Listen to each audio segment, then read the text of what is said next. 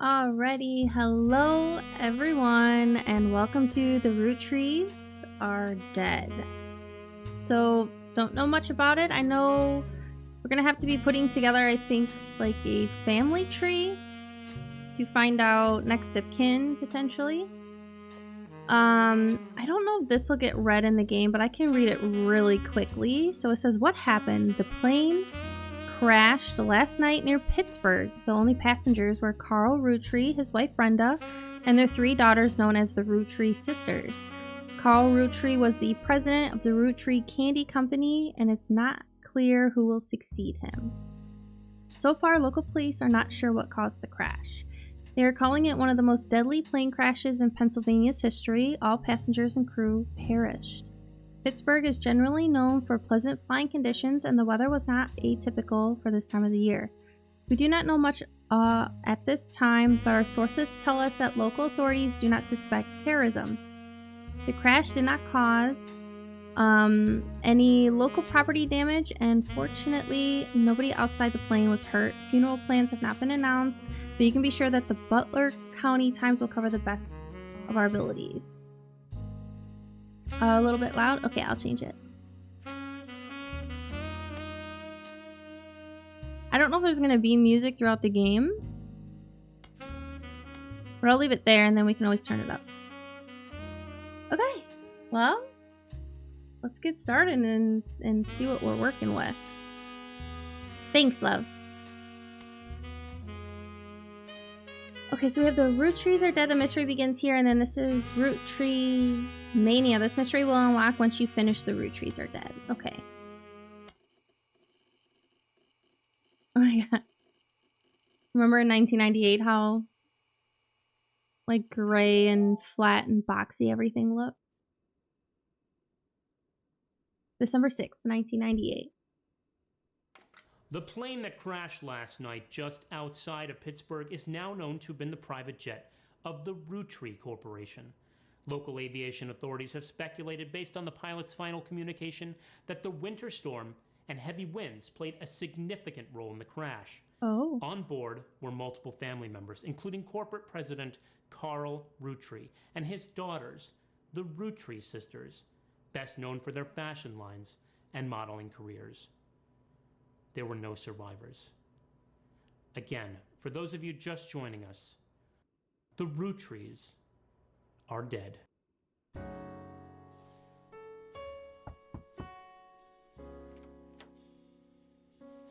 I know it's late, but I'm guessing you've seen the news.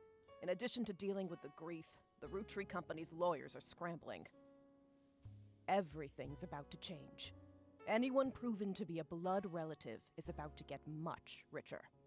I'm here to ensure everyone is accounted for. I've heard you're an expert at sorting out complicated family trees. A genealogy genie, as it were. Ooh. I'm going to give you a quick test. Pass, and I can promise you the job of a lifetime. Okay, I'm a bit nervous. So, complete the family tree of the Rootree sisters. Okay, so the siblings are in birth order, oldest to youngest. So, to-do list, examine my evidence. Oh, sleuth! Cool. Examine my evidence, search the internet for clues, fill in the names, fill in the occupations, fill in the photos. Okay, so the oldest one is married. Okay, so is this where we're at? Okay, so this is our bulletin board. Got a milk pitcher and list of names. Okay, so these were the Rootree sisters. The person who hired you gave you this photo with a note attached. This was taken during the shoot for the Rootree Sisters Got Milk ad. Oh my god, you guys remember those? I've tracked down a test photo from before they painted the fake mustaches on, which I thought would be more appropriate considering the circumstances the ad's copy reads. You might recognize our faces from the magazine you're reading, or you might recognize our name from the candy bar you're eating. Being a Rootree is a full-time job, but so is growing up. That's why the calcium found in milk is so important. Plus, you can't make chocolate without it. That's kind of cute. Oh, and then you can zoom in. Oh. So this one's wearing the wedding ring, though. So she must be the oldest. Okay. And then a list of names. So this list was provided to you by the mysterious person who showed up at your door. You'll need it to fill in the family tree. So these are all of the names? Okay, so and then we got to figure out if they are family members or not. Okay.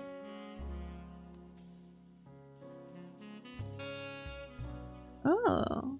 Welcome to your notepad. On each page, other than this one, you can jot down important information such as names, family, relations, marital status, sibling count, or anything else you'd like to remember. Page titles can be renamed to make it easier to remember what you've written on each one. Cool. Highlight any text in your web browser or evidence for the quick option to add it to your notes. The entire contents of your notepad are saved even when you quit the game. Don't forget to check them when you return. So family, remember, siblings. Oh, okay. So siblings, cousins, second cousins, third cousins. So sometimes referred to as first cousins, people that share the same grandparents but not the same parents. Second cousins, sometimes referred to as distant cousins, people that share the same great grandparents but not the same grandparents. Whoa. Third cousins, also sometimes referred to as distant cousins, people that share the same great-great-grandparents but not the same great-grandparents. American school terms. K through 12 stands for kindergarten through 12th grade. This includes all schooling from ages 5 to 18. Schools produce yearbooks, which are albums of staged photos of the students, typically with a solid color or cloudy background. Yeah. So now we have an ad page. Okay. Okay, cool. And now we have this. So, how do I put a photo in? You don't have any portraits available to add to the family tree. To get started, click on the faces in your evidence tab. Ooh. So, oh. That's cool. And then I go back here. So she was the one that had the wedding ring. Unknown name. And then I don't know the two. So search the internet for clues. Fill in names, fill in occupations, fill in the photos. So let's search the internet.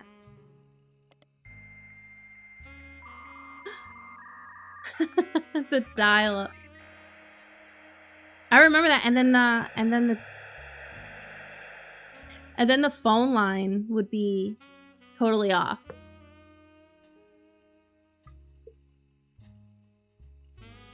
So cool. Pro tip, you can create sticky notes quickly by highlighting text with your mouse. Awesome. So why don't we look for the Roottrees sisters? There are a lot of obituaries that focus on the Roottrees sisters' modeling careers. You also come across an unofficial Roottrees fan site seemingly curated by teenager. It's neon pink with purple text and hard to read until you highlight the words. The young webmaster writes, Raina is the most famous because she's the oldest and got married to TMS. But Riley is the smart one. Rose is a middle child like me. Okay, so Raina is the oldest. Can I paste? Or do I just do this? Ah, Raina Roottrees. Okay. Okay. Riley is the smart one. Rose is a middle child like me. So Rose. There's nobody on the list with that name. If someone isn't in the list of names that your employer provided, doing a deeper dive on what you learn about them will often lead to additional discoveries. A good research tip is to make note of any brand names, books, product lines. So, okay. Riley is that one then. Okay, so how do I make a note?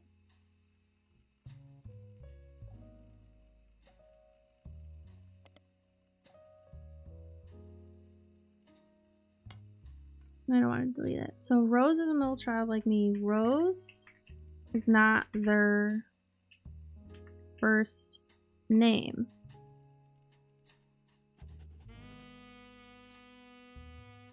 Hopefully that makes sense with those. Okay.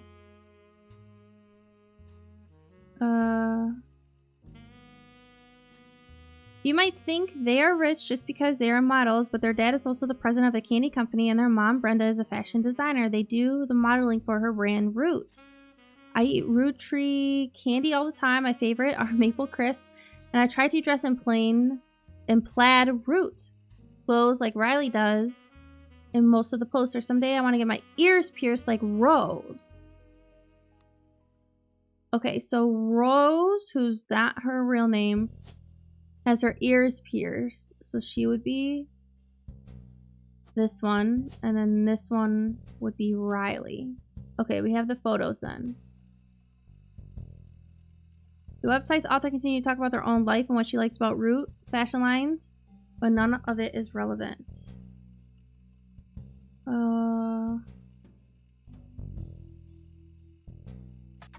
Root fashion line.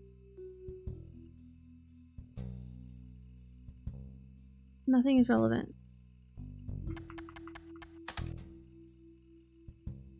Root, the period is part of the name.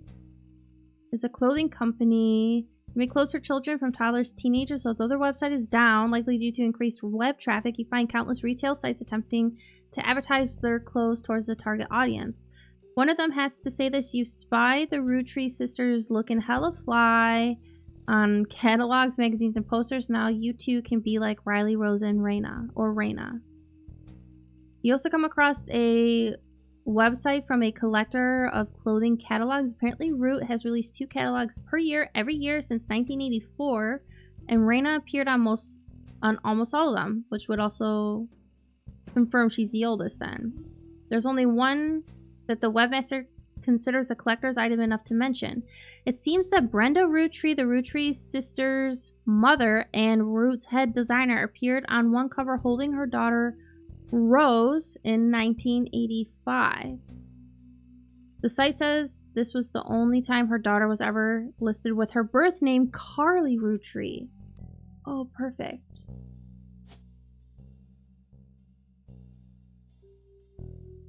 Okay. So, occupation. I'm so happy I can pick and choose. They are technically models. Is there anything else that could maybe apply? No. Model. Oh. Model. Model. Oh, I didn't even get the spouse name though. These 3 entries are correct and have been locked. You've also locked the following optional entries. Booyah! Yeah, I didn't even get over there, Tim. Maybe I can still try? Sorry to test you, but I had to be sure you could use the internet. Some folks refuse to get with the times. Safe to say, you're hired. Well, that's good. The reward for untangling the family tree is substantial. Life-changing, even. But here's the catch. The Roottrees go way, way back. The family tree's a bit daunting. Most people freak out the first time they see the whole thing. But I'm sure you'll be fine. Uh-oh. The man who started it was particular about whom he considered family. For your purposes, you only need his direct blood relatives. Anyone related only by marriage is optional, but filling them in can lead to useful discoveries. Mm-hmm. Lastly, you now have access to some unique websites, plus a list of notable Roottrees.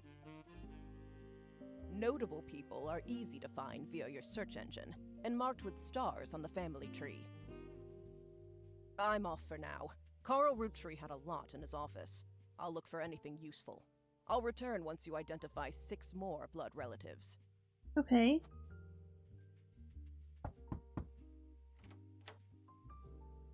Sorry, one last thing. This might sound odd, but if anyone else claiming to represent the Roottrees reaches out, Uh-oh. I'd appreciate you not mentioning I was here. Thank you, and good luck. That's kind of sus.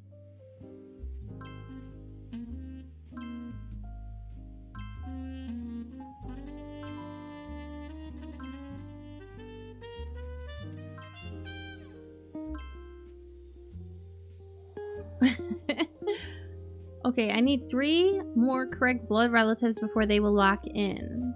So 3 out of 9 before the person who hired you returns. Every time you get 3 additional blood relatives in the family tree completely correct, name, occupation, and portrait, they will be locked in. All non-blood relatives and small portraits are optional, but placing them in the tree helps remove extra names and photos. Ooh, look at this. Yeah.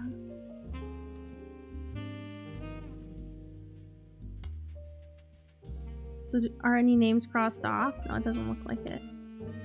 Ooh, the story so far. The Roottrees sisters and their parents died in a plane crash on December 6, 1998. The next evening, a shadowy figure appeared at your door and said lawyers were looking to sort out the family tree. After a quick test, the figure gave you access to some resources. This included a list of notable Roottrees who they said would be the easiest family members to place. They said they would return in the time it took to fill out 6 more blood relatives. So, notable Roottrees. Oh, the Roottree sisters, Carl Roottree, Elias and Gwyneth Roottree, Gwyn Rootree, Red Rootree, Jim Rootree, Lauren Rootree, Miracle Jr. Easy to find online. Okay. The person who hired you gave you... They should be found easily via your search engine. So we already know Carl is their dad, so that'll be easy. And they're married to Brenda. Any entry in the family tree that belongs to somebody on this list will be marked with a star. So notable Roottrees will be crossed out after they are verified. Perfect. Oh. 5 pieces ad. This is an advertisement for 5 pieces aimed at kids from the magazine Teen Blast. It mentions that 5 pieces were named as such because the original creator had 5 children. The ad also mentions that the current 5 flavors are not the same as back then. Intuition. You've been in this line of work a long time, so in fact, you've developed a 6th sense for how useful your evidence can be. The numbers in the magnifying glass refer to how many clues are connected to a specific piece of evidence. The higher the number, the more there is to find. At the start of your search, the notables list sets off alarm bells. A list of famous people that you can find via search engine. It's pretty rare to get something that useful. Best take advantage of it. As you progress, these numbers will change. Whenever you find more evidence or lock in family members, new discoveries will be added to the list and old evidence will become less useful. Trust your intuition. If a piece of evidence seems too good to be true, take a closer look at the people or phrases it mentions. Often, the most satisfying relations come from retracing a path you thought was fully explored, armed with a new perspective. Sometimes the reason certain evidence has such high value is because it can lead to finding more evidence. You may be missing a huge piece of the puzzle.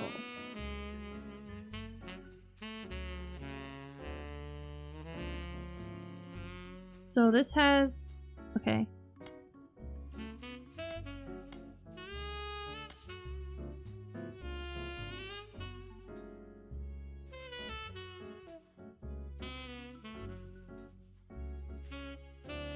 Okay. What can I do over here? Oh. Oh, there's my computer. The Notorious Montjoys. This is cool.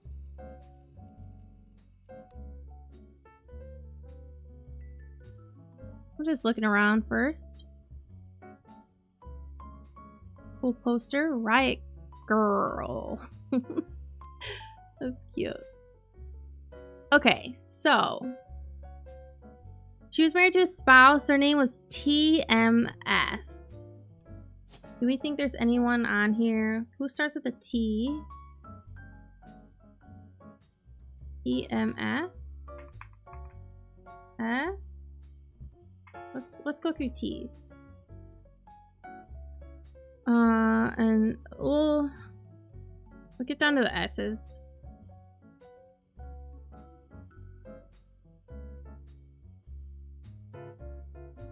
Oh.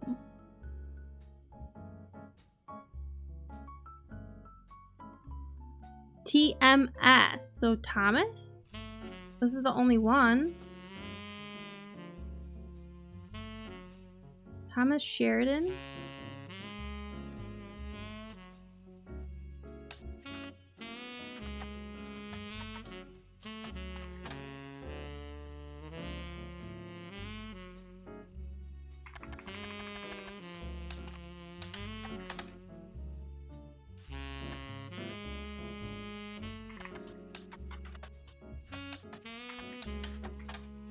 TMS is a common abbreviation for early 19 heartthrob Tommy Mark Sheridan.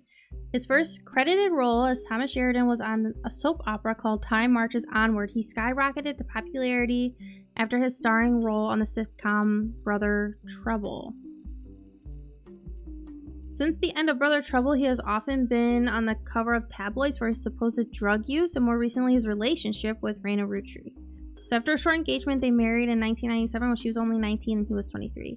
So that confirms that for them. Okay. So their mom's name was Brenda White, I guess. Carl Roottrees. His occupation, CEO. Maybe?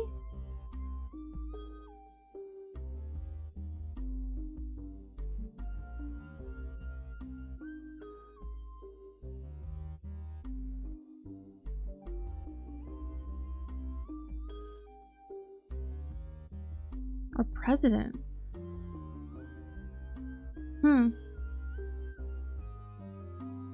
Should I look him up really quick? Oh, see, so we have the web, we have public library, periodicals, which is like newspapers, I think.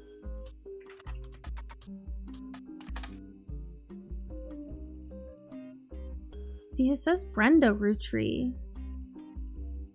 He was the president of the Roottrees candy company, as well as the clothing company Root. She co-founded with his wife.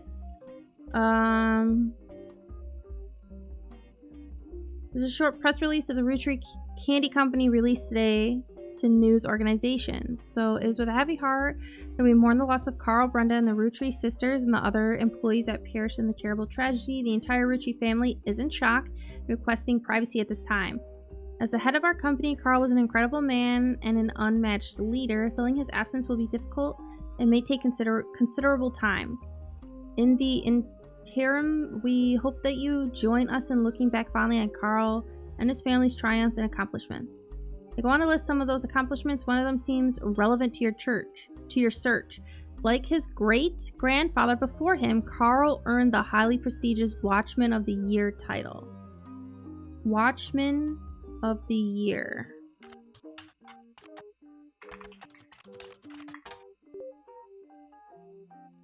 Ooh. Business Watch magazine is a magazine focused on companies, CEOs, and the economy.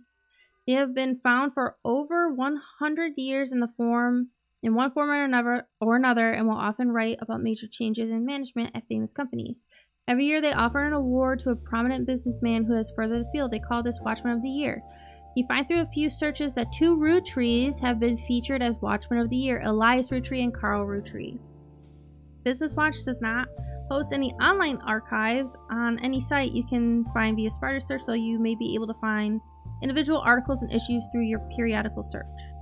So, he is president. Am I going to assume maybe he's the 5th one because he's the last one? Or CEO?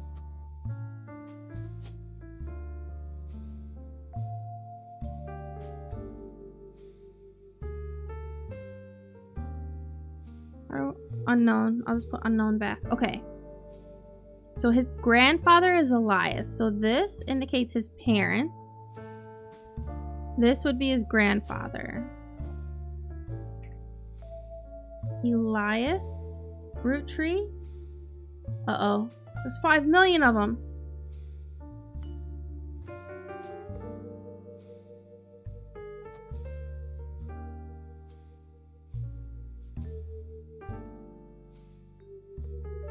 Once you verify this person, you'll be able to add a bonus. Ooh. You can open this envelope after the whole family tree has been filled in. It has 2 names that must be typed in manually. The clues are obscure, have been intentionally hidden in the past. It may even require some leaps in logic. Try to keep an eye out for any inconsistencies. Don't forget, family trees use surnames from birth, even if the person changed their last name after marriage. So always use the person's most recent occupation. Oh boy.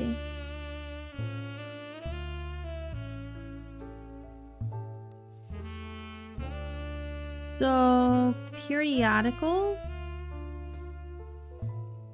Let's see if...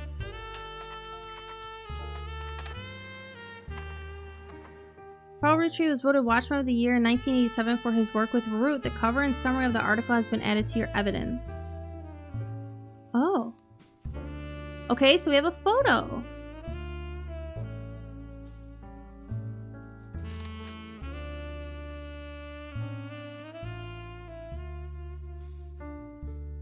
Carl Roottrees was voted Watchman of the Year in 1987 and a photo of him appears on the cover. According to the cover, Business Watch is the magazine for and about corporate leaders and has ongoing coverage of who's who in the corporate world.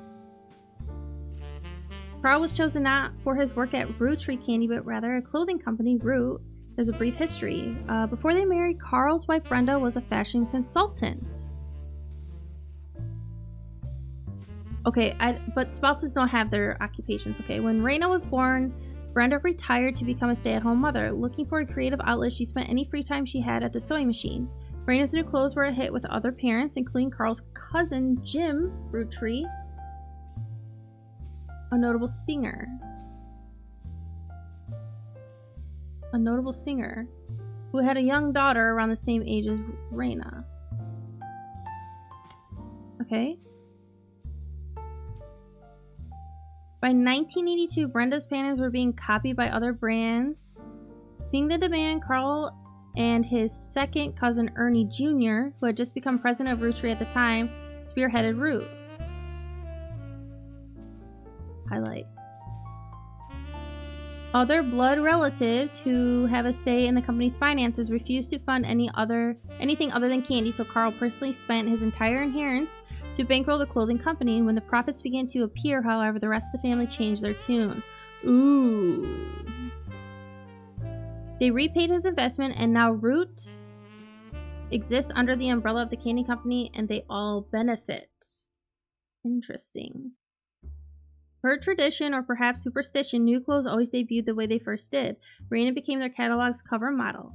As she grew, the product line expanded to older kids as well. Her younger sisters were then recruited to show off the baby clothes. Carl was voted Watchman of the Year primarily for his personal gamble and the ensuing payoff. Interesting. Okay.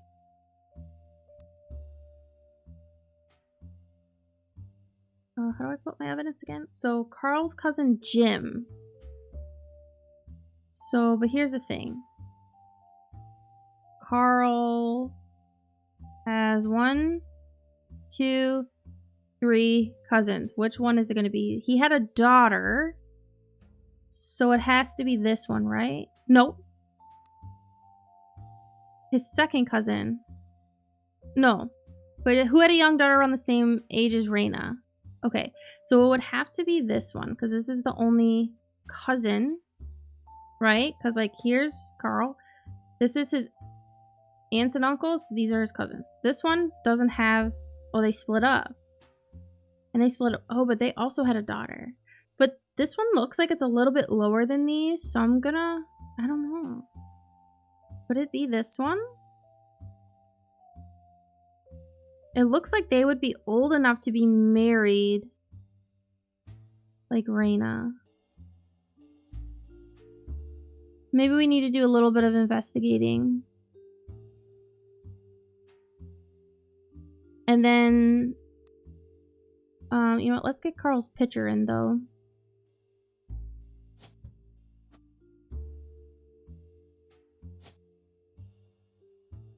Let's put him as the 5th president.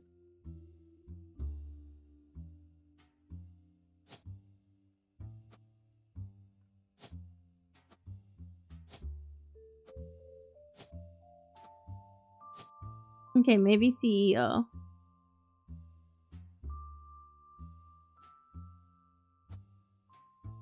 Huh, that's weird.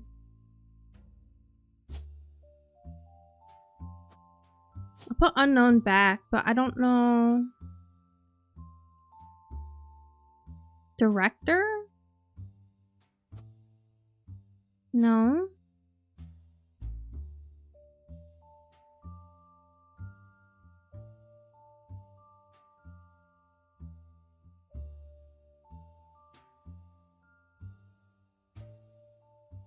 I guess we'll wait and see.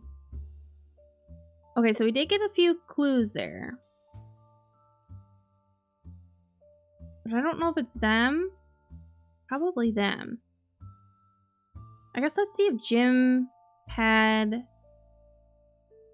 any cousins. So Jim, a notable singer who had a young daughter around the same age. Carl and his second cousin, Ernie Jr., who had just become president of the Roottrees at the time. So his second cousin. Oh, I always get confused on second cousins. So when I think about my second cousin is my cousin's child. So be them.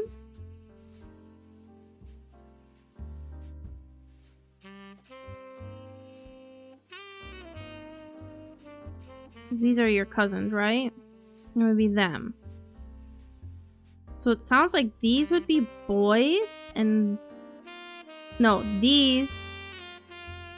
Like, so... Oh, wait, I'm getting confused here.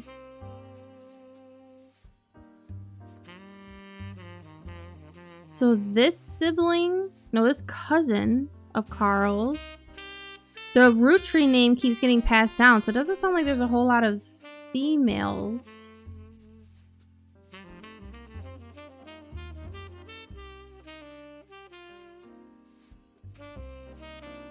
Now, his dad... Who's dad? Is that his dad, right? Or... No, it was the other guy. Elias. His great-grandfather. Oops, wrong button.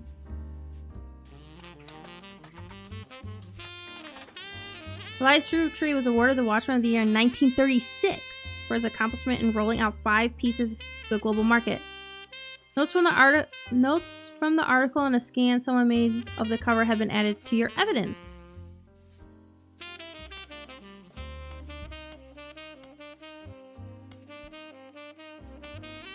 Wow.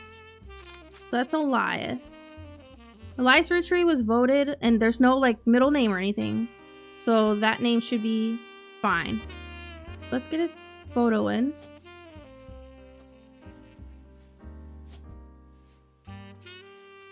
This portrait is used elsewhere in the family tree. Oh. Interesting. Where were we at? Evidence. Elias Roottrees was voted Watchman of the Year by Business Watch in 1936, and a painting of him appears on the cover. There's 6 clues here. The magazine says he was voted Watchman of the Year specifically to recognize the global rollout of 5 pieces. So the person who made the 5 pieces has 5 kids, right? 1, 2, 3, 4.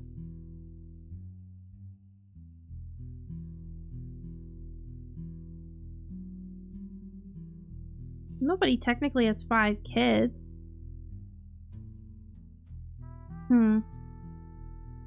Inside the article is a timeline of 5 pieces. 1908, Elias forms the Roottrees Candy Company after marrying his wife, who inherited a maple farm. During the period before 5 pieces, the company is barely profitable. So he's the one who started the company. So would he have been the first president? Elias has a daughter, the first of 5 children. 4 more follow, leading to...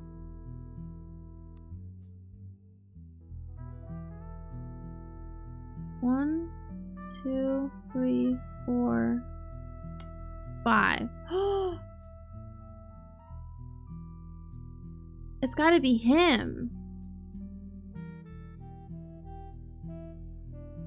Oh, this one says Elias. Wait a minute.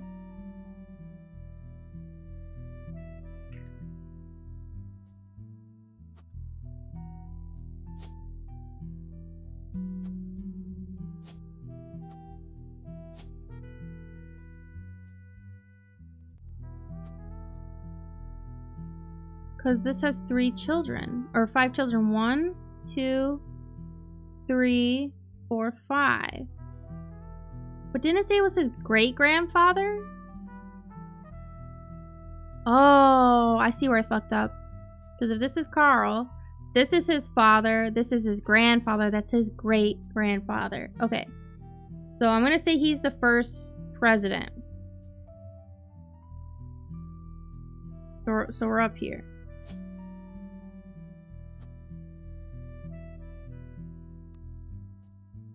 So, 1909, Elias has a daughter, the first of 5 children, 4 more to follow, leading to 1922, Elias invents 5 pieces. Each of the 5 flavors is chosen based on the initials of his 5 children, 1 flavor per child.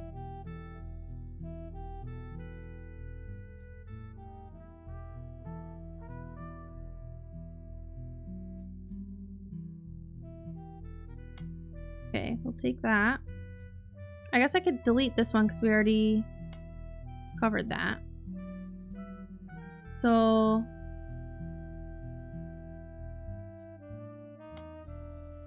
I'm just highlighting everything.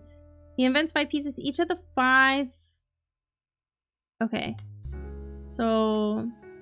1924, 5 pieces are first sold in some Pittsburgh markets. 1926, 5 pieces are rolled out to all of New England. 1928, the new recipe and flavor is finalized and the candy begins nationwide distribution in department stores and other shops everywhere.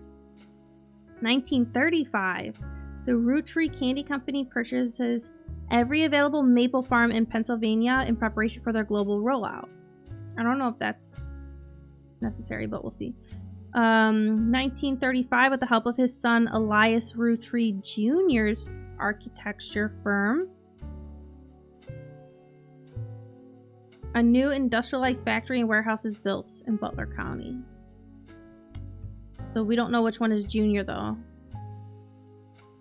1936, production is tripled and worldwide distribution begins. There's also a what's next section that claims Elias is going to pivot to ensure his company's legacy and that the Roottrees Candy Company remains a family business. He plans to do this with the Plants Trust. Oh, can I... It said I can spider search that. Ooh.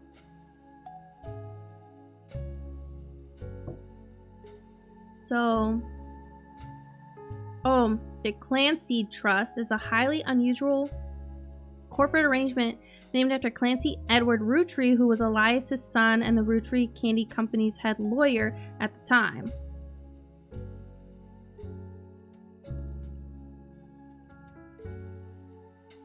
I wonder if I can...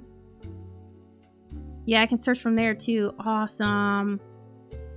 Due to its unique nature, it's often brought up in online discussions about financial matters and inheritance as an oddity. Okay? The company mandates that a fixed percentage of its profits are split every quarter amongst bank accounts representing each direct relative of Elias and Gwyneth. An account is created for each blood relative at birth and first accessible when they reach 18. The actual numbers have never fully been disclosed to the public, but due to ever-increasing success of the family, it is a significant amount of money. The Clancy Trust is known for being essentially impossible to get around due to many checks and balances written into it. Still, there have been a few situations in which family members have tried to forcefully remove another member from the trust. Most details online are pretty vague since the matters are handled internally. The only information you discover from a university law school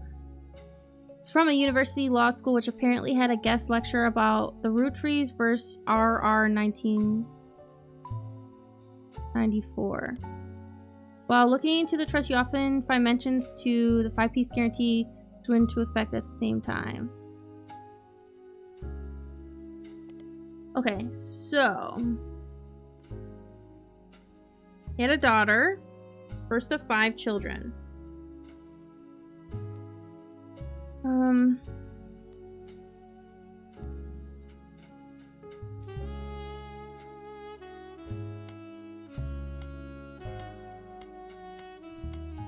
So we have So Strawberry, Powder Plum, Awesome Apple, Bad Blue Raspberry, and Cool Chocolate.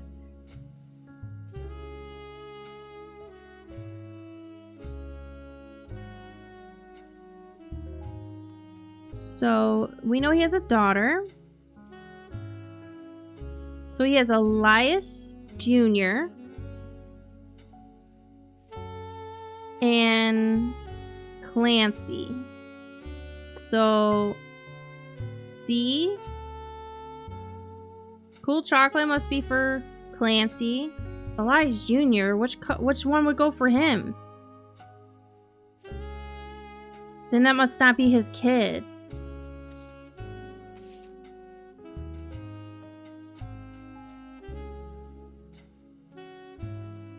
No, it says with the help of his son, Elias Roottrees Jr.'s architecture firm, a new industrialized factory and warehouse are built in Butler County.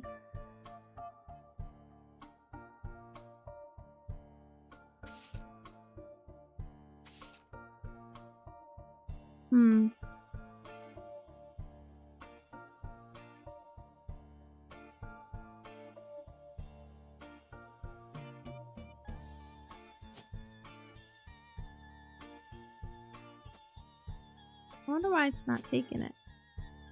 I'll put first president. We'll see how that goes. So this was a daughter. Maybe I should just look his name up.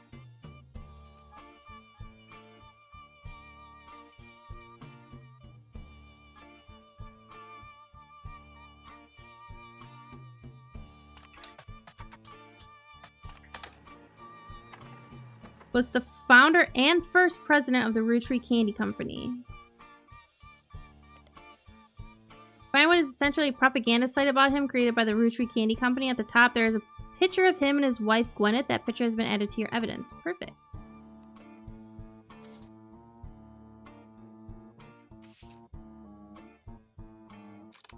So that's him, and that's her.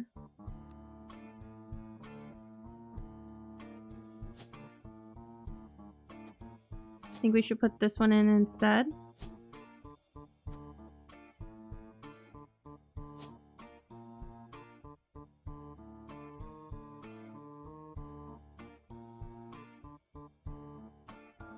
Oh, there's 2 of them. So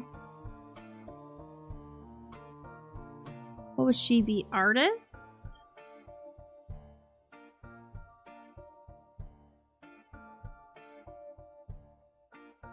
She was technically a housewife. They own the Maple.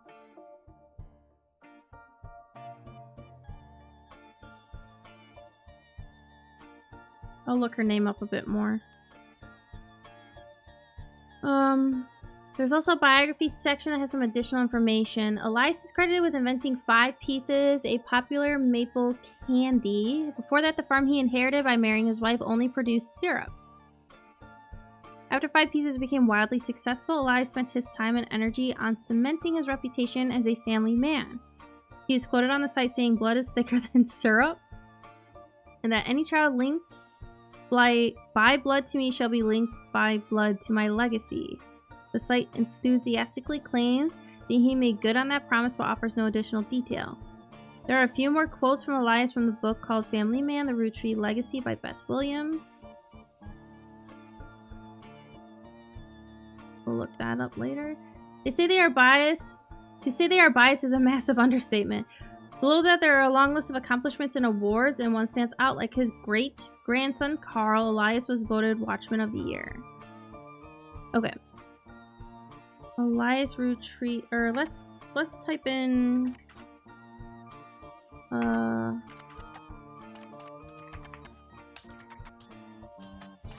Roottrees. You find some information on the website for the first Anderson maple farm. So, her last name, Gwyneth Anderson. She had a farm, though, but I guess it technically said she was a housewife?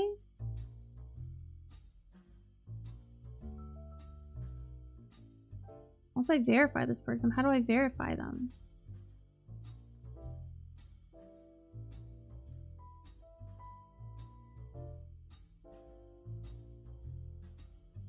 Something seems like it's missing. There are a few pictures, including a famous picture of Elias and Gwyneth. That photo was added to your evidence. Before marrying Elias, Gwyneth Roottrees was Gwyneth Anderson. She had no brothers, so as the oldest sister, she was to inherit the Anderson Maple Farm so long as she married. Before Elias took over, the farm produced only syrup. It was supposedly Elias's idea to create candy instead. Their success was not immediate until they decided to combine the maple with other flavors. This led to 5 pieces, which are still found in the stores today. Though the Roottrees Candy Company expanded all beyond their original farm, it has been preserved as a tourist attraction according to their website. There is still daily demonstrations and educational tours that show off many of the turn-of-the-century appliances that Gwyneth would have used as a housewife in the early 1900s. Gwyneth Roottrees Kids.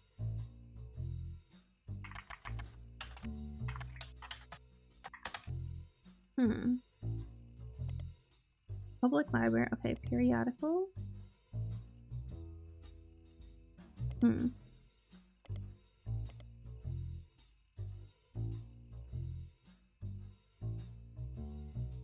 So, what else can we look up? Can look up the book. Author is book title.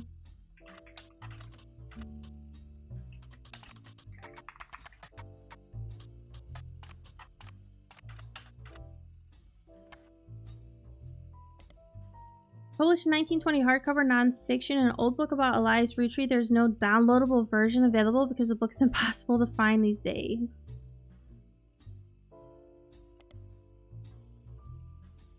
Well, there's that.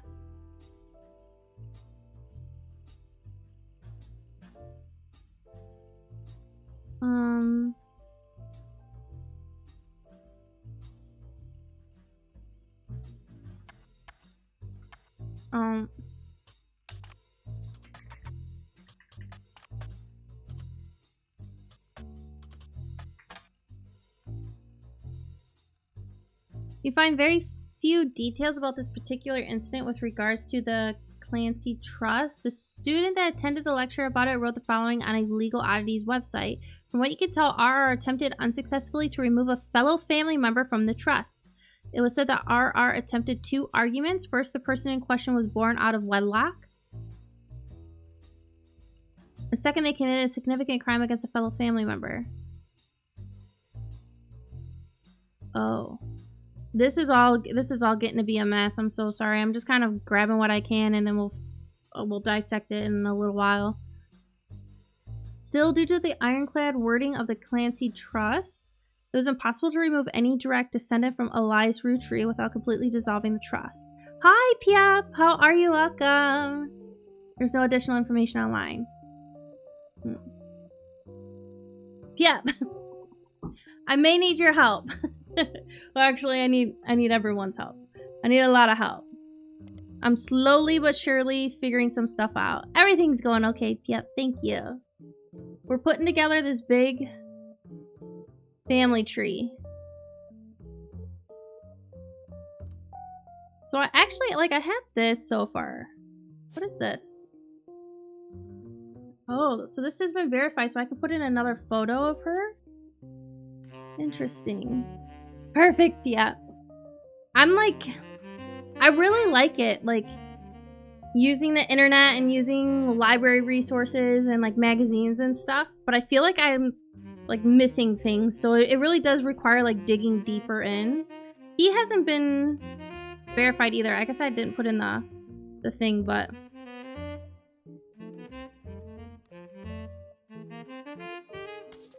it's really cool though. Like, we have our tree, we have our internet, we have our different evidence.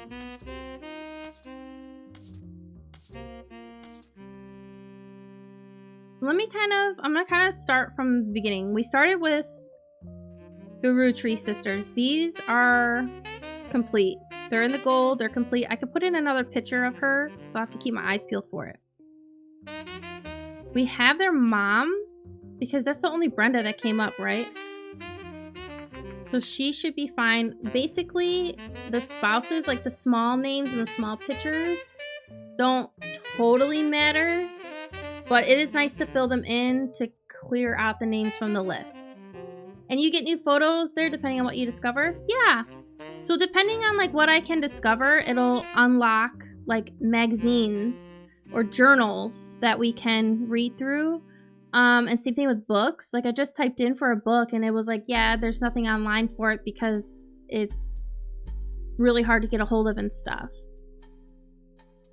So I'm kind of trying to start at the bottom a little bit, but it's really nice because when I like read through evidence, when I read through things online, I can like highlight it and then I have it here and then I can look it back up from in here. So it's really, really cool.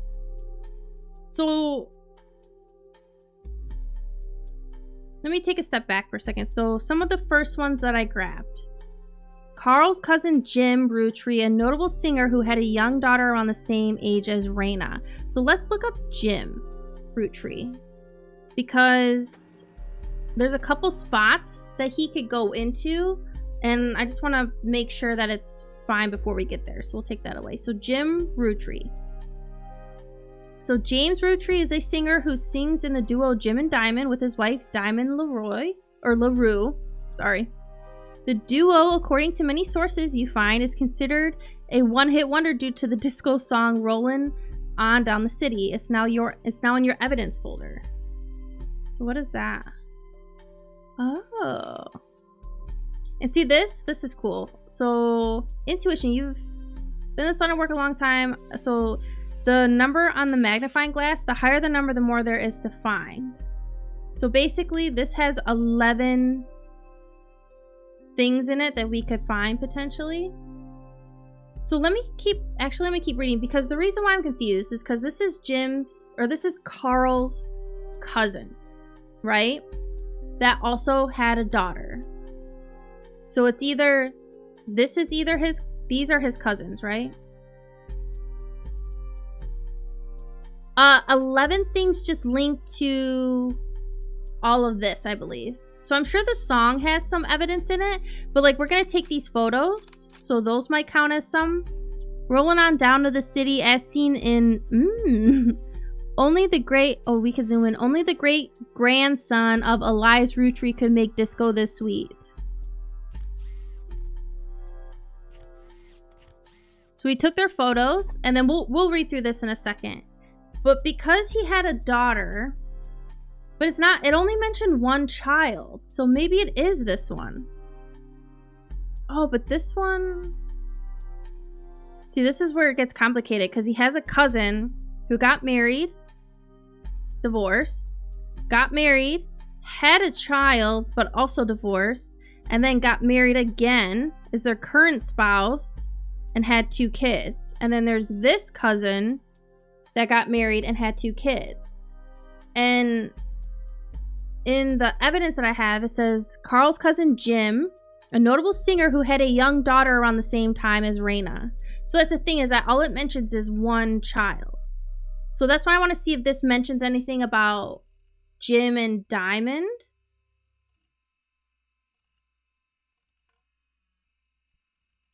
Getting divorced.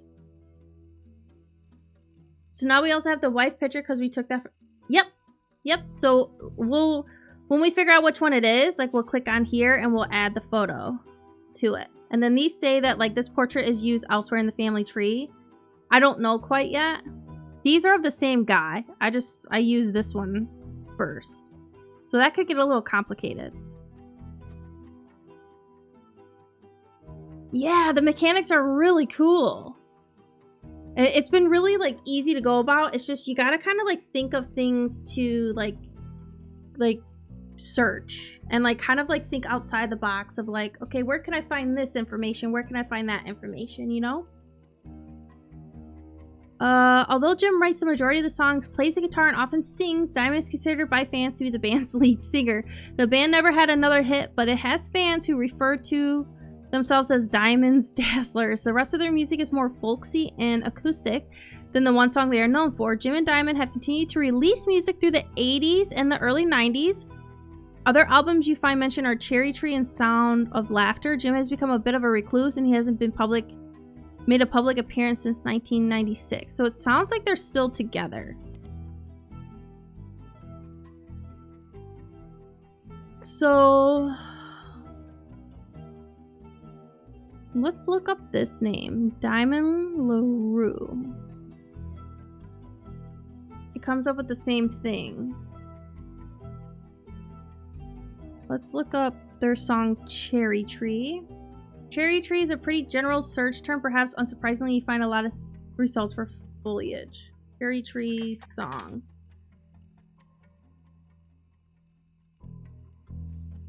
We'll circle back to that. Sound of Laughter. Oh, it was an album. That's what I should have put in. An album by Jim and Diamond released in 1989. You can't even find a picture of the cover. It doesn't appear to have been very successful. And reviews seem middling, even from fans. Some basic liner notes exist on a Jim Roottrees fan page, and it states that the lyrics and guitar are credited to Jim Roottrees and the vocals are credited to Diamond. Cherry Tree album. Released in 1995. It wasn't professionally reviewed, though diehard fans of Jim and Diamond online say it was a return to form. The CD was apparently so hard to find in stores that some fans have resorted to selling cassette tape bootlegs of it.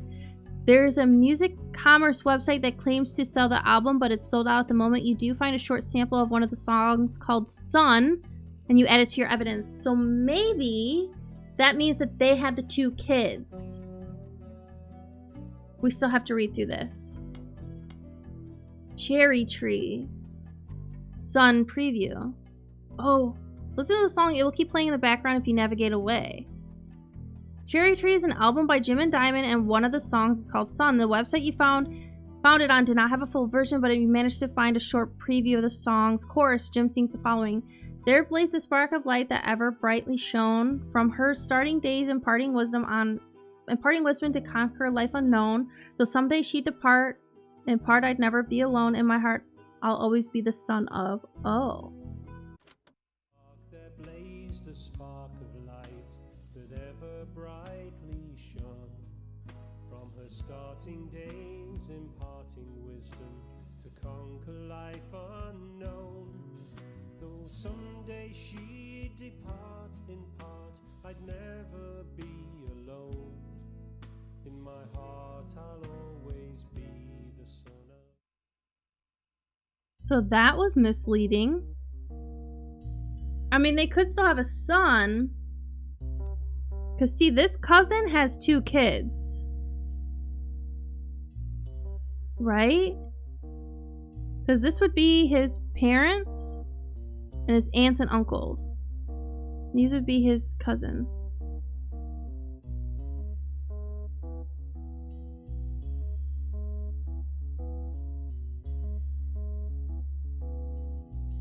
I think these are his second cousins. because they don't share the same grandparent but share the same great-grandparent. Is that what it said again? What does the duck do? Don't know where to look next? If you're completely stuck, try talking it through with your rubber duck. Oh, that's cute. I'm not quite there yet. Oh, that's cool. So in the song, he's the son, maybe, and he talks about his parents? Yeah.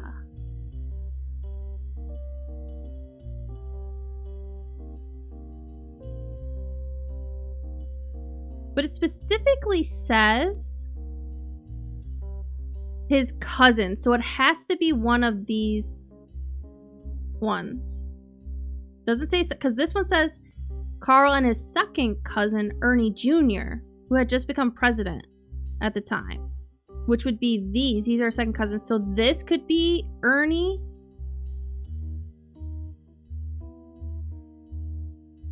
So this is a daughter. There's 2 sons, and then I don't know what else. They're... I don't know if maybe I should just put it here.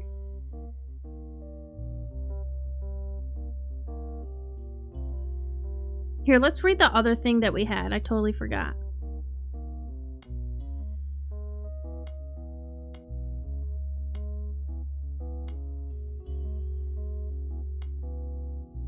And this one's confusing me too, because it says the 5 pieces are aimed at the kids from the magazine. There were 5 main kids from the initial creator, right? The initial creator, from the head of the family tree, right? So I already know that there, like, one kid's name is Clancy, so that goes along with cool chocolate. But then he has Elias Jr., and none of these start with an E. So there's 5 flavors because the original inventor had 5 kids. Maybe that's why the kids still love them. Radical new flavors because it's no longer the 1920s. What's even an... Oh, what even is an elderberry anyway? So one of them got replaced. One of them was named elderberry, and it got replaced with probably the bad blue raspberry. Okay, so we have Clancy. We have Elias Jr. 3 other names. One that starts with an S, one that starts with a P, one that starts with an A. So if we go down to the Roottrees, which there's a lot, we have Clancy. We have...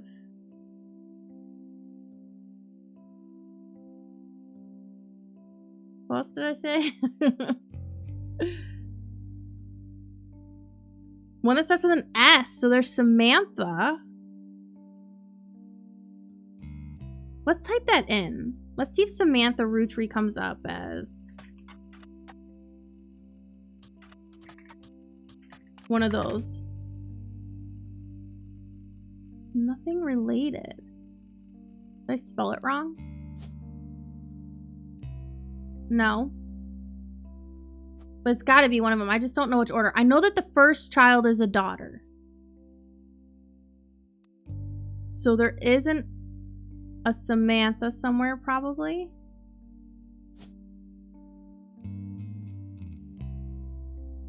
Miracle third, Miracle junior, Miracle... Oh, gosh.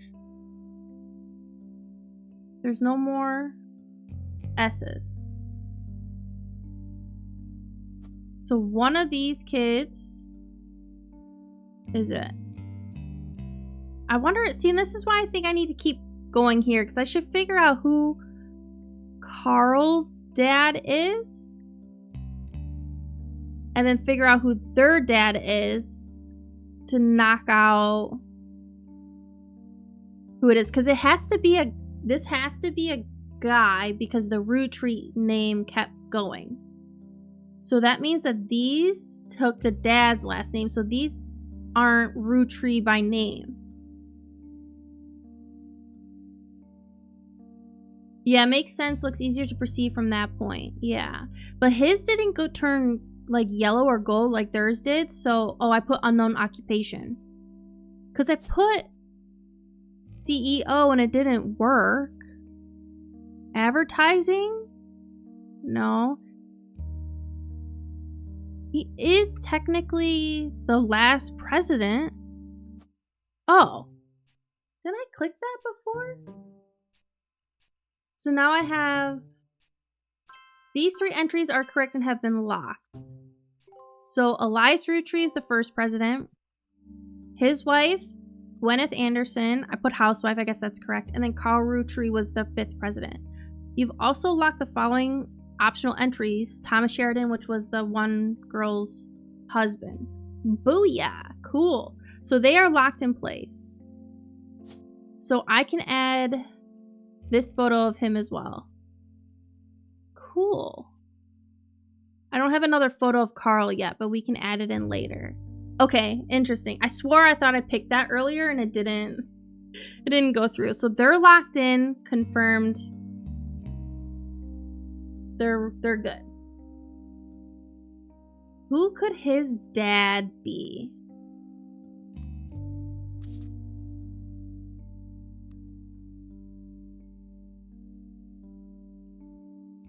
Should I just look it up? Carl Roottrees father. No.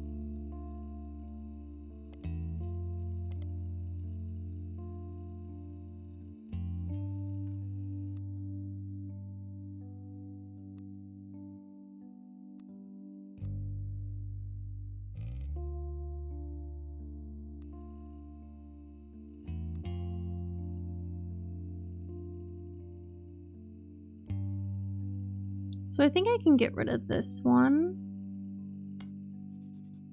So Elias has a daughter, the first of 5 children. I just don't know whose name it will be. Elias invents 5 pieces. Each of the 5 flavors is chosen based on the initials of his 5 children, 1 flavor per child. So here if I can type in notes, right? So when we look at the 5 pieces ad, I can't see it over there. We have So Strawberry. Oops.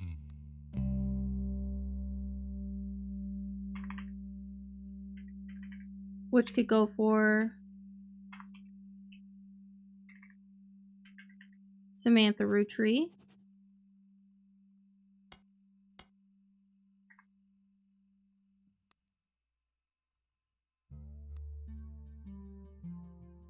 We have Cool Chocolate. So we have chocolate.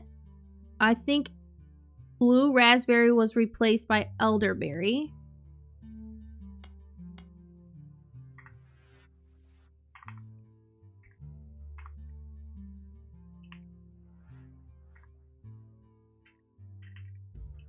Elderberry. And then Apple and Plum. Oh, what the heck? Oh, no. Okay. Chocolate. Elderberry. Apple. And plum. Save it.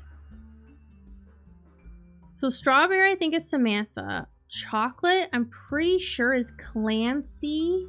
I'm just gonna pull this up. Oh, I can look at the names, right?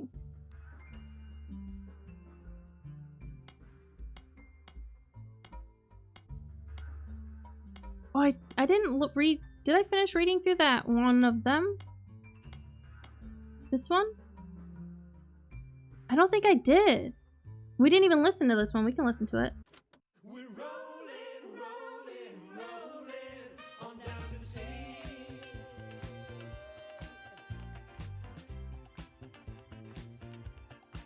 That's the 70s, all right. Says it was barely a top 20 hit for a few weeks in 1979. The world might be burning, but I'm feeling right. Making ends meet, so there and time. We can't It's given Sonny and Cher, right? in the streets. Guys all rush to say that I'm pretty. Ladies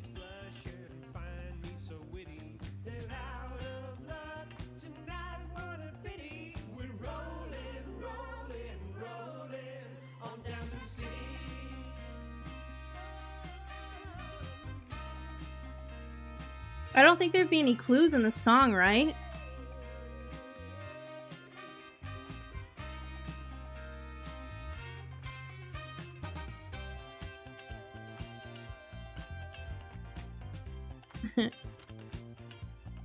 Ruby. Okay, I think it's just gonna keep playing. So I'm gonna read on though. According to the liner notes, it satirizes how a part of society was content to remain indifferent to economic inflation and civil unrest in the Middle East, unless pop culture tricked them into caring. Somewhat ironically, listeners didn't seem to pay attention to the lyrics enough to trick them into caring. Instead, most of its play came from roller discos. Because it was such a product of its time, it doesn't get much play anymore, even on stations that play oldies. Maybe that's because you'd never heard of it before now. This image is from an auction for a sealed copy. It has a sticker that says, "Only the great-grandson of Elias Roottrees can make disco this sweet." It is credited to Peter Janowitz from MMM. Music and lyrics by Jim Roottrees, vocals by Jim Roottrees and Diamond LaRue. Jim Roottrees is on the notable Roottrees list in your evidence. He will be marked on the chart with a star. And then there are the lyrics. Okay, so he's marked with a star. So he's got to be this one. He's got to be this cousin.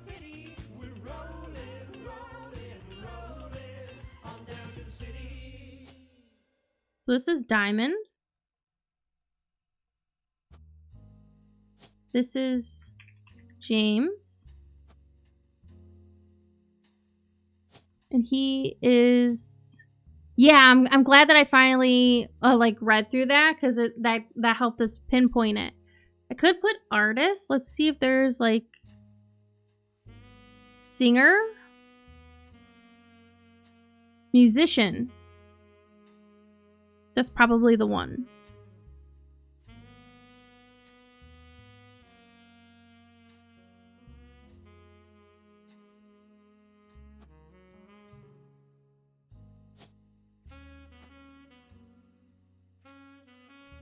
And then he has a daughter. Well, they have 2 children, technically. I don't know what I did to get them to go in, but maybe I need to get a few more. Okay, that one feels... Once you verify this person, you'll be able to add bonus photos. That feels... One sec. That's so weird. YouTube Premium increased in price, and I got a notification from the card that it gets charged to, stating like, hey, it increased by this much %, just to let us know. That's so cool and weird, but also crazy how the times have come. So Carl's cousin Jim Roottrees, a notable singer who had a young daughter around the same age as Raina. So one of these is a daughter too, so maybe I'll keep that just for that. I feel like musician is probably the best one, right? Media mogul? Mogul? I'm saying that wrong. Mogul. Media mogul. Doesn't necessarily say like... I guess musician's probably going to be the best one, right?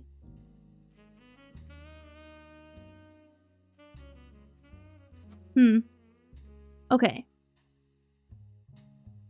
Doesn't say who his dad is, though.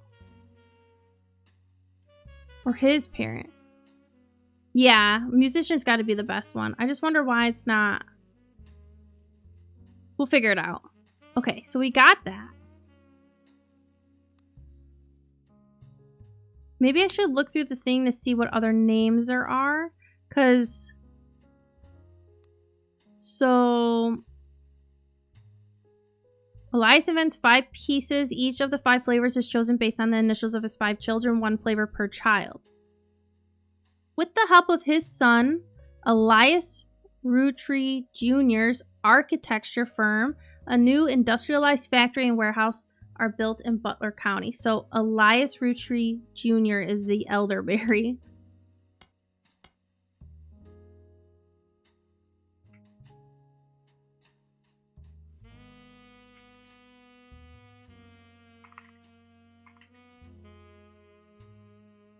And I have no idea if these are in the correct order either. So I just kind of threw the flavors out there when they came to my mind. Yeah, maybe because we gotta find the sons before for him to be confirmed. Yeah, that is, like, I feel like it should, like, we do need to have the daughter, and if maybe he has 2 daughters, maybe he has 1 son. A daughter and a son, I'm not sure. And then Clancy Edward Rootree, who was Elias's son and the Rootree Candy Company's head lawyer at the time. So now we have Clancy Edward for chocolate.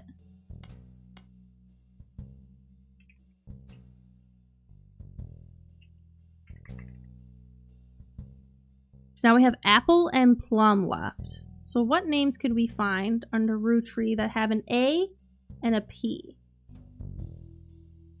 So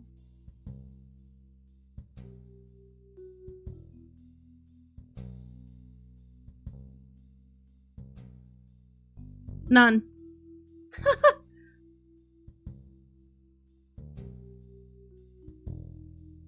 There's a Penelope, but she's not listed as a Rootree. So she might be, that might be her married name, although I feel like they would keep their married name.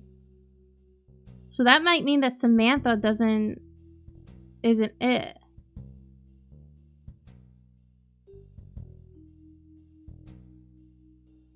Rafferty LaRue. So there's 2 of these. Okay, yeah. That's interesting because Diamond's name is LaRue.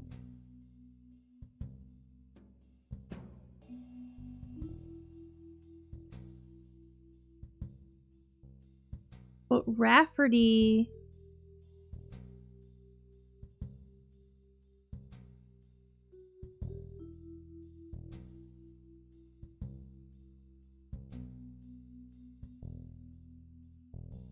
Huh?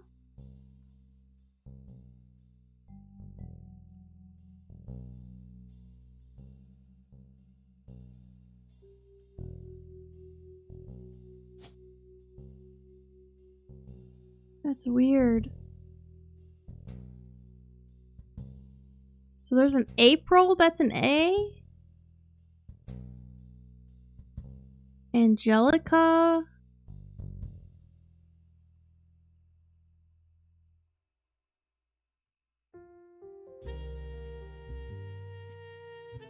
Kellogg.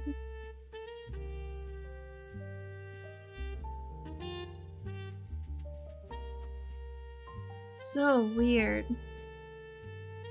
Alright, we gotta figure out his dad.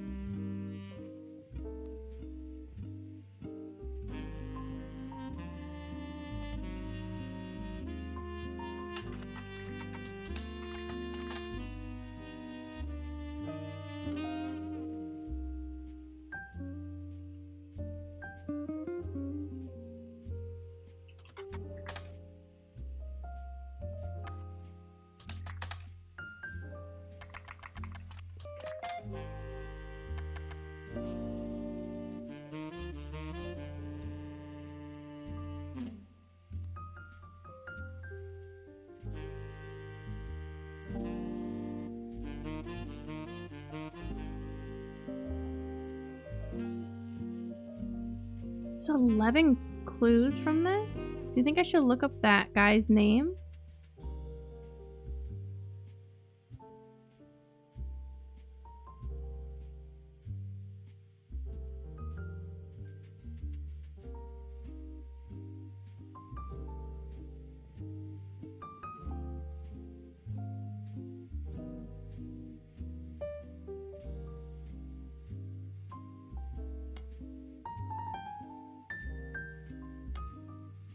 So Peter Janowitz seemed to be a music critic. You find him mentioned on a fan website about a band unrelated to the Roottrees.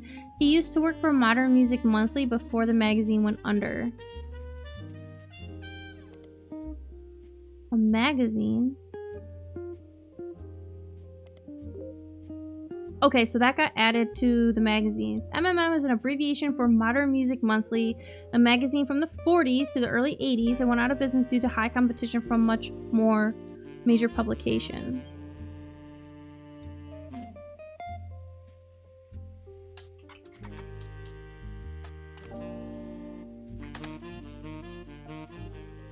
A review and interview from 1979 titled A Reluctant Hitmaker, Jim Goes into His First Band. Until a few years ago, Diamond and I were in C&J and J&D with my cousin and his ex. So it would be here. So okay. Clark, because they would be J and D, right? Okay, let me read through this first, then we'll pick apart the things. And his ex, so it would be the one that split up. Clark never knew his father, so our grandpop insisted he spend time with my dad and me. As a result, Clark and I grew up like brothers. Diamond and Jane, on the other hand, are actually sisters. Okay, that makes sense. So the four, I guess, I don't know what I'm talking about anymore. So the four of us had sort of a cutesy family band thing going on. Not our finest hour. Regardless, when Diamond walked in on Clark in bed with her youngest sister, everything exploded. No more family band. Okay, that would make sense why there's a lot of people with the same last name as her. Things are kind of piecing together. So the only thing Clark and I had in common was music, but even then we never agreed on what it should be. He was always more interested in catchy tunes, something you hum a week later. I've been told Rollin' is like that, but that wasn't my goal. When he called me up and said he liked it, I took it as a sign I was going in the wrong direction musically. That made him laugh, but I'm trying to make art. I don't mind saying any of this because he'd agree. For most of the decade, he was a mess, but he's a lot happier now. He started rapper tunes, and he's a much better jingle writer than songwriter. Jingle writer. One of the benefits of our famous family is a massive company willing to be a client. That's also how my father was connected to Roottrees. All of his old ad campaigns were hung on the walls over the record player. But I was never interested. I just went straight for the music. I guess Clark was paying more attention. Okay, so we have Clark. Now we gotta find Clark. So this would be this cousin. We have a Clark. Clark Rafferty. So that must mean his mom is a Roottrees. So this is unknown female, unknown male. And then he was married to... Oops, wrong one. He was married to... Clark never knew his father, so our grandpop insisted he spend time with my dad and me. As a result, Clark and I grew up like brothers. Diamond and Jane. So now we have Jane LaRue. What other LaRues are there? Kim.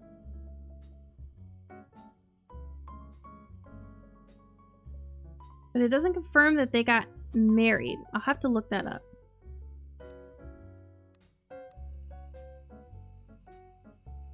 On the other hand, are actually sisters. So the four of us... When Diamond walked in on Clark in bed with her younger sister, everything exploded. So why don't we look up...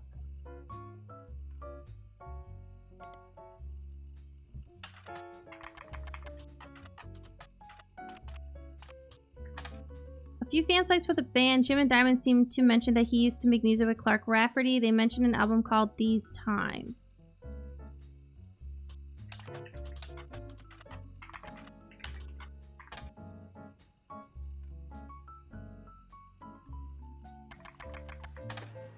A band called... Oh, we printed it. A band called C&J plus J&D released one single called These Times. Someone with the username Die Hard Dazzler scanned the cover and noted that it cost him over $200 at auction. Apparently, this was Jim Rootree and Diamond LaRue's first song together. He also mentions that it was performed with Jim's cousin and Diamond's sister, and that it was only somewhat similar to Jim and Diamond's later works. You can't find anything else about the Die Hard Dazzler, the band, or the single, so all that's left to do is add the scan to your evidence. After a blazing fast 35-minute download, the track is now available. Oh, wow.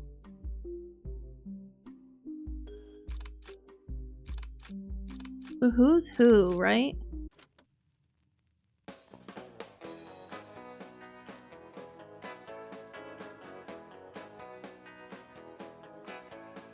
These two are probably... Love shall be me for you and you for me. Someday will come, though, that this tree will be the last of what was we.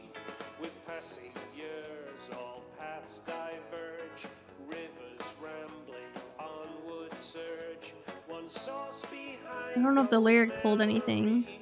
But find their ways to different seas. Someday You have a scan of the album as well as a recording of the title track thanks to the collector of Jim and Rootree memorabilia.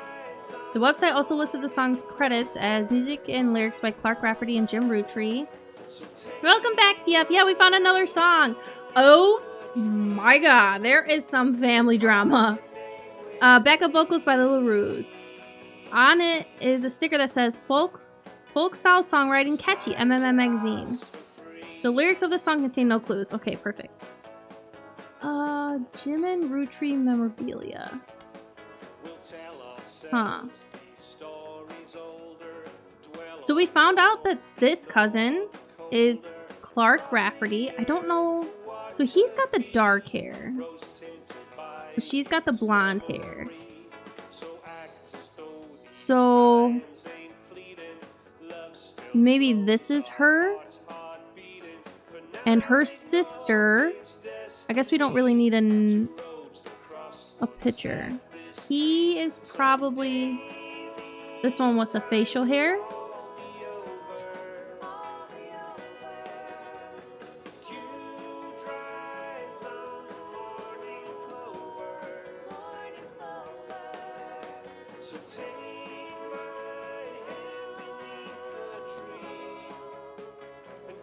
Said he started making jingles, so maybe he's also still a musician.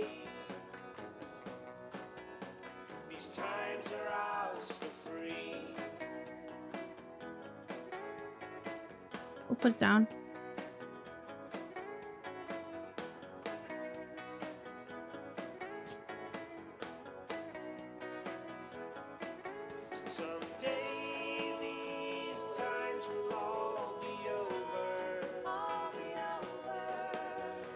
So he was married to Jane, but he got caught, and Jane and Diamond are sisters, but he got caught in bed by Diamond with their younger sister, who there is a Kim, but I wanna do some research. I know, yeah, it's getting heavy. So these are here right now. I don't know if this picture is correct. I'm gonna assume because, oh wait, he has the facial hair.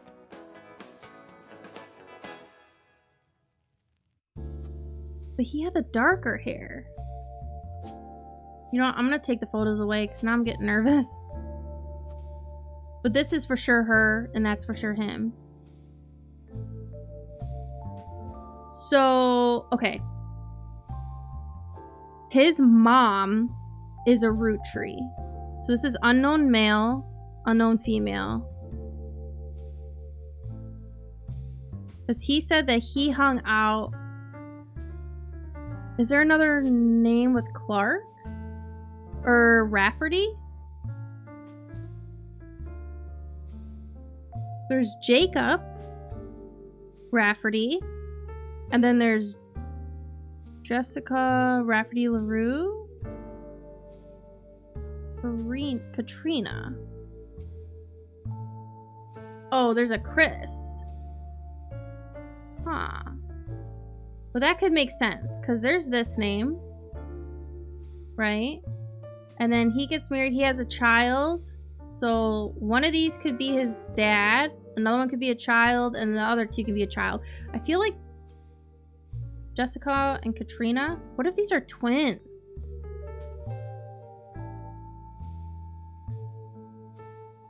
I don't know why that gives me twins vibes. Just a thought. Well, I thought I would look. I don't know what Roottrees name could be his mom's, though.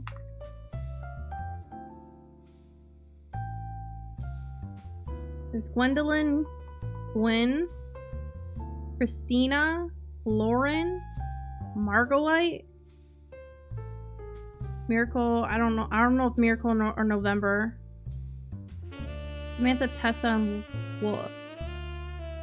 Okay, let's keep working. Let's keep working with that name. Maybe we can get something. I wonder what his daughter's name is. Maybe we can look up Diamond right now and see if she comes up with anything.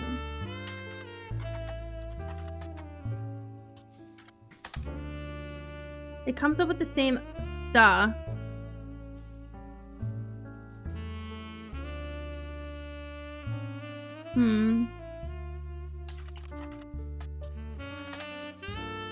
Jane Delvecchio is listed on a talent for hire site as a wedding singer. Way down in the credentials section of her biography, it mentions she got her start as a young girl when she was Jane LaRue of the Lucky LaRues. It also mentions to only contact her agent in the event that you actually wish to hire her, and that any and all inquiries about her past or her sister would be ignored. So I'm wondering if it's because Italian. I probably butchered that. I'm so sorry, Piep. Delvecchio. So now I'm wondering if he did end up divorcing her and marrying the other sister.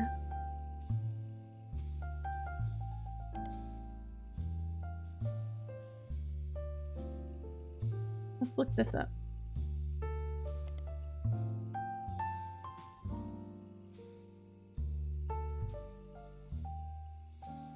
You know what? We got a Modern Music Monthly. What if we look that up?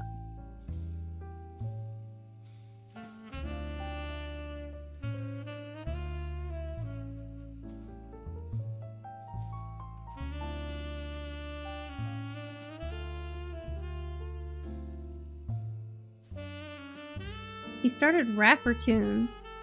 He's much better a jingle writer than a songwriter. Yeah, some gossip. So that's the thing. Maybe he's not a musician because he's a jingle writer rather than a songwriter. So Raffer Tunes, a website about Raffer Tunes, Clark Rafferty LaRue's advertisement firm. On there is an about page. You find a picture labeled the inspiration for the famous Super Bowl ad campaign. Below that is more detail. Clark was in a department store getting a family portrait with his wife and children.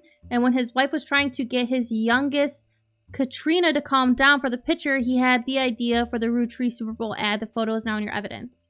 Okay, so Katrina is his daughter. One of them, at least. I think they had a number 3 on it. Or number 5. I think those numbers are going down. Oh. You found this photo on the Raffer Tunes website. It was labeled the inspiration for the famous Super Bowl ad. Clark was in a department store getting a family portrait with his wife and children, and while his wife was trying to get Katrina, his youngest, to calm down for the picture, he had the idea for the Roottrees Super Bowl ad. Okay.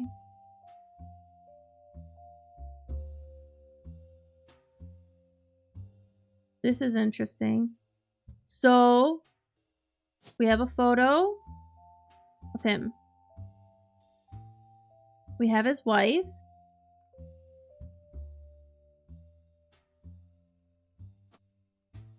We have daughter number 1, daughter number 2. Daughter number 2 is Katrina. Daughter number 3 could be Jessica. But now I'm confused because he was with this spouse on in bed. Maybe I won't overthink it just yet. He was with Jane and they split up. But then he found her in bed with the younger sister and they have LaRue in their name. But his name was that too.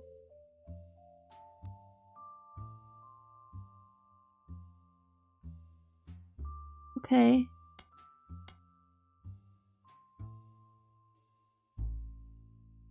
Easy to find online are these names. Jim Rootree.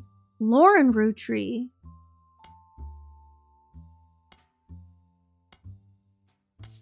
I guess we could look up just for some of those random names.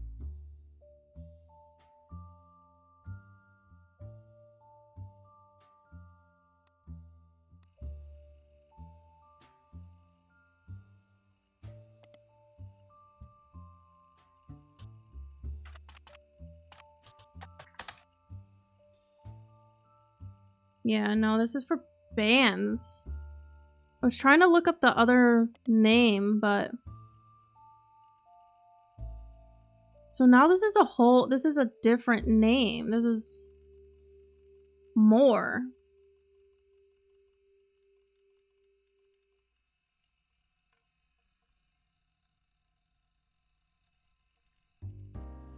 Let's look up the Lauren. I know I'm bouncing around all over the place. Author Lauren Rootree, a distant relative of the Rootree sisters, is known for her book A Life Between Wars.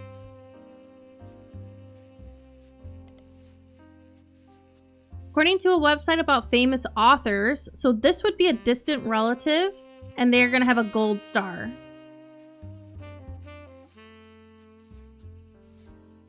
So none of these. This person has a gold star, which we know should be a woman. And this one has a gold star. And this one, distant cousin. What did it say? Did it say distant cousin? Or did I just pull that out of my ass? Distant relative. Still could be a distant cousin. Interesting. So, according to a website about famous authors, in the early 1960s, Lauren released a few romance novels under her married name, Lauren Rafferty.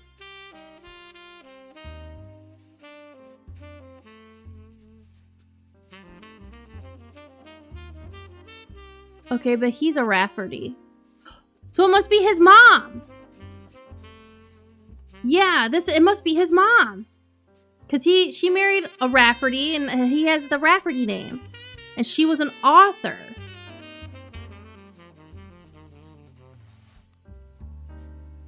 Early 1960s. I guess I could be piecing things together based on their birth dates, but I keep forgetting. Too little fanfare. I'm just gonna highlight it. I'll take them off when I feel like that's totally complete. When her publisher learned that she had been keeping diaries about her famous family, they insisted she release them under her original name, Lauren Rootree, to take advantage of her family's notoriety. The selection of diary entries released in 1965 as A Life Between Wars spans from the untimely death of her husband in World War II to coping with the post-war world as a young widow and mother, as well as her perspectives on changing times and social lights, all the way through the entry into Vietnam. While the content is not considered particularly relevant to modern audiences, it has found new life as an exercise in high school English classes to show an evolution in writing style and to look into life in previous generations. After the success of her diaries, her publisher re-released her romance novels under the name Lauren Rootree. This included Romance in Court, which gained popularity. She followed the release up by writing 2 new sequels, creating what fans referred to as the Court Jester series. You find no recent details about Lauren, though she is listed as retired. Okay, so we'll look up the public library in a second. So this sounds like it is Lauren Rootree. She is an author. Let's look up some of her books. So, A Life Between Wars.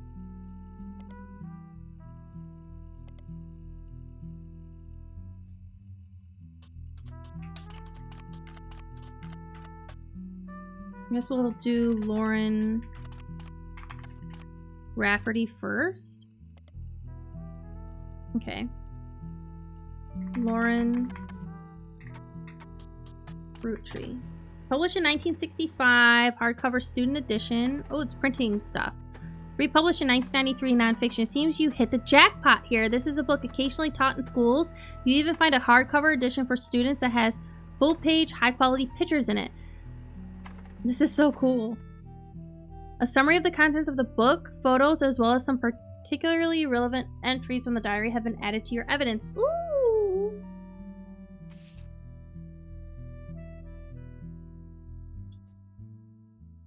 So that must be your husband. Yeah, like huge progress. Huge progress. So maybe that explains why he didn't really know his dad. Because his dad was in the military, went away in war, and then he died. So Life Between Wars, experts from the Diaries of a Rootree. So we have her face. And I guess we'll take a picture of his face. Lauren Rootree captures the... Did this number go down as I clicked on those? I could not tell. So we have her. And we have him. But we don't know what his name is yet. Below are notes and observations you made while skimming through Lauren Rootree's diary pages of A Life Between Wars. Lauren Rootree is on the notable Rootrees list in your evidence. She will be marked on the chart with a star. So hopefully that is correct. It should be, because she has the same name as him. They're cousins. It all should be good. The book was published in 1965 and consists of diary entries that sketch from 1940 to 1965. The most important event that much of the diary and Lauren's thoughts revolve around was the loss of her husband, Jacob. Jacob died in the final months of World War II while Lauren was pregnant. This left her to raise her son, Clark, alone. Lauren never remarried and only had one child. So we have Jacob Rafferty now. And then we have Clark, who I don't think his title is musician, but I'm going to leave it there like that. I wonder how these... Like, I feel like I need to put something... Like, something is just missing here. And that's why... Like, something isn't correct. And that's why it's not going through. By skimming the pages of the diary, you glean the following information. She was the granddaughter of Elias and Gwyneth on her father's side. Granddaughter. So this is her parent, and this is her grandparents on her father's side. So this is an unknown male. Unknown female. Yeah, I'm thinking that too, Piep. I'm thinking that the job is weird because he's technically like a jingle writer. So I feel like musician isn't it.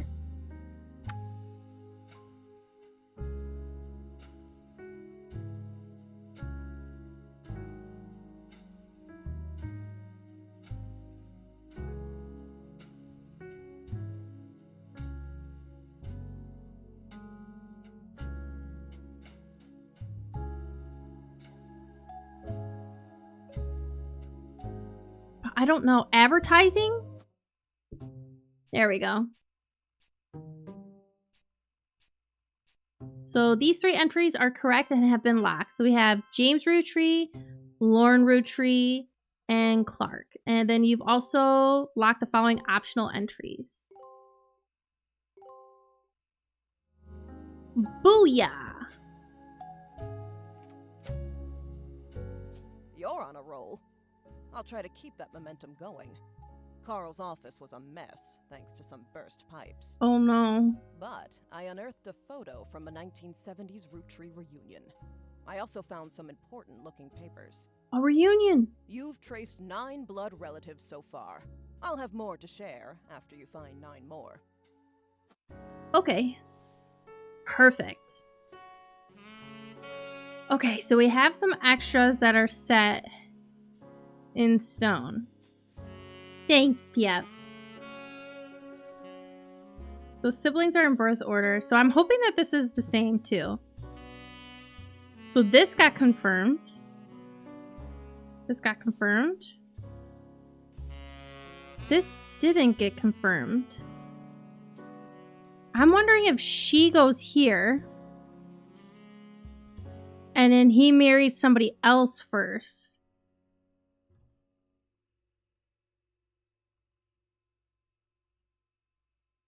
These look like children, so I wonder if their occupations are like student, K through 12. I'm gonna go out on a limb and say that her name with a Rafferty is Jessica. What is her mom's name? See, like, I wonder if this is... I wonder if this is Jane.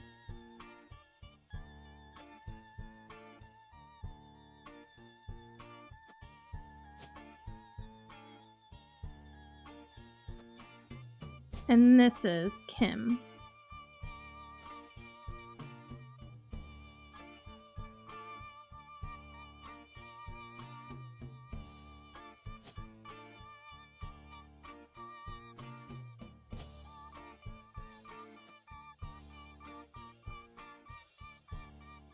I'm throwing those in right now.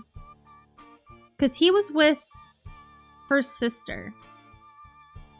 It doesn't say...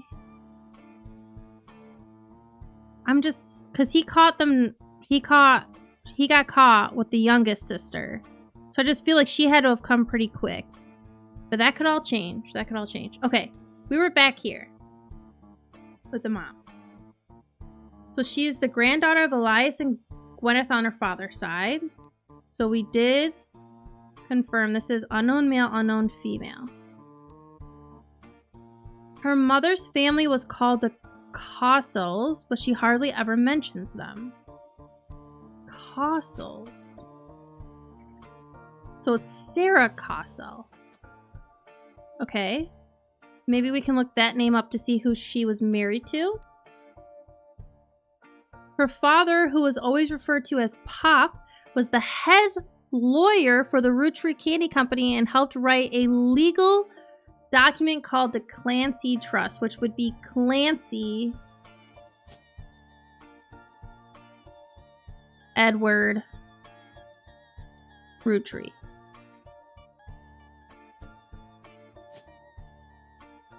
He is a lawyer.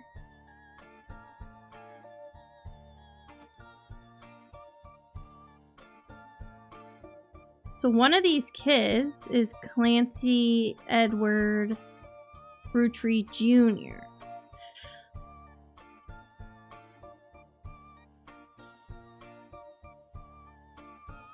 I don't know if it waits until I have 9 more.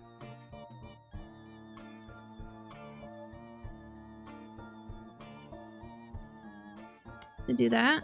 Every time you get 3 additional blood relatives in the family tree complete correct, name, occupation, and portrait, they will be locked in. All non-blood relatives and small portraits are optional, but placing them in the tree helps to remove extra names and photos. Okay, so we need 3. So that's 1, 2, 3. I don't know, maybe I screwed something up. Let's keep reading. So the Clancy Trust. That I know for a fact. Clancy Trust. Clancy Edward Roottrees, who was Elias's son and the Roottrees Candy Company's head lawyer at the time. I know that to be fact. So there we got chocolate. We got the chocolate named one after out of the way. Okay.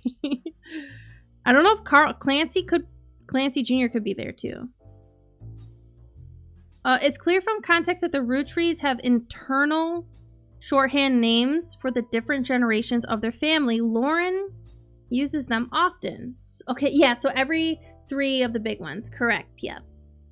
So the 5 pieces, the first generation of children by Gwyneth and Elias, Lauren's father was in this generation. The next generation is Lauren's generation, and then the Free Spirits is generation after Lauren's, including her son. Okay.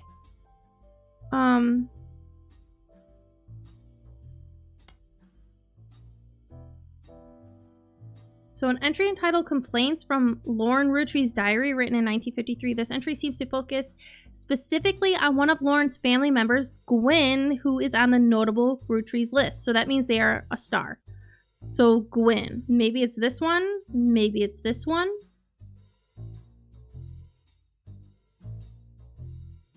And we knew that there were none on that side. So it's got to be one of these two, which would be...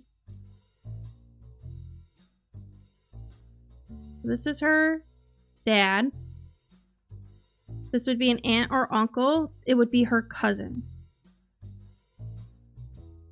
So it seems everyone has something to complain about. Gwen, as an only child, complained of loneliness. So it has to be them. Gwen Roottrees. Because they're an only child. Complained of loneliness. I wonder what this around there means. I told her that being expected to watch after 3 younger brothers didn't feel like a blessing, but it fell on deaf ears. What? It seems everyone has something to complain about. Gwen, as an only child, complained of loneliness. I told her that being expected to watch after 3 younger brothers didn't feel like a blessing, but it fell on deaf ears. What does that mean? 3 younger brothers. Oh, so she has 3 younger brothers, so these are all boys. Okay. Unknown male, unknown male, unknown male.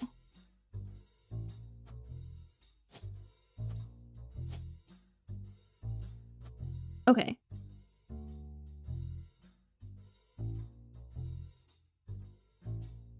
During the summer where I went to stay with her and Aunt Margot, I hoped she would be the sister I never had and that I'd do the same for her. I even tried to dye my hair blonde to fit in with the 2 of them. What a mess, but she just complained. To her, I was the lucky cousin. So... Margot. Let's look on here. Margolite Roottrees. M?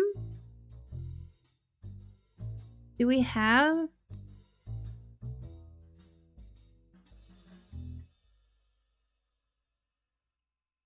Apple and plum.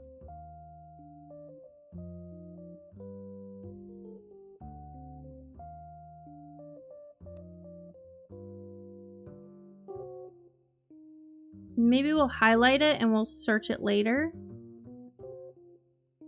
Now she's off living the glamorous life while I'm stuck here with Clark. I must admit, seeing her everywhere contributes to my unhappiness. Her visage stares at me even now from my coffee table. She gets to be in Starlet and tells tales of how she gallivants around the world, kissing the likes of Harrison Lane and Wild Bill Williams. She's the first Roottrees woman to be anything other than a housewife, and I am jealous. If I were not a single mother, could I make my own way in this world? So what is she, like an actress or something? But I'm off topic. A girl with all the luck in the world was jealous of me, and now, though I have been undoubtedly burdened by terrible tragedy, I am also lucky to be born into a family that can support me for eternity. I can raise a child without worry, unlike countless other widows. If any of them were to hear me complaining, they would rightfully scoff, just like I do at Gwen. Okay, so maybe before I continue going through this, should I look up Gwen really quick?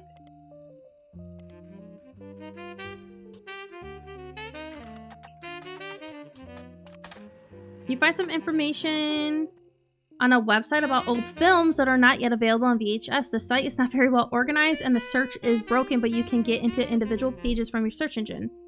Gwen Roottrees is a somewhat well-known actress who was active in the 1950s. She also appeared in tabloids, especially around the time of her highly publicized divorce. So, further confirms divorce. Occupation, actor. Her biggest role was the minor hit movie Guys Like Us.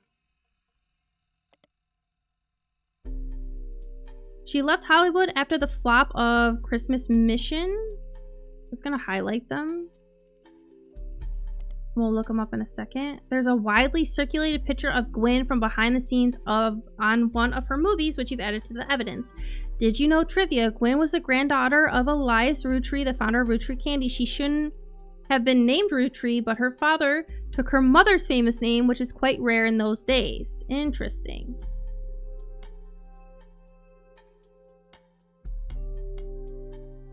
Oh yeah, we got that.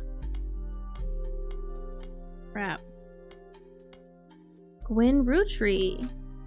Photo is widely circulated photo of Gwen Rootree. You have seen it in multiple websites about old films. Yep, we got that. Okay, so let's put her photo there. Woo! So we locked in a few more.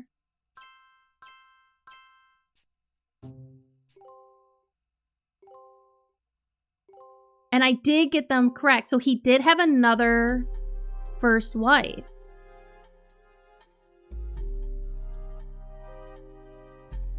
Okay, so this photo got confirmed. So these ones didn't though. So I wonder if that goes there.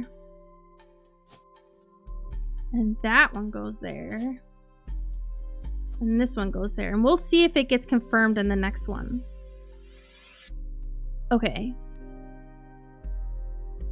Where were we? Can I go back? Okay, yeah, perfect. So let's go back here. We were here. Okay, we were done with that though. Okay, let's go.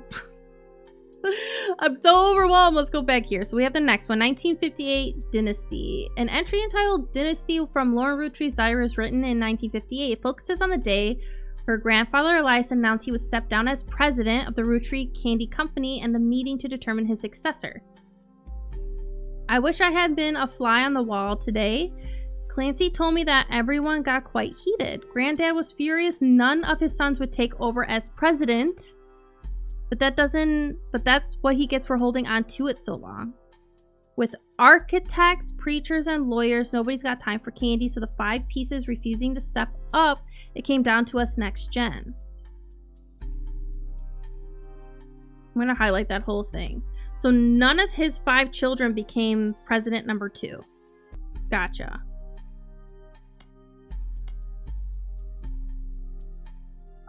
Pop argued at length that the company should stay with our branch of the family since we still have the Rootree name. I'm not even sure Clancy would have wanted it, but he's the one who was volunteered. Instead, it ended up going to Zach.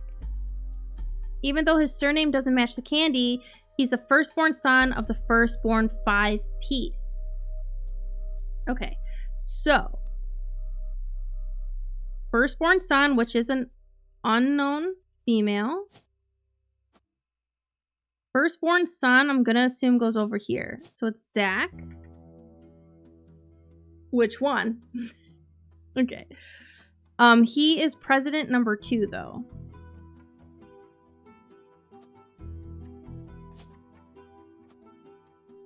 So now we gotta figure out which female it is and what his last name is.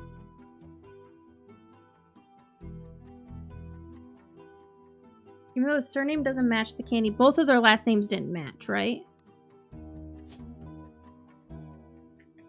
Yeah.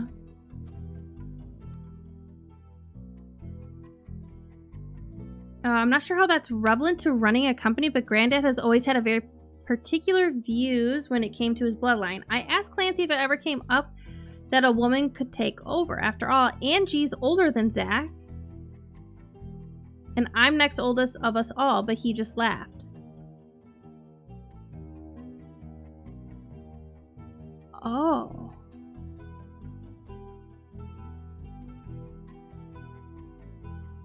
So this isn't even correct.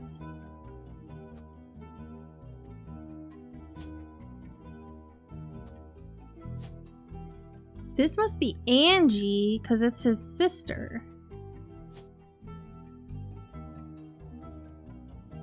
It's just the firstborn boy. But someone is older than him. Oh no. It could even be this one and then it's her, so it's all under the same thing. What's Angie's name? Ange. Morden. And then there was a Zach. Morden. So I feel like that has to be a sister, right? Hold on, let's carry on. After all, Angie's older than Zach, and I'm the next oldest of us all, but he just laughed. I'll never forget the cuss words Pop used when he told Ma it wouldn't go to us. Mother, ever the quick-witted, at least with catty remarks, countered back, maybe they wanted it to go to the only member of the family who looks like he samples the product. Oh, that's so mean. Okay. Let me zoom in. Angelica, Morden. We don't know their occupation. This has got to be Zachariah Morden.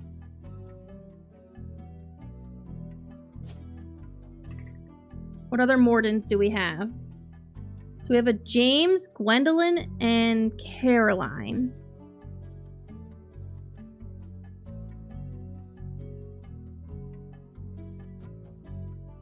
And it goes...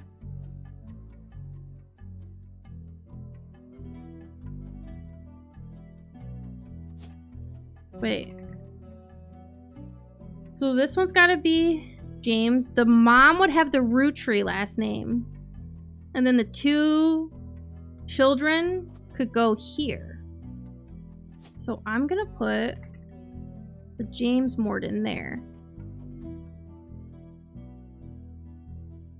We need to find a photo. Okay.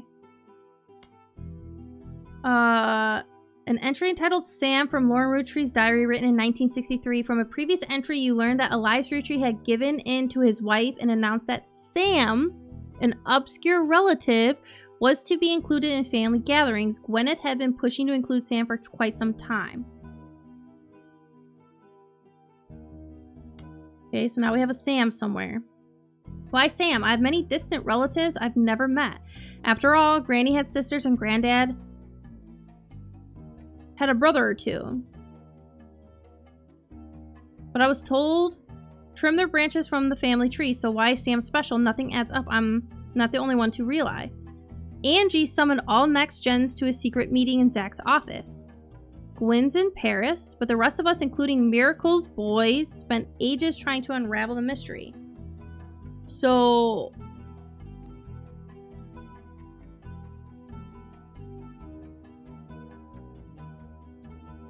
Miracle's boys must be here. So this must be Miracle.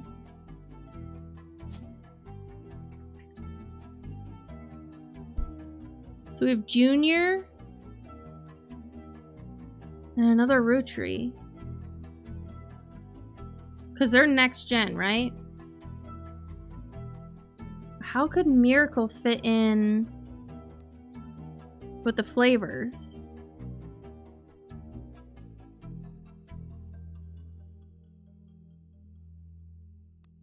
My shit's a mess. But the rest of us, including Miracle's boys,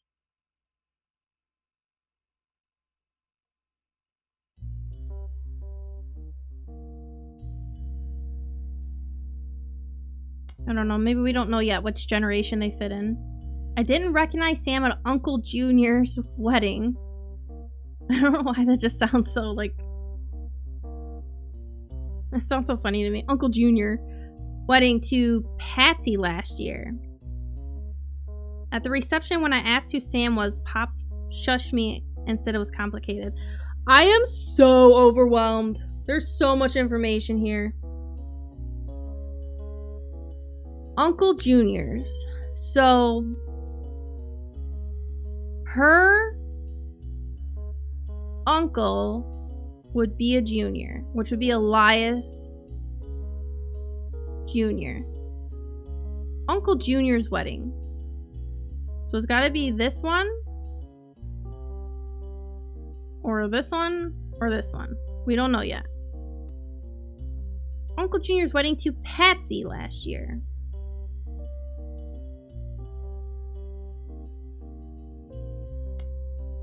We'll look that up. Clancy swore he saw Sam working alongside the farm hands, Essie and John, when we used to drive past the old Anderson farm on his way to work. Upon hearing that, Zach checked the records and managed to confirm all three are on the books. Eli, Miracle's youngest, not my brother. Yeah, we did unlock so many infos all at once, and I'm just like, there's so much stuff in there, and I'm like, but it all goes like to 12. It's that meme of that lady where she's like all over the place. It goes to like 12 different areas of the map, the family tree. So now I'm like, how do we untangle this web? And that's why they hired us to do this. So she has a brother named Eli. So Eli, Miracle's youngest, not my brother. So one of her brother's names is Eli. So we have Elias Jr., Elias C, and Elias M. So Elias Jr. is not her brother. So it's either Elias C or Elias M, which I'm entitled to think that one of her brothers, so one of these, is going to be Elias C, because the C probably stands for Clancy from this dad. And then the M probably stands for Miracle for the other dad. But Miracle's got to be a nickname for something. Because none of the candy flavors start with an M. So, I'm thinking it's going to be this guy, because then I'll carry on the C for Carl. But it could be over here. Okay. Apparently he was riding his mini bike alongside the farm a few weeks ago. Sam gave him some old tools and taught him how to make the bike's engine faster. None of us think that proper for a multitude of reasons, but Eli certainly seemed thrilled. At the end of the day, nothing explains why an outsider has cozied into family affairs, especially one who works on the farm of all places. Whatever happened to blood is thicker than syrup. Why is Granddad making an exception now? Kind of sus. Maybe he's a child out of wedlock? Are there any of those here? See, like, this seems complicated, doesn't it? I don't know what that means.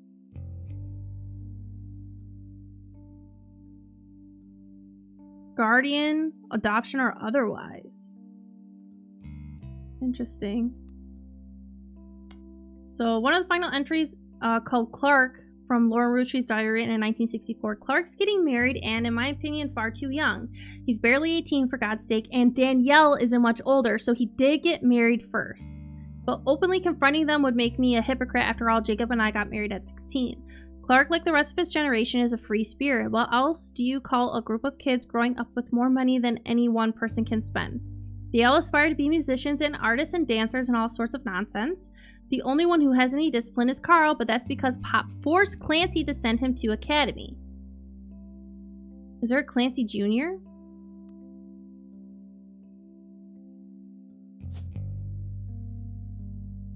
There is a Clancy Jr.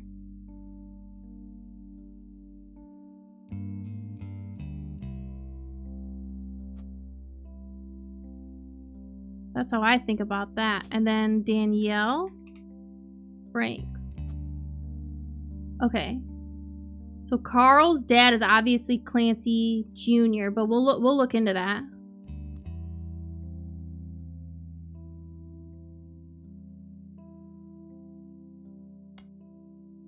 Maybe I'm just getting old, but our generation was never so bad. My brothers all seemed to pursue paths of knowledge, and the most rebellious thing any of us ever did was bring home someone who would be legal to marry if we lived anywhere south of Pennsylvania.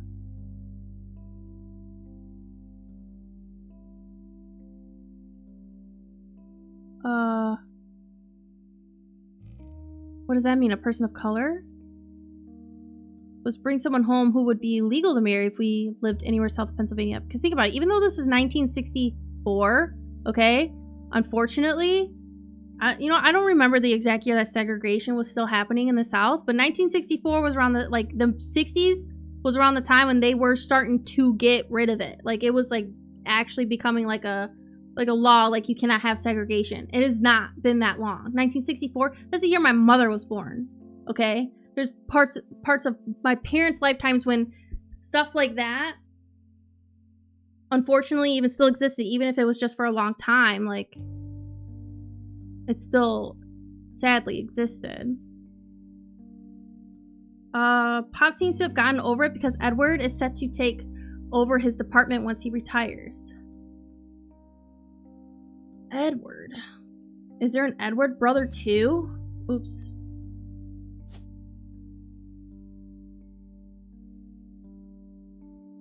Okay, so brothers are Clancy, Edward, and Eli. We gotta find out. Okay, I need to find out research. Oh, I'm so overwhelmed. There's so much stuff.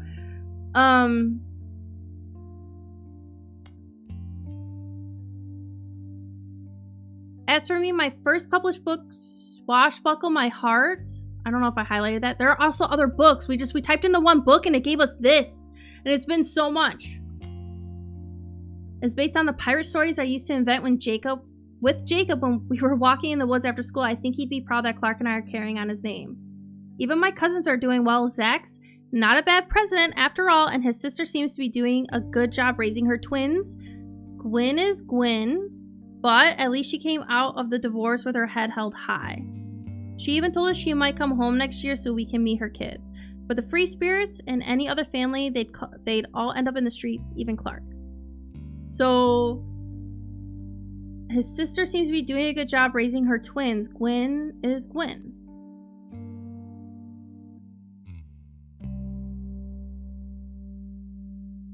Gwen is Gwen.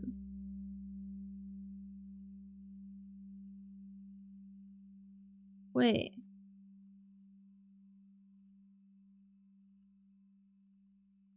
That does not make sense to me, because this is Zach running the company and his sister, but she didn't. None of them over here is divorced.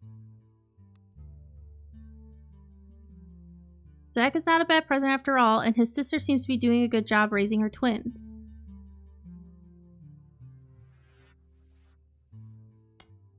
So, oh, she's talking about cousin Gwen. Gwen is Gwen, but at least she came out of the divorce with her head held high. Yes, Gwen did get divorced. I wonder what this box is. She even told us she might come home next year so we can meet her kids. Okay. Okay. Oh yeah, we have all these family picture things. We don't know. We don't know.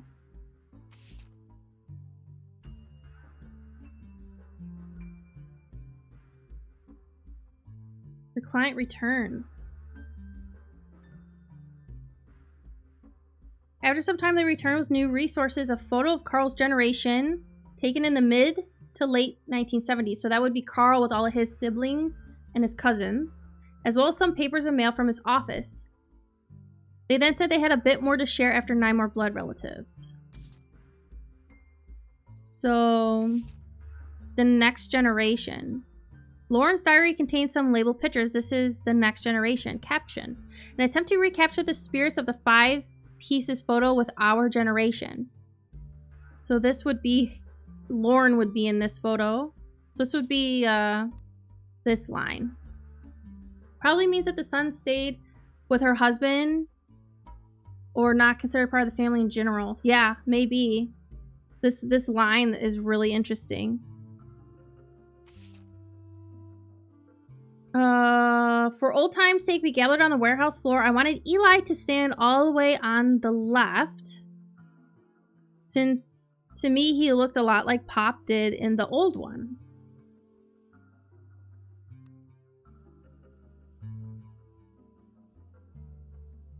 So they had mentioned, or yeah, maybe they got adopted. Well, there is an adoption thing down here, and it does kind of have the same kind of threading. I don't know. Because he did end up getting married again. Oh no, these are her kids. I don't know. But I was outvoted. Oh, but I was outvoted by my brothers. This must be Zach.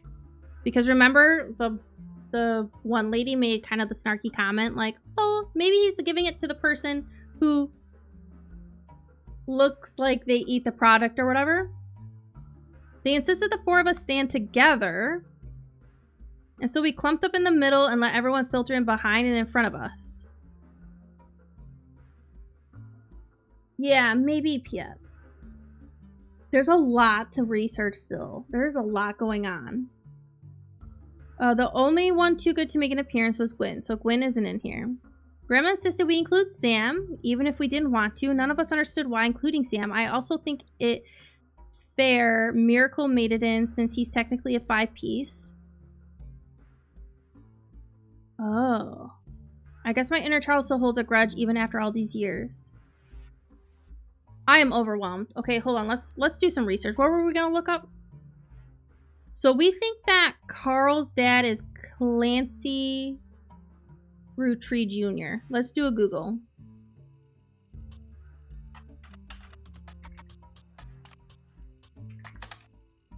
Nothing.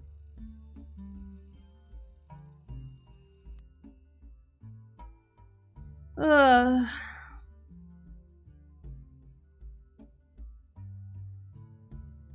Clancy Edward Roottrees. Let's do...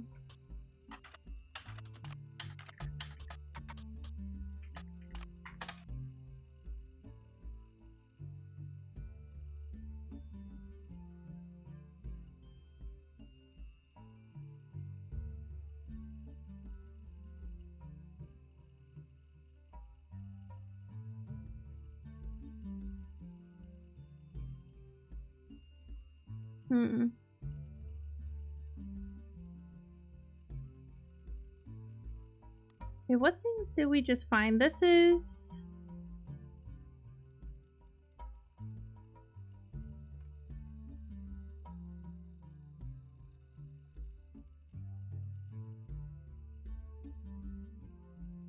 This is a book.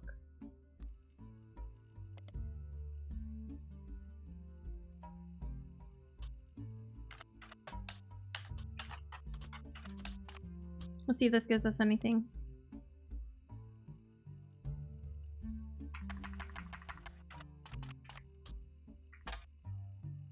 Published 1968, out of print, no copies available. Re-released as X Marks the Spot.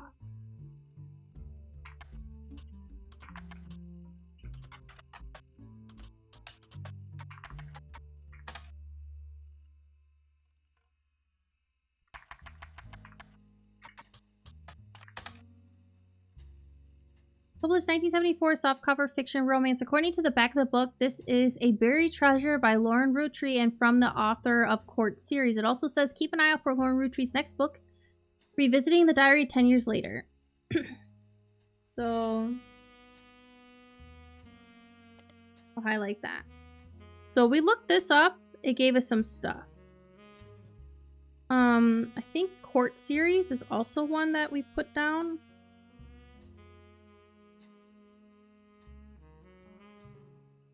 Scarlet was something. So let's look up Court series.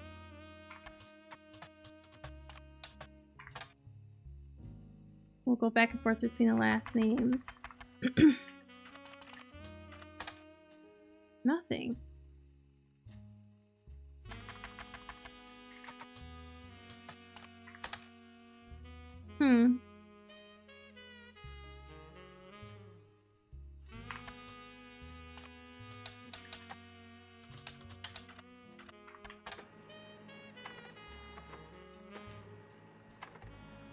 This was a version of Lauren Roottrees' diary released in 1975. Unlike the original diary, it contains no pictures but has many new passages that reflect her thoughts 10 years later. One major event happened between releases that changed Lauren's outlook on certain subjects. The death of Elias. A summary of the fallout had been added to your notes. Oh boy. Okay. So, we got that.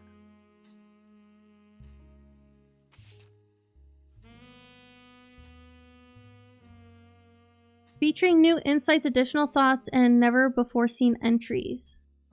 Okay, so we have the next book, which is going to spill a lot of tea. Scandal!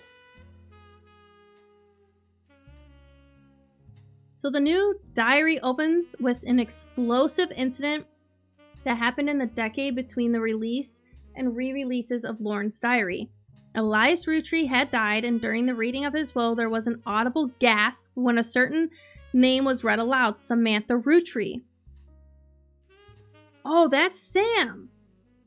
Although Sam and her children were not meant to receive monetary inheritance, he had a stipulation that she retain the rights to run the farm and any and all decisions related to it.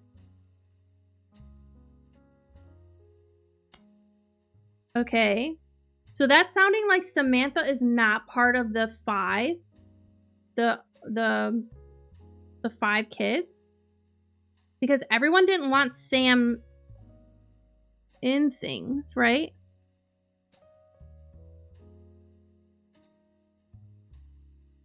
Sam, an obscure relative, was to be included in the family gatherings. Gwyneth had been pushing to include Sam for quite some time. Gwyneth was the mom, like the main woman.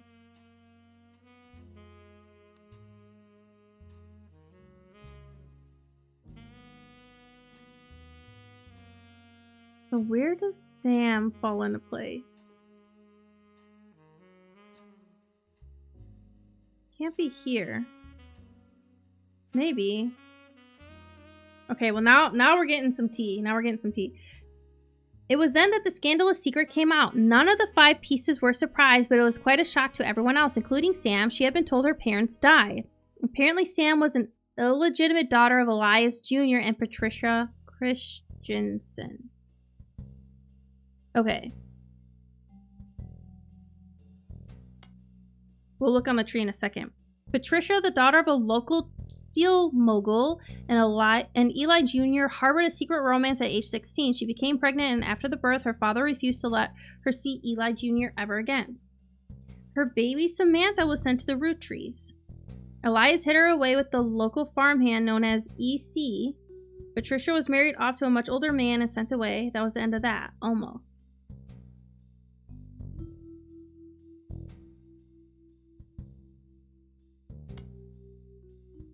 None of the next gens had ever met or heard of Patricia until she unexpectedly reappeared, now going by Patsy. After Patsy's husband died, she reunited with Eli Jr. and they finally married in their 50s. Lauren mentioned the wedding in her first diary without knowing Patsy's history. Eli Jr. had never taken another lover. Lauren, ever the romantic, quite appreciated this. When Patsy and Eli finally married, Elias decided Sam would have been a Rootree in the first place. Sam should have been a Rootree in the first place. Even though she was not part of the Clancy Trust, he wanted to include her in family affairs. That was what led to Lauren's initial entry entitled Sam. Okay, so it's not this one.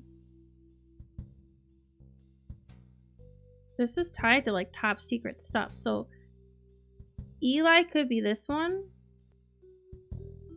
Eli can't be this one. But Eli could be this one.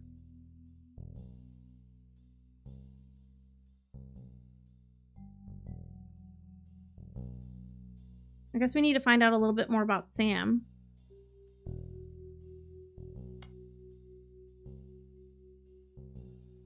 This page of additional notes and context from the 1975 10-year anniversary release of Lauren's diary. It is a companion piece to the entry about Sam. Clearly, I did not know our true family history when I wrote this. I didn't even know Sam was a Rootree. All of my doubts were ill-founded. She's a fine woman. Had she the chance to grow up with us, Sam might have been the sister figure Gwen never was. Ernie and the kids are lucky to have her, and her children seem eager to help the family in their own ways. Ernie Jr. has been learning the day-to-day from Zach.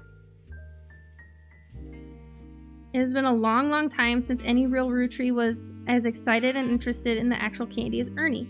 As a bonus, Gwyneth has a green thumb of her mother and her adopted grandfather. I'm so fucking confused. What I'm most ashamed of is not figuring it all out myself. Sam's a spitting image of Patsy with her jet black hair and green eyes. She doesn't have the thick glasses. Patsy did, of course. But I guess that skips a generation. Her children have that covered. Okay, there are a lot of details in these. I'm gonna stop highlighting stuff. I'm just gonna read through it, and then we're gonna have to try to piece one of them together.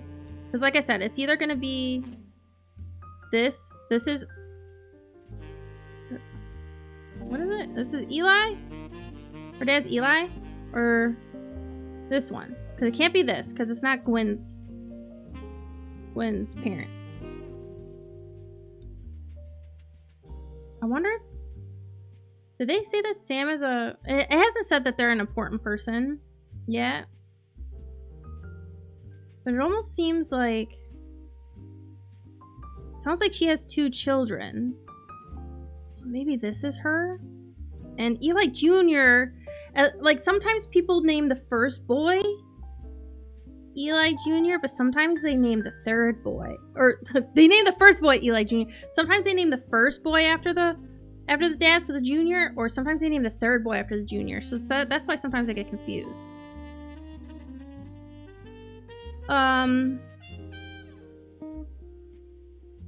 It's hard to explain the look on Pop's face when they read that the farm's operations would pass to Samantha Roottrees for as long as she was willing.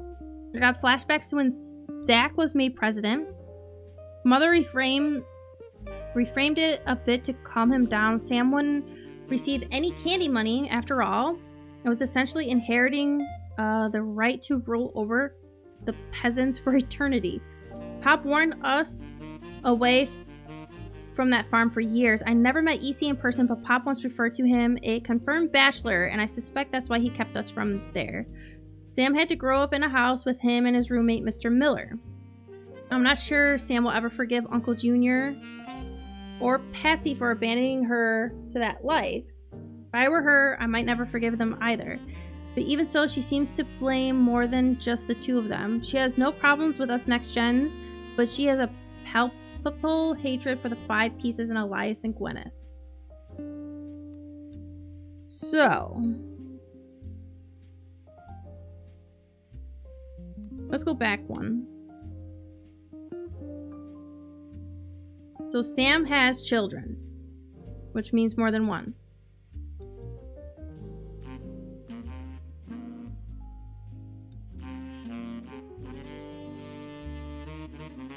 Elias Jr. and so I'm thinking, because both of these only have 1 child. So I think this is Elias Jr. married to Patricia Christensen.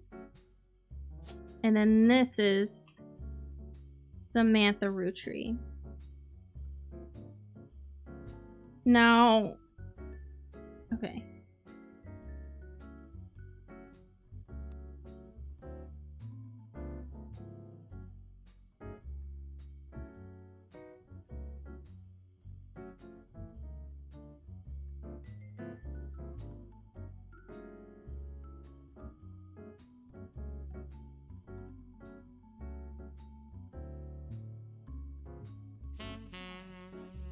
Okay.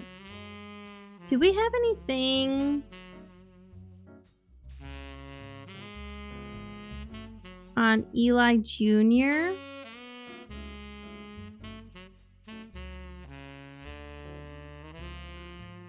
So, Eli Jr. is an architect.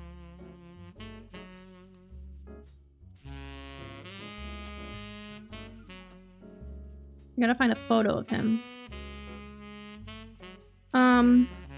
Okay, so we're getting closer. Now, one of these photos might actually... So this is the 5 pieces. This picture was famous in our house. Pop even had a frame. That's him on the left. This is from Lauren's diary. So Lauren's dad, Pop, which is Edward Clancy Roottrees. That's him on the left. It was taken in 1935 to celebrate the move to the new warehouse that Eli Jr. designed. So her dad is on the left. So that's Edward Clancy Roottrees. Lawyer. Something's not working there. We'll figure it out.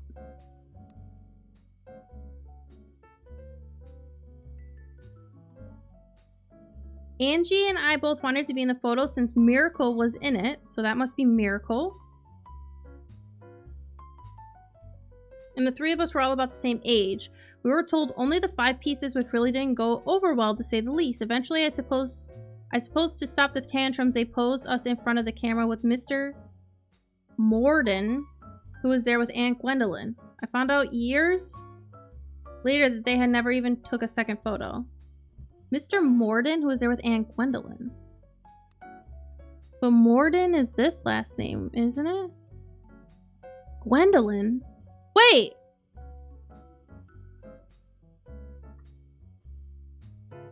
There's Gwendolyn, but then there's Gwendolyn Roottrees.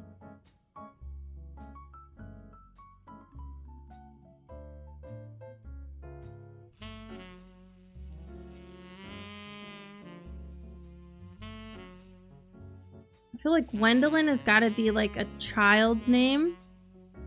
Like named after the grandmother. The first child is a girl. But how does that fit with the flavor names? There's no G. This one's not. Crap.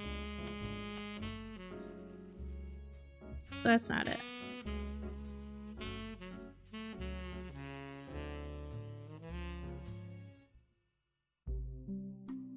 Think we can look up Gwendolyn Roottrees really quick? Crap, how do you spell her name?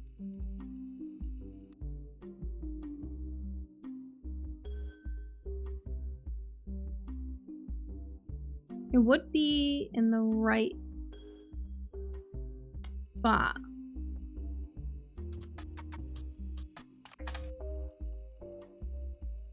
Right?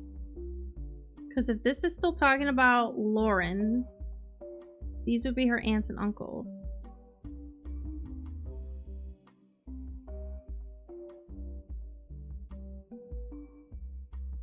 Maybe adopted? Oh, sorry. Yep.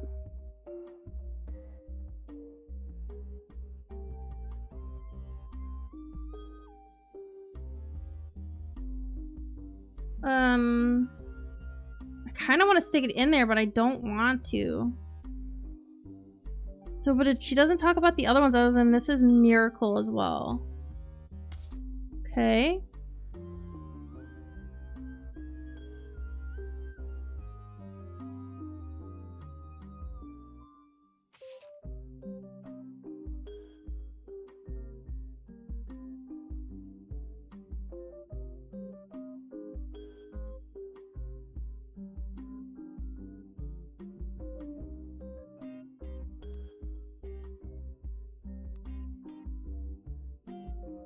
Alright, let's go back to the diary then.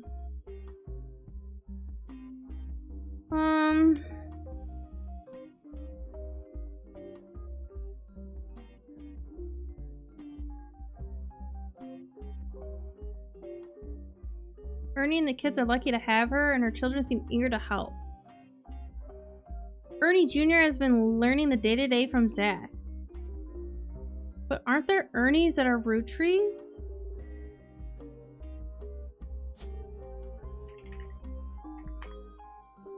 Oh, there's Ernest.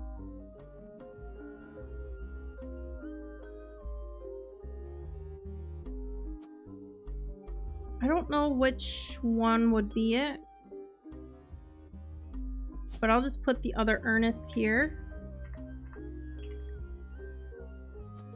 And we'll go from there. Ernie Jr. has been learning the day-to-day from Zach. It has been a long, long time since any real Roottrees was as excited and interested in the actual candy as Ernie. As a bonus, Gwyneth has the green thumb of her mother and her adopted grandfather.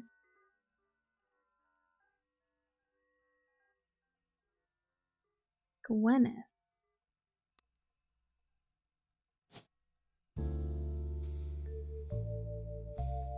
Same last name as her mother and adopted grandfather. So I wonder, yep, if you are correct, these ones are for adoptions. because her adopted grandfather would be the EC that he in this one, remember?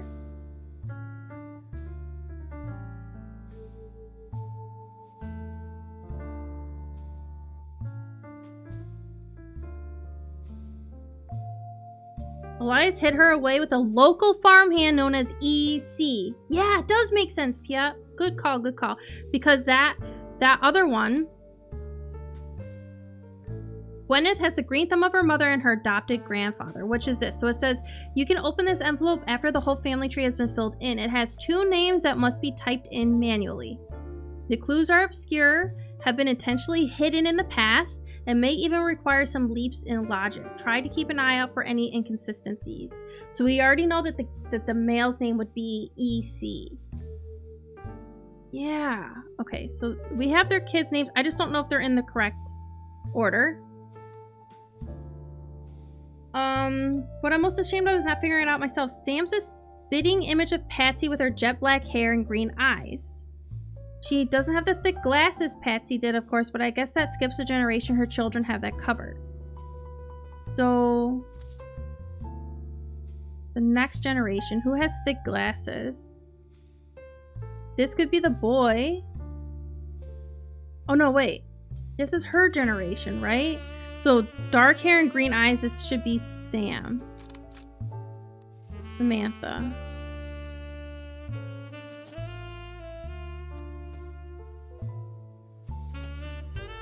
What would her occupation be?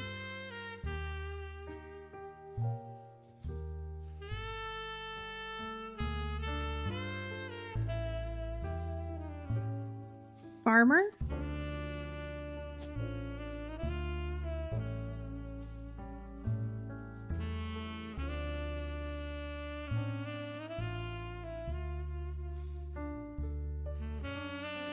I think she said everyone in here was a housewife, but we gotta figure out, we gotta try to do some more research on it. Because if we look, then there's 1, 2, 3, 4, 5. Well, she wasn't in the picture. 1, 2, 3, 4, 5, 6, 7, 8, 9. 1, 2, 3, 4, 5, 6, 7, 8, 9. There's a really little one. One of them's really young.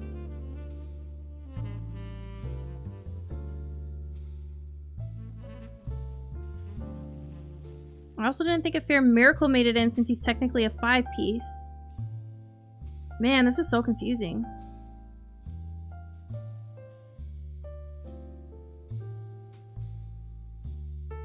So she is this one.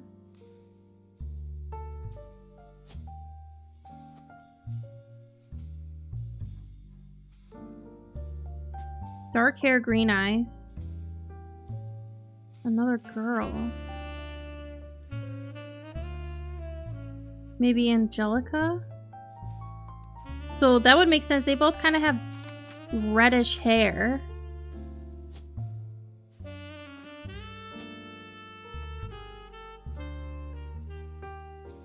So he, I think, is pretty done. So that's 1 confirmed. Angelica, we don't have an occupation for.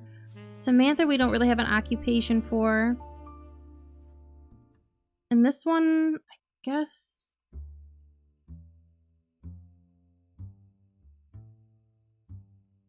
Something's not. Like, she got confirmed, but this didn't. So something's not good there. He is the lawyer. Maybe that's not the correct photo? I guess that doesn't make sense, though.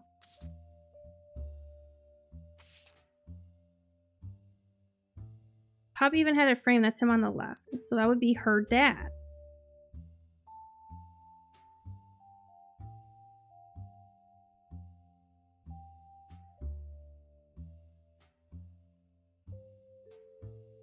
He's a lawyer.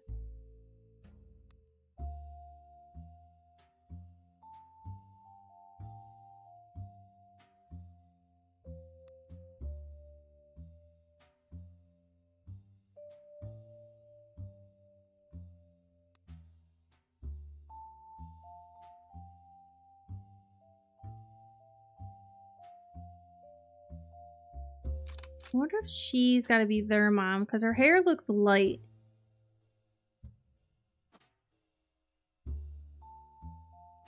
Know her name though.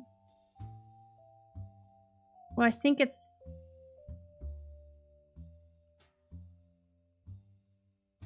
this one. But it doesn't make sense.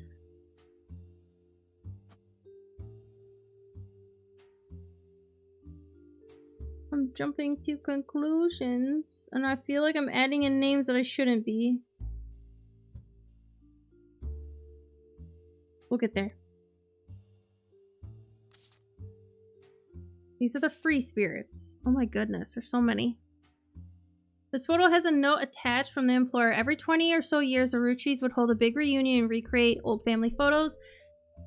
This is one from the 70s, and Carl's the teenager in the middle. So that's Carl.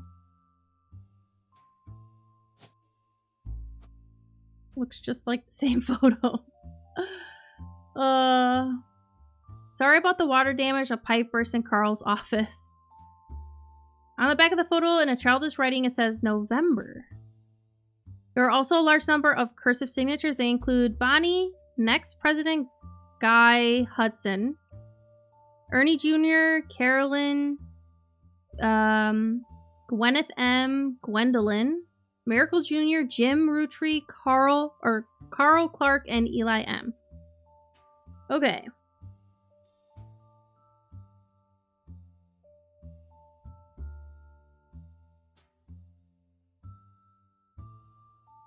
The ones with the bad eyesight, are they a part of that?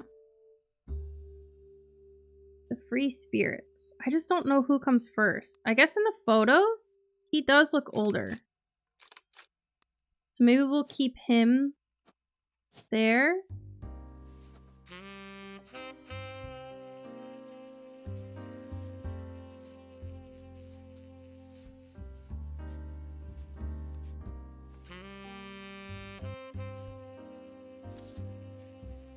What does this say? This photo was stuck inside an envelope with a letter beneath a candle in the corner of his office. The letter says, "To Carl and Brenda, I'm sorry that you were unable to attend the funeral.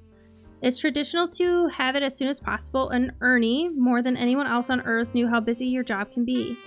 I've enclosed a Shiva candle identical to ours if you'd like to pay your respects, though it's not expected for those outside of the faith to do so." Outside of the faith. Ernie was a man full of love, not only for his family, but for his family's legacy. He had an immense amount of pride for the work you three did together, as well as how Carl had carried on for him after taking over. So Ernie is the next president. Was the president for. As for myself, it's possible to express my gratitude enough for rescuing us from the panic and burden of endless bills. Though we called it too late for him to get on the donor list, the company took care of us beyond our wildest expectations. It went unsaid at the time, but Ernie and I knew it had to have been Carl that convinced the trust, and that is no coincidence that it happened shortly after your visit, Brenda. Up until the end, Ernie and I had to stay strong, especially for Nicole's sake. We could never have done that without the two of you fighting for us. Much love, Debbie.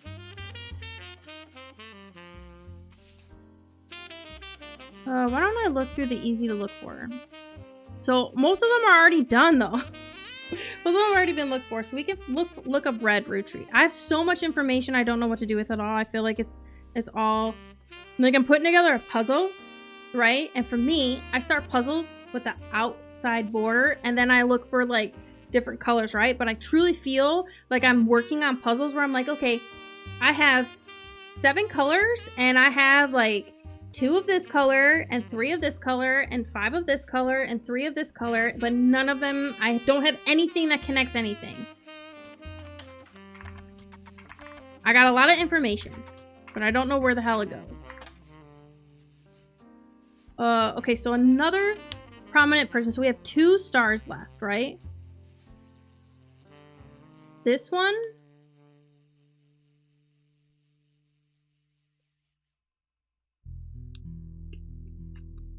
Where's the other one?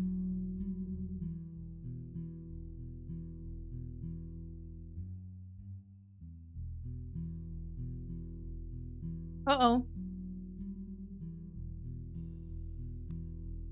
This is a list of notable Roottrees, a person who you hired, so... That's a fish. There's a fish there. So maybe... Oh, it's a red herring! Is that what that is? No. Herring's not a fish, right? It's a bird. Well, let's read what this says. You find information on a website about strange historical facts. Aloysius herring Roottree, aka Red. Is a red herring a fish? Was an appointed judge and politician who earned his nickname ironically because he was the ambassador to Ireland for only about 6 days. He served what some people contend is the shortest term in history.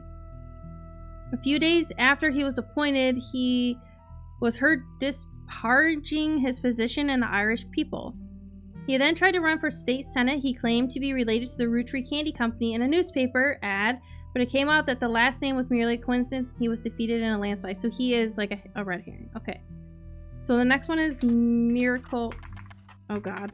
Oh god, I don't know how this fucking spelled. So this one's got to be the Miracle. Miracle Jr.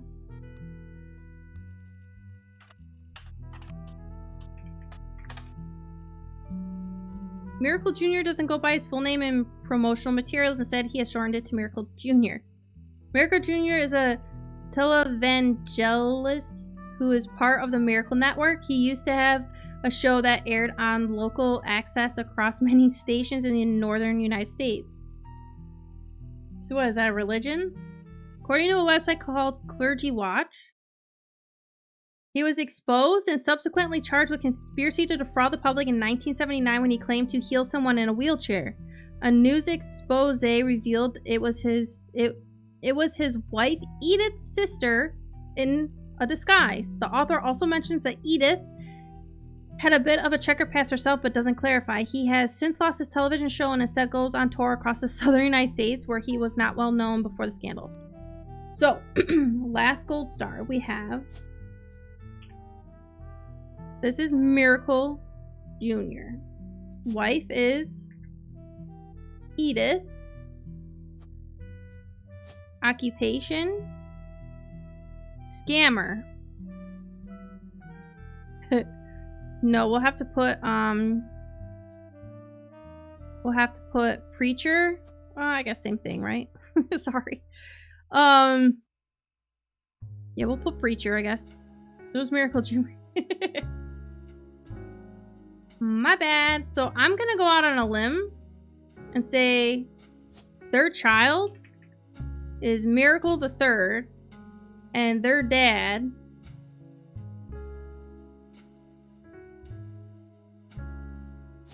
is the main Miracle.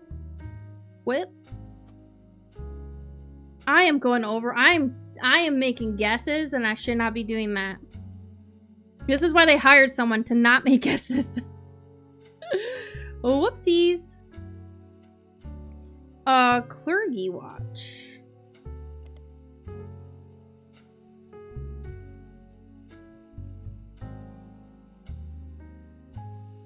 Miracle Network.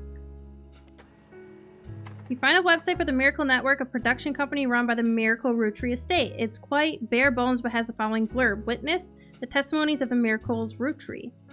Miracle Roottrees arrived so late in his mother's life that doctors swore he wouldn't survive his first year. His mother and father, Elias and Gwyneth,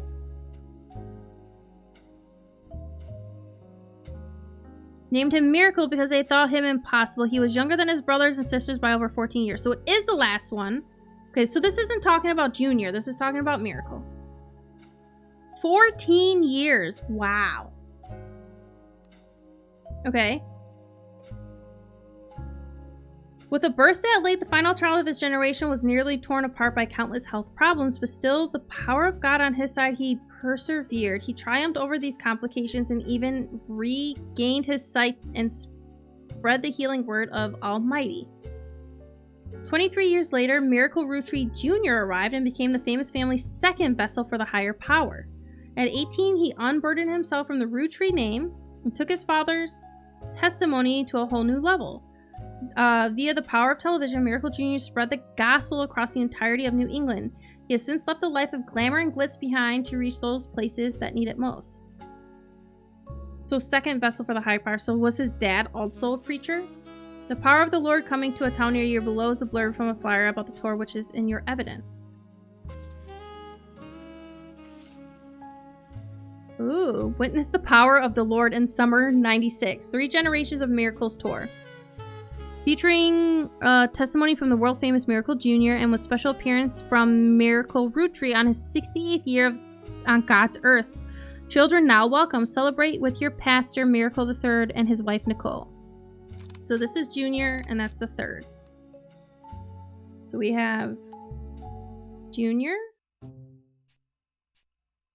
Ooh, we got some stuff correct. What did we get correct? Ooh, okay, so we deserve a gold scar. You locked in everyone from the notables list.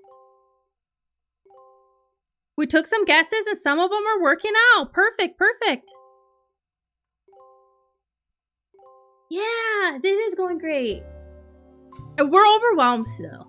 We're very overwhelmed still. But it is rewarding to know that some things are working. It's time for your headlines. Once an hour, every hour, on the 45.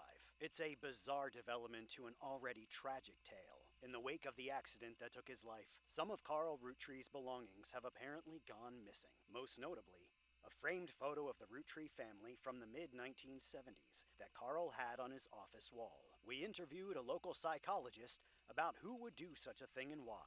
For that article, search online for WRTD News. Again, that's WRTD. WRTD News.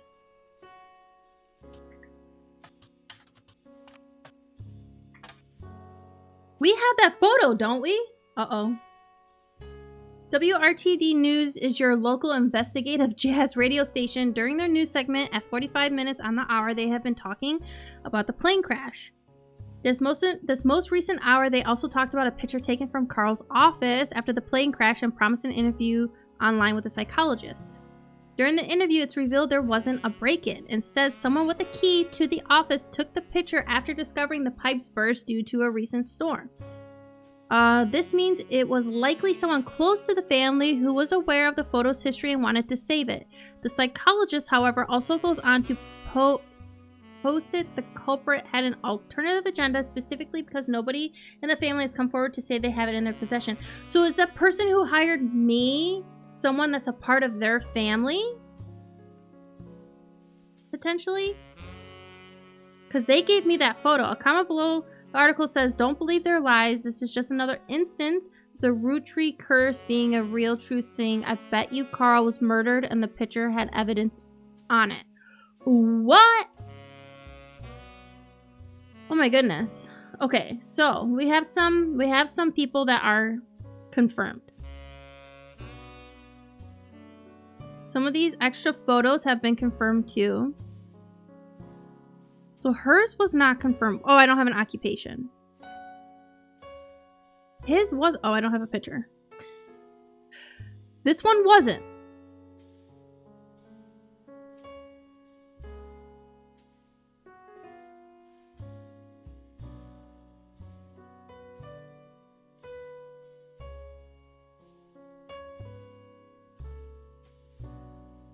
Okay, so we were still working over here. Okay, and then here's his photo. He's also a preacher. Okay. And his wife, Nicole.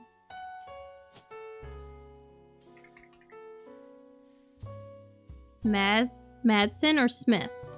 Where are the other Madsens? They're over here, right?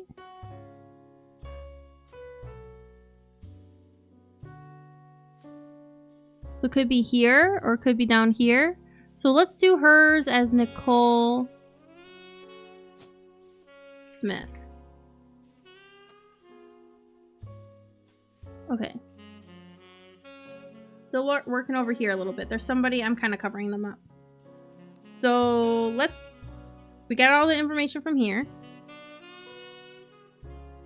Flyer for the 3 Generations of Miracles tour. The flyer is a few years old. It comes from 1996. The names listed are Miracle Jr., who's said to be the world famous and gets top billing. Miracle Jr. is on the notable Roottrees. Okay, yeah, we got him. Miracle Rootree, who the flyer says will make a special appearance. Miracle Third and his wife Nicole, who are said to be youth pastures. Okay.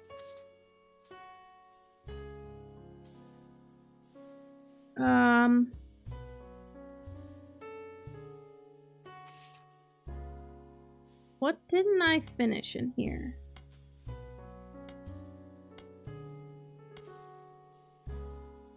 Okay, I think we go back to this one, Clark. Reading this back, I get deja vu. As I write this addendum, Clark's gotten married again. No Rootree has ever remarried. Sure, I lost Jacob and Gwen divorced Wild Bill just before she had her second. Not even I can blame her for that. I've seen what he gets up to in Starlit. But neither of us ever took a second husband. Okay, that's right. I did make a note about a Wild Bill and Starlit.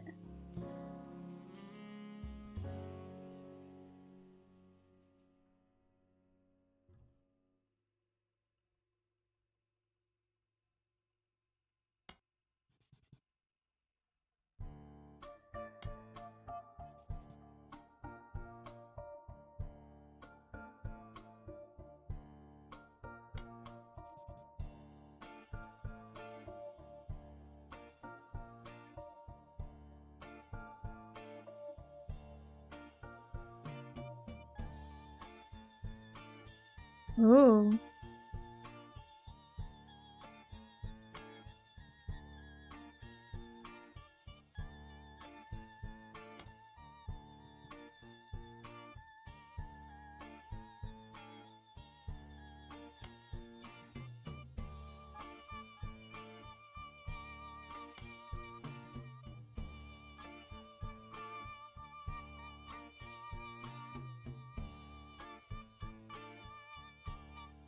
Wild Bill Williams.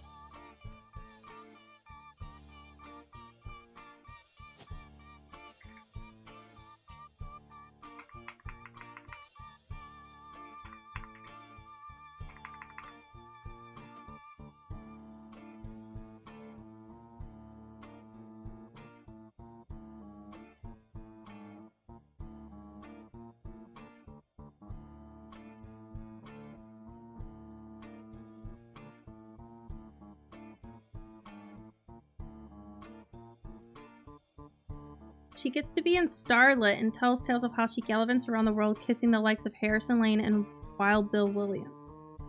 Starlit. Let's do a search on that. Starlit was a magazine that started with the colorization of film and went until around 1964. Generally, it was a tabloid with a focus on famous actors and actresses. It didn't much go into any other aspects of filmmaking or Hollywood. So, is it under here? Starlit. Let's type in Wild Bill Williams. It was mentioned many times throughout the magazine's lifespan with stories and gossip about who he had been seen with in public. Blondes mostly. 3 specific passages stand out. The first mentions one of his first roles was under his real name, Walter Forsythe. So that's her husband.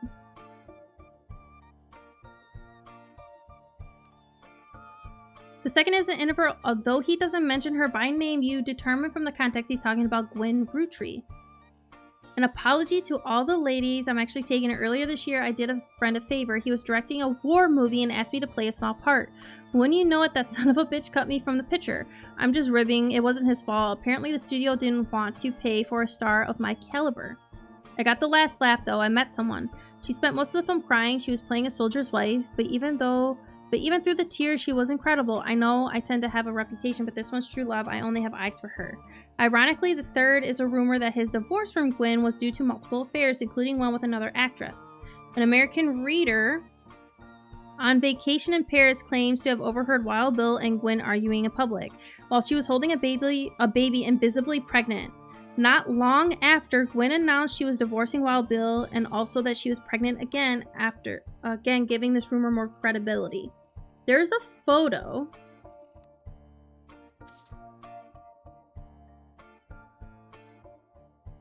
This is the free spirit still, because there is someone who is pregnant. But he almost looks like him. She does have 2 babies, but she's not blonde. And then this one looks like the other guy, but he also looks like he's got reddish hair, and he doesn't have reddish hair.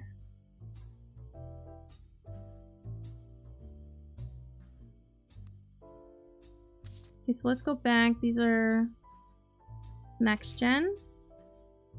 Wynn's not in the photo. That's right. Oh, we're online. So we have the husband's name.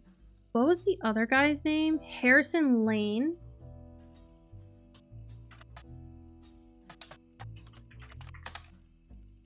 Is mentioned a few passages here or there, but nothing seems relevant.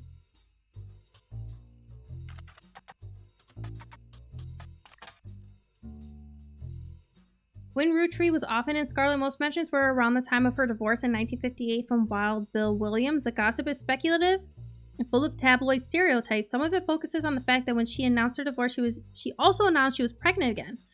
Others mention the rumor that Wild Bill had multiple affairs, which left her heartbroken. There's also an interview from earlier in mid-1957 where she was asked about her last name. She answered, "The power of a name is undeniable. My grandfather consistently preached the importance of family names and honoring them. My father decided to bless me with a famous name. There's nothing wrong with Cornwall, but Roottrees has power." That's right. Her dad took the mom's last name. Cornwall. Linus Cornwall is her dad? That gives a pretty big hint to it, right?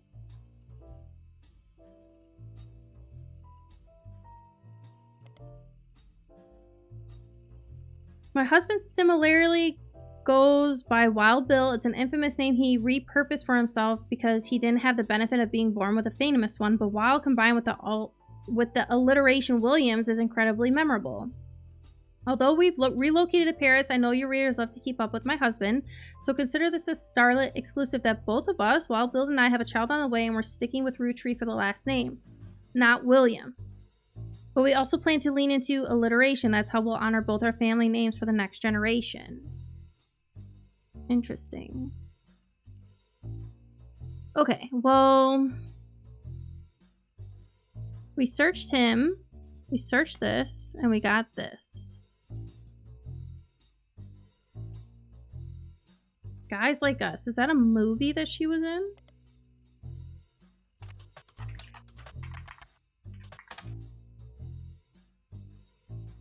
Find some information. Guys Like Us is a 1953 film in which 2 secretaries cut their hair short and pose as businessmen to get ahead in life until one of them falls in love with their client and hilarity ensues, starring Gwen Roottrees, Leslie Florence, and Harrison Lane. The title is a play on words, as it can be read that the 2 women are men, similar to other men, or that the men are fond of them. Leslie Florence.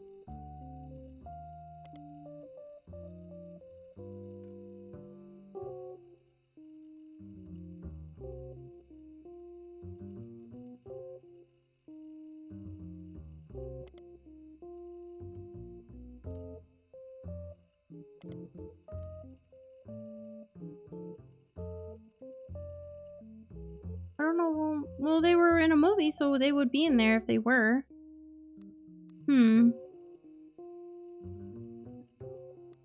Okay.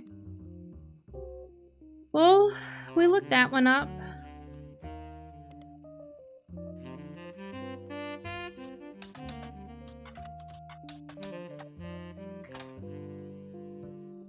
Christmas Mission is on a page called Flops. It was a war movie about World War I released in 1955 that received poor reviews and lost the studio money. Gwen Roottrees had a role as a soldier's wife who wrote him letters from home. You find no additional relevant information. The movie was marketed as an incredible true story, but no record of the events happening ever been found. Yeah. Flops.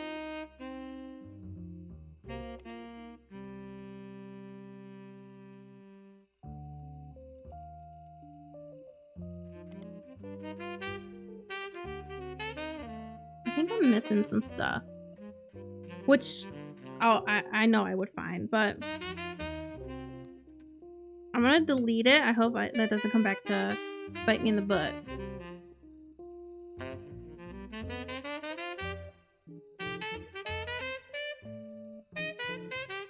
Architects, preachers, and lawyers. Nobody's got the time for candy. So that's the thing, is that I believe girl, I don't know why his isn't, oh, I don't have a photo of him, that's why.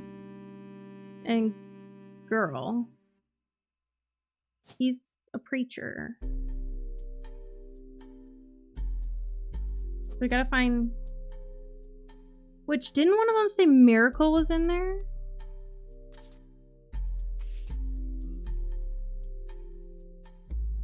Angie and I both wanted to be in the photo since Miracle was in it, and the three of us were all about the same age.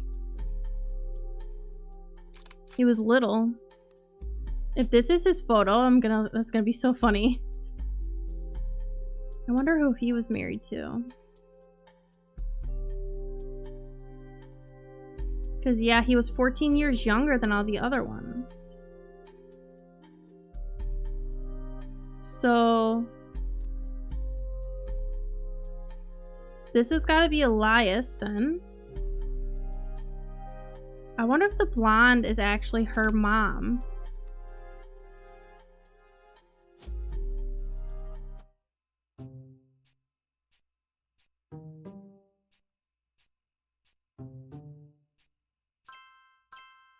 It is his photo. Okay. Perfect. Booyah! Telephone? So, you may have heard the news. Some of Carl's things have gone missing. That includes the pictures and mail I brought you earlier. I promise I didn't steal it. Are you a relative? But I did borrow it. I'll return it once we're done. Let me deal with my family in the meantime. Oh, I guess that means I've officially confessed. I'm a Roottrees. I'm a Roottrees. I assure you I have a reasonable explanation for the secrecy. I'm about to do something big the family doesn't approve of. Uh-oh. If you could just wait a little bit longer, I'll tell you more. In person. I'll return after 15 more blood relatives. Wow. 15 more. Okay, so we guaranteed these. I think her photo is incorrect.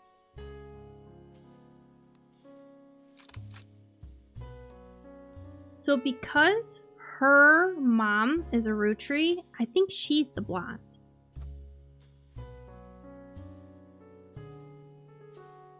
I also feel like Gwen and Gwendolyn would be the same, would kind of go together. I don't know. I'm gonna put her there. 15 more, yeah. I just don't know what her occupation would be. We read about it quite a bit. But, like, would she take over third president? Is she third president? I guess I'll wait until I'm more confirmed on the other ones, and then I'll mess around with it. So I think her mom is blonde.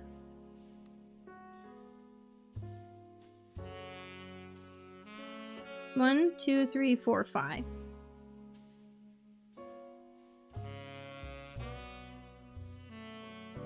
But here's the thing. It says Mr. Morden, who was there with Aunt Gwendolyn. That's why I thought Gwendolyn would be there. Because then they got married.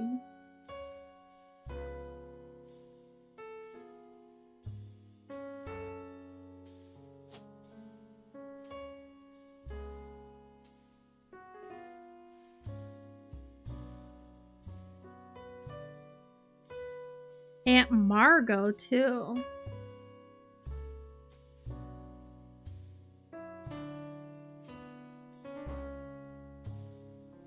So one of them is Margot and one of them is Gwendolyn. I feel like this one's gotta be Gwendolyn.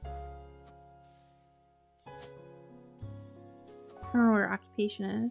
Which means this one would be Aunt Margot.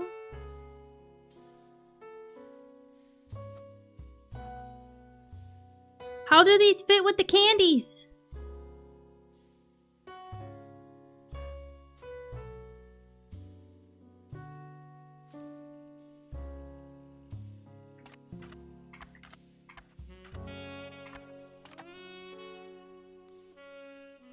Gwendolyn. I think I looked this up already. Yeah.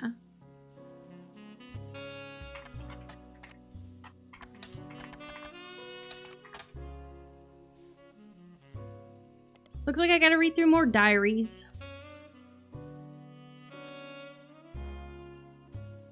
Okay, let's see.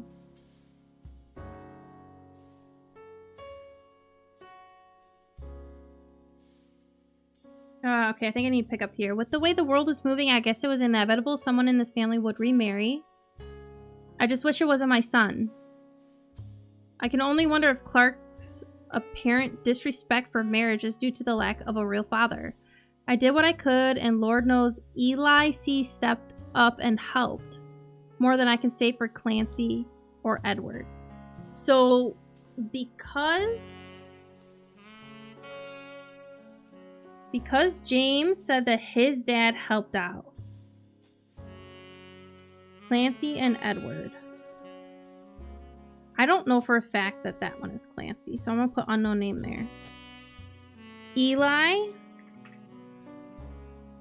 She said Eli C, right?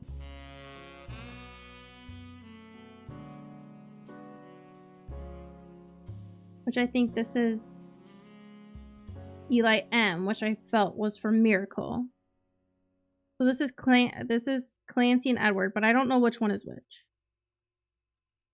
But she says here, Eli C stepped up and helped more than I can say for Clancy and Edward. Eli C practically raised Clark and Jim as brothers whenever he could. Eli's marriage seems fine, and Jim's marriage seems solid as a rock, pun intended. So who knows what causes these things? I suspect that he's marrying Jane to keep her from running out of the band.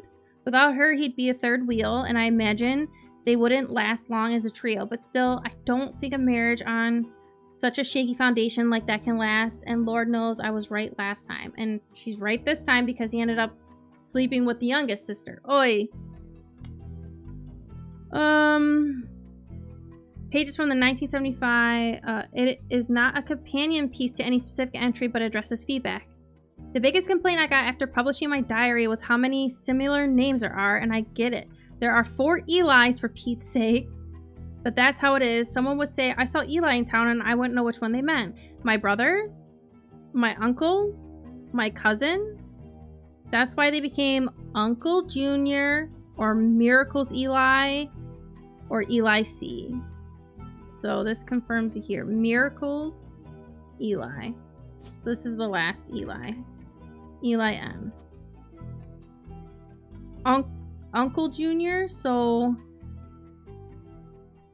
this is her Uncle Eli. Her brother. Or Eli's Miracle. Our family names were always unusual. Grandpa Elias was a believer in using the names of each generation to honor those in the last. His father and Grandma Gwyneth's father were named Edward and Clancy, so now you see where my pop's name came from.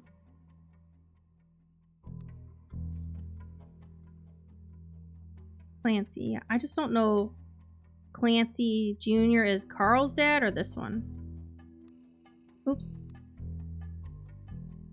One thing that's always been consistent as our family, though, is that anytime someone's a junior, they're always the firstborn son. That goes for Miracle, Eli, and even Clancy.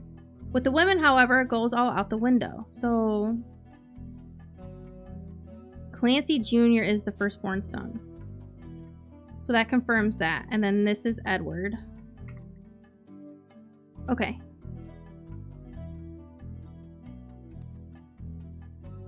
I think Gwendolyn got her name from some combination of Gwyneth and Caroline, who was Elias's mother. So Gwendolyn is the first daughter. Women's names tend to get all mixed up as the generations went on. I guess that's because there's no female equivalent of Junior. So that kind of confirms it for me. She, the first one, Gwendolyn, is named after her mom, Gwyneth, and his mom, who would have been Caroline. I just got to figure out her occupation. She could have been a housewife.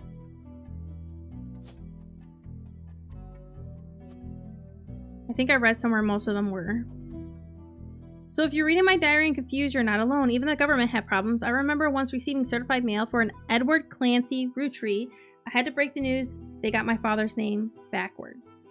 So that also confirms her dad is Clancy Edward. Okay.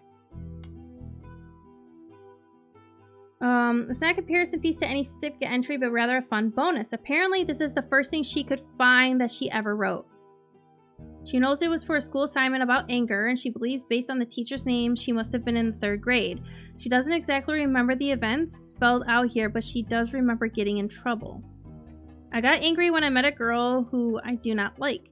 She was dirty and did not have a pretty dress. Me and Pop walked home in town, and she hugged him.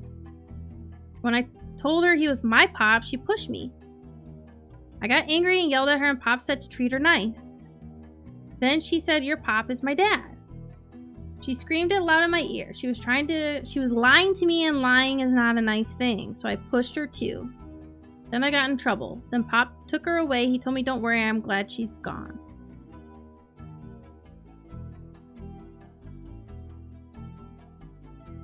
What? This is the only one that is, like, illegitimate.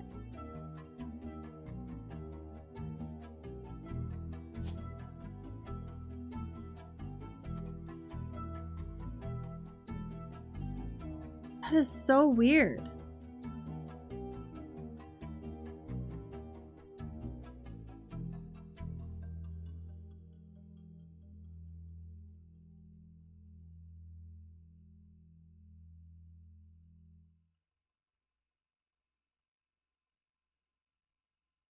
I don't know what to make of that.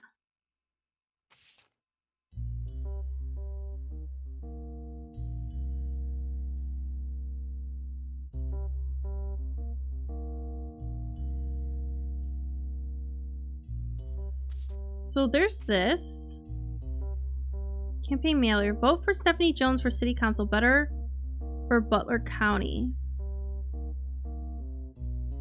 This was buried under a ton of mail that Carl left in his inbox. It had a handwritten note attached that seemed personal. It is a flyer about a candidate for a local office, Stephanie Jones. On the back is an excerpt from a newspaper article from the Butler County Times about her campaign. Stephanie may have grown up in an unconventional family, to say the least, but in her words, it was still full of love.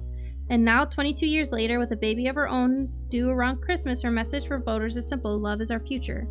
The handwritten note says, "Carl, I know we don't see eye to eye when it comes to the candy company, but if you could talk to your girls about putting out a statement supporting Stephanie, she could use the publicity your daughters bring. Don't let our conflict spread to the next generation, CM."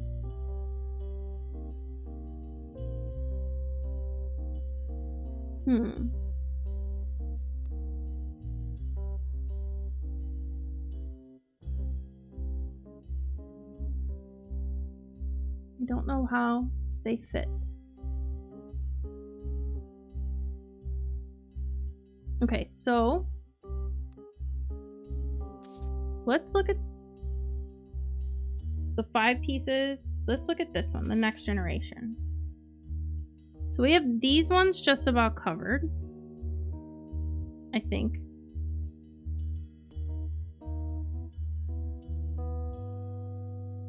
So we are missing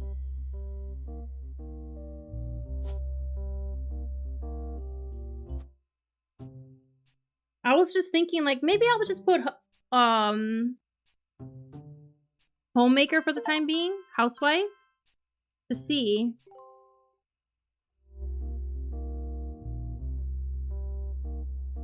Booyah.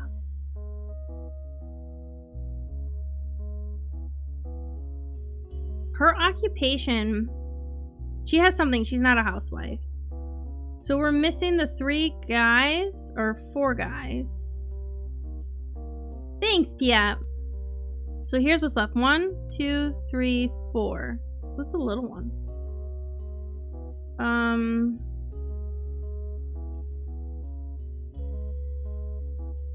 I wanted Eli to stand all the way to the left since to me he looked a lot like Pop did in the old one. So I'm wondering if that's this one. I was outvoted by my brothers. They insisted the 4 of us stand together. So 1, 2, 3, 4. So this is Eli.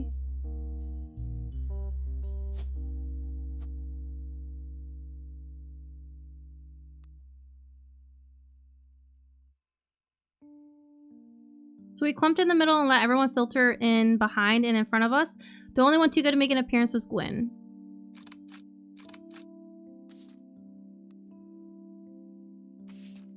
So he looks older because he's taller. So I wonder if this one is Edward and if this one is Clancy. I don't have their occupations yet. Grandma insisted we include Sam, who I think is this. Even if we didn't want to, none of us understood why including Sam. I also didn't think it fair Miracle made it in since he's technically a 5-piece. I guess my inner child still holds grudges. Was this Miracle? With the little boy.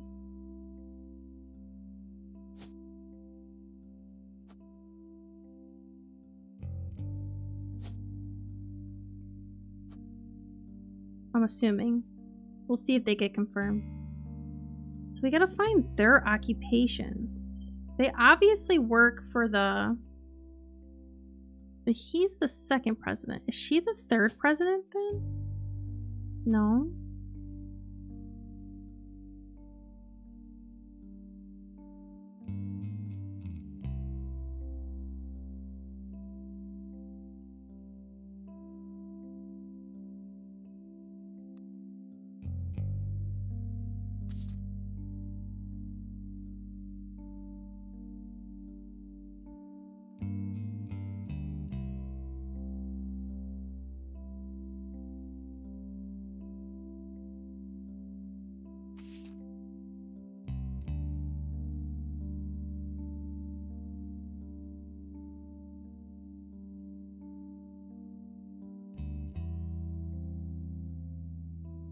Ernie Jr. has been learning the day-to-day from Zach.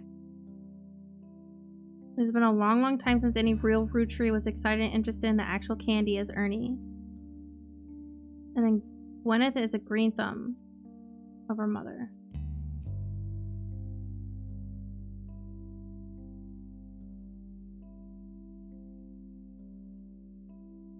Read that the farm's operations would pass to Samantha Roottrie for as long as she was willing. I got flashbacks to when Zach was made president. So it's farm's operations. So what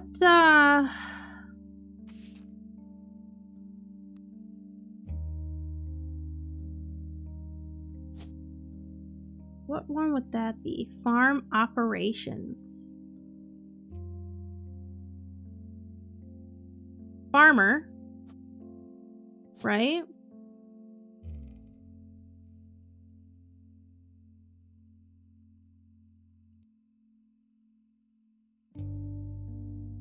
I think I'll leave farmer there.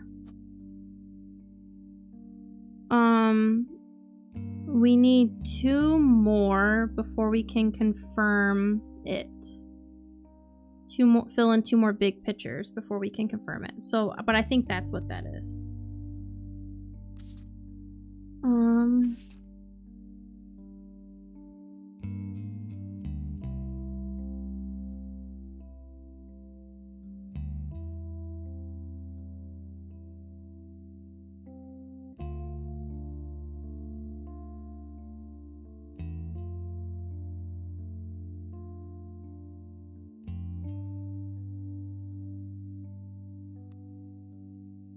Uncle Junior. Okay. So Sam Clark. Names.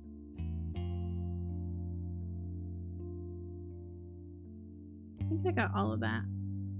What am I missing to try and find more about their business?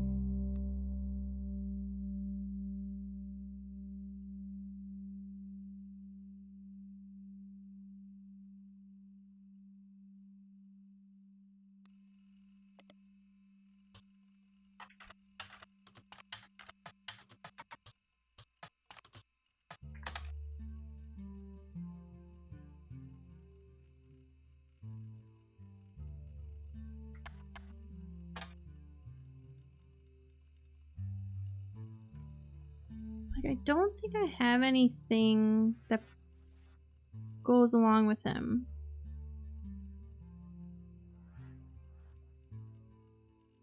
Carl and his second cousin Ernie, who had just become... Okay, so that's...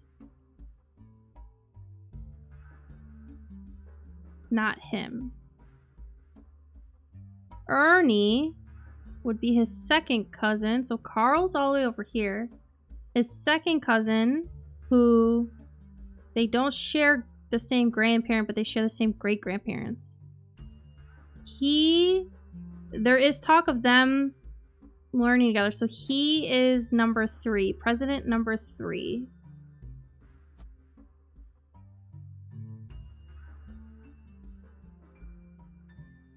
I wonder if she's a farmer too.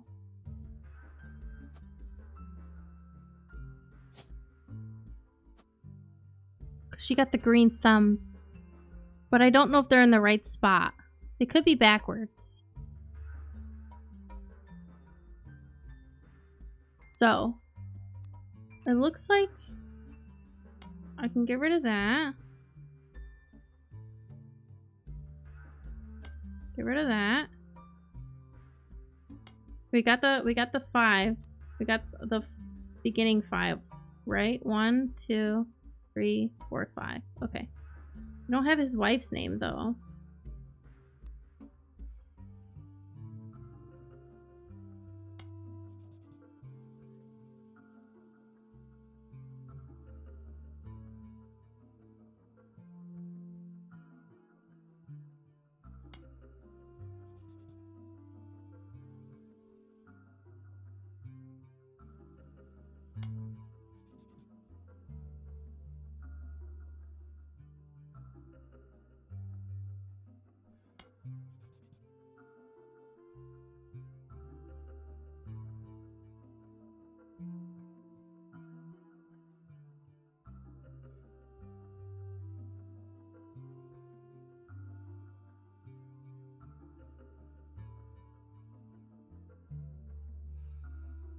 Including Miracle Boys. So we do know that they are both boys. Okay.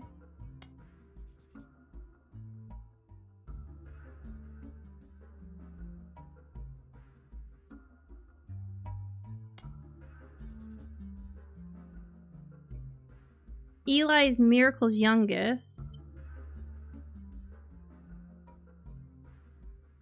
Okay. That is confirmed here.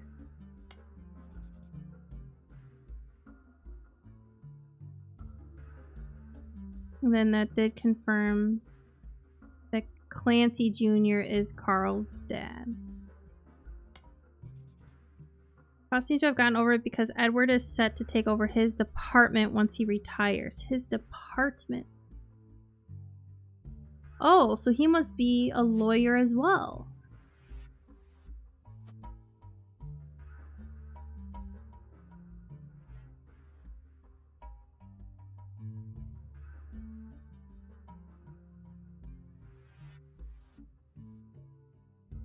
His sister has twins.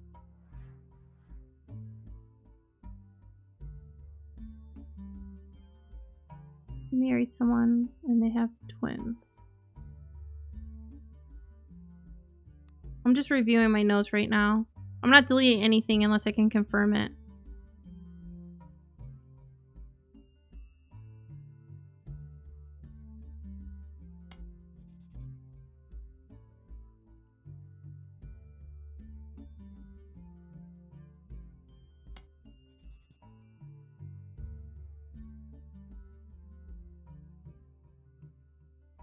Okay.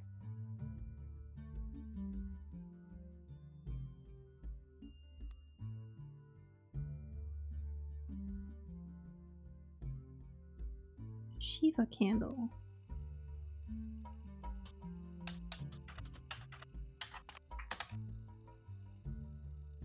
I don't know what I should look up for that.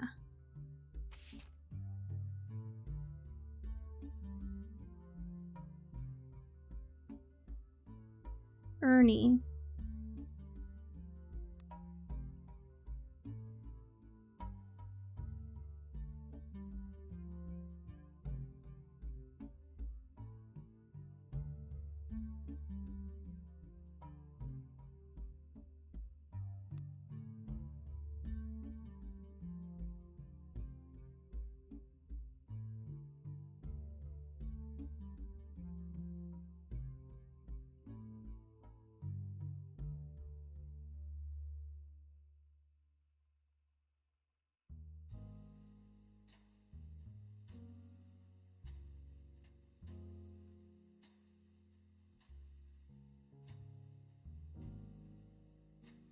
Learn how to stay strong, especially for Nicole's sake.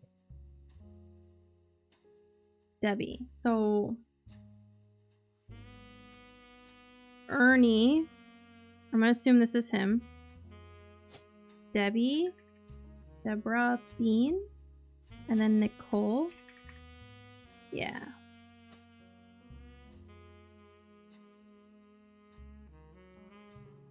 I'm gonna assume this is them.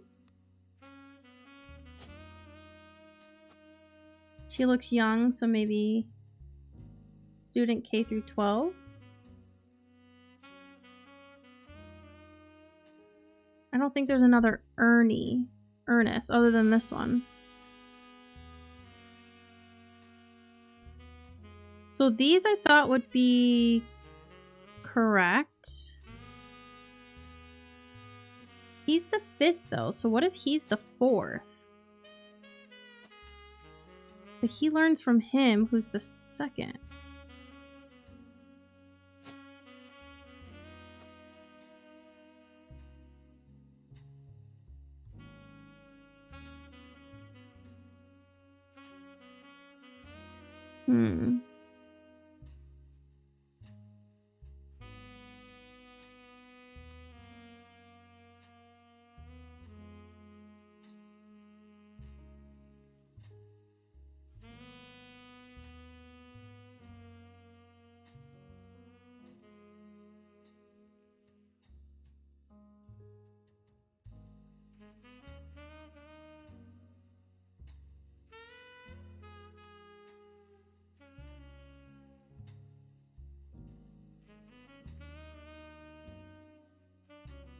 So who after Ernie gets it? Because he's the 5th, that's guaranteed, and he's the 2nd, that's guaranteed, and him were working close together. I wonder if he passes it down to one of his kids? No. Or I don't know. I'm just trying to look over some of this evidence to see what I could have missed. Oh, who's this? Paris. This photo has a note attached to it from your employer. Here's a bonus. When I pulled the water damaged picture of the free spirits out of the frame, this fell out too. Written on the back of the photo is, couldn't make the reunion, wishing you well from Paris, Gwen and the boys. So that's Gwen and her kids. Here's another photo of Gwen and the boys. Okay, so the longer swoop-paired one looks a little bit older.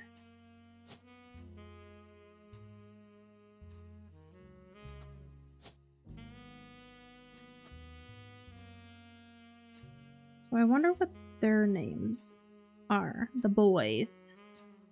It never says her children's names.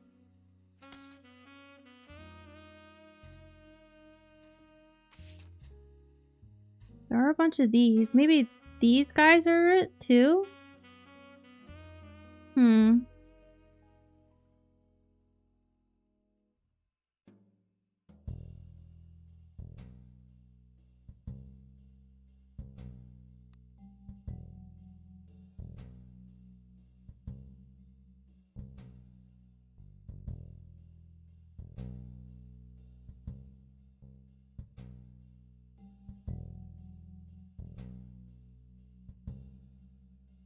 She has twins. Does anyone in here look like twins? These two. Those two look a lot like twins, and they have the same like auburn hair. Who knows who comes first? I guess doesn't matter.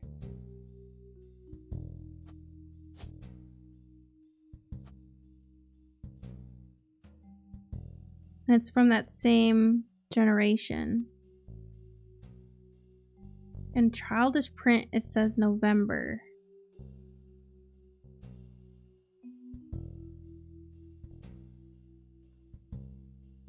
There is a November Roottrees. Also a large number of cursive signatures. They include Bonnie, next president, Guy Hudson, Ernie Jr., who I think is this.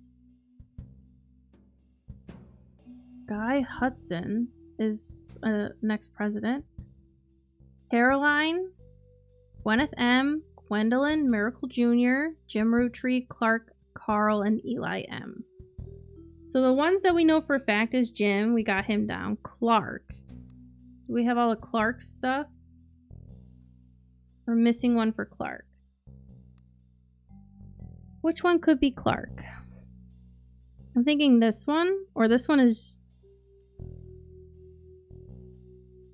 Jim.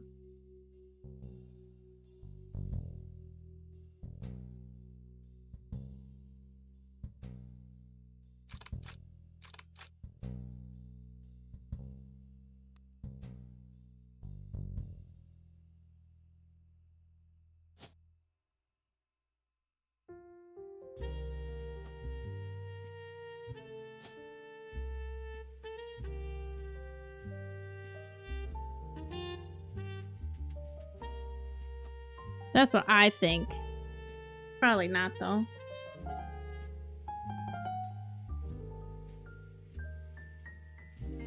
Miracle Jr.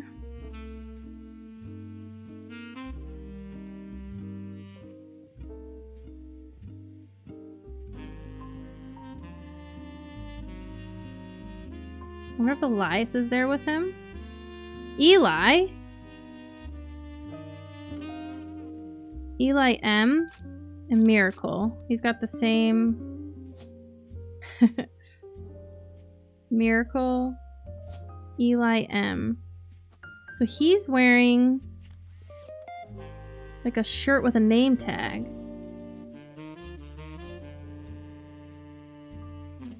What do you think that could be?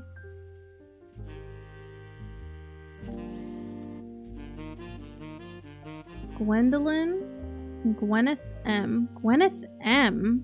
and Gwendolyn.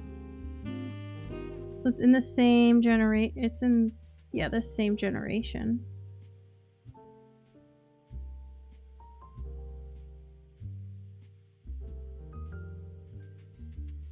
No.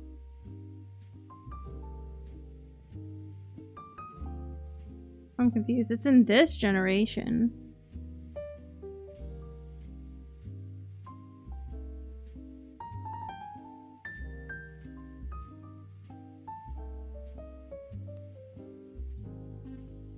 Gwyneth M and Gwendolyn. Do you think the M could stand for her name? So, Morden? Gwendolyn Morden.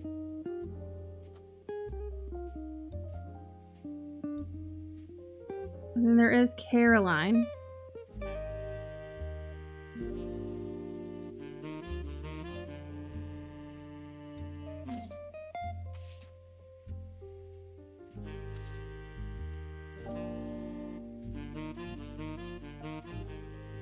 The only other person as a child is down here, so Caroline is down there, potentially?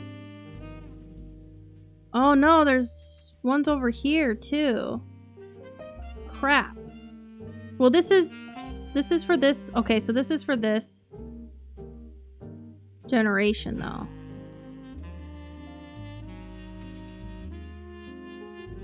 I think that's Gwyneth M.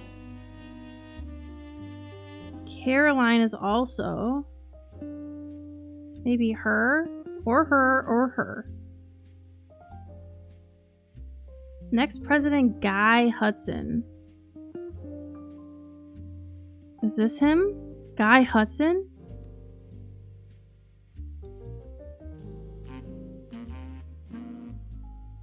Oh. Hudson. Bonnie Hudson, Christopher Hudson, and Guy Hudson. So what if that's Bonnie Hudson? Christopher is her husband. Then we have Guy Hudson, who would be 4th president?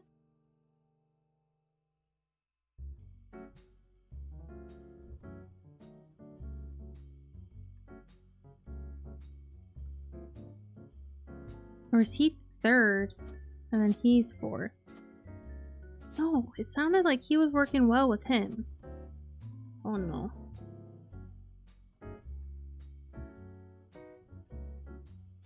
Oh no.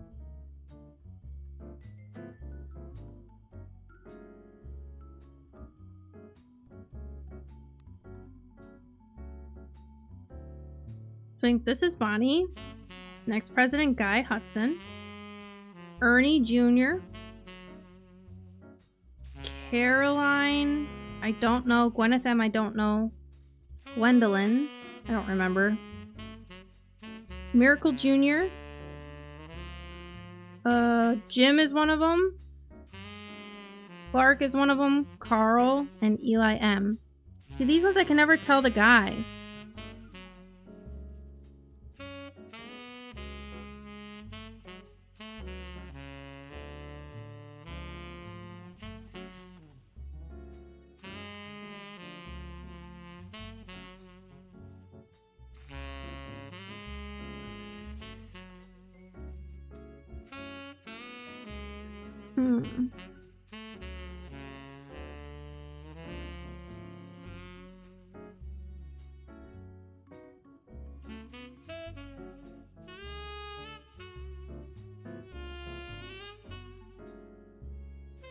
I think I'm gonna call it here. I'm gonna rest my brain on it. And maybe we can think of some other ways to do some research. He's got like a thing. Almost like he's like a mechanic or something. Construction, maybe? Mechanic? Ooh.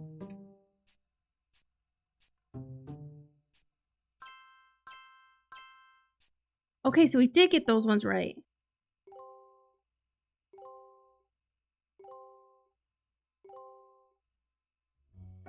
Booyah! Okay. So this extra photo was taken That's all good. This extra photo was taken. They don't have their names or anything yet. His was good. They don't have their occupations. His photo wasn't taken, so I think they got a swap. That's my best bet.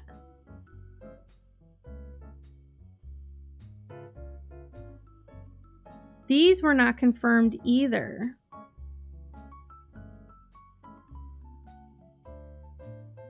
Neither were them. So that's definitely where we have to work on.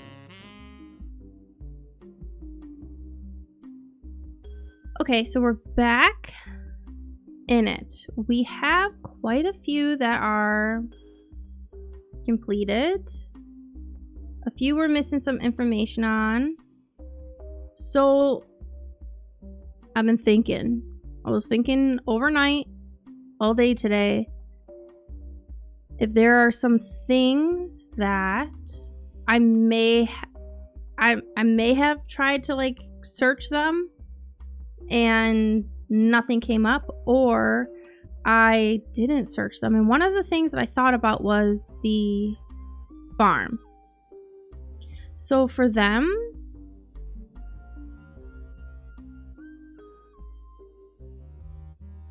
I wonder, I feel like they're correct.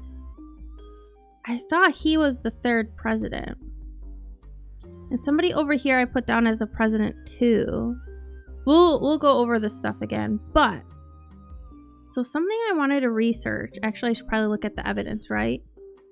Was about the farm.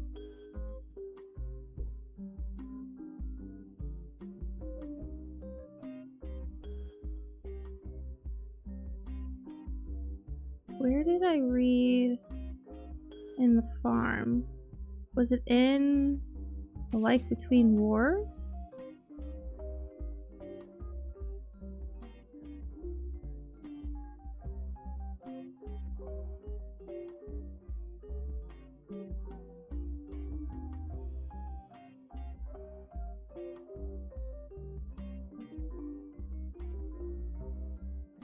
And I don't think I even Googled 5 pieces either, so let's Google that.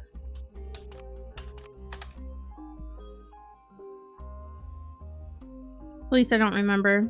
But from marketing materials and various candy history sites, you learn that 5 pieces are the iconic candies sold by the Roottrees Candy Company, which is another thing that I think I need to Google. Although they are no longer the company's only popular product, they still sell well to this day.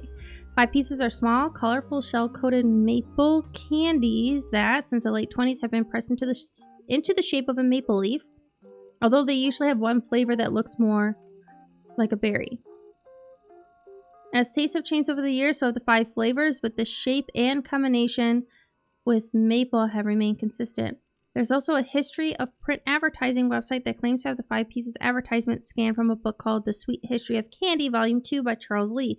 Unfortunately, when you click through the website, it seems like all their images are broken. We can search that in a minute. And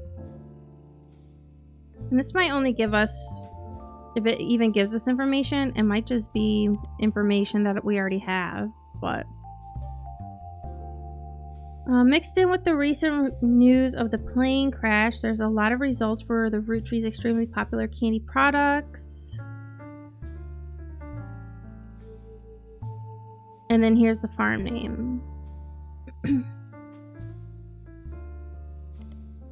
Look that up in a second too.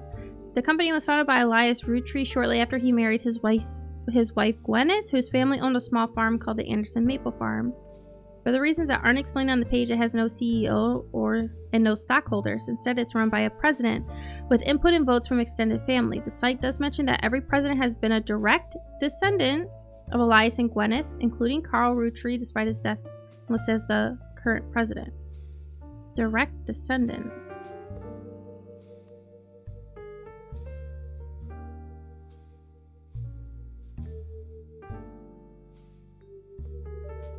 I don't know if he can be. I mean, she technically is, though. Huh.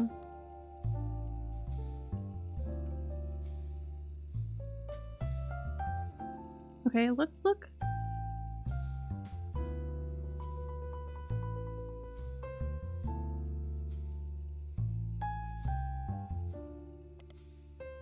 You find some information on the website for the first Anderson Maple Farm. There are a few pictures, including a famous picture of Elias and Gwyneth. That photo has been added to your evidence. So I must have it already.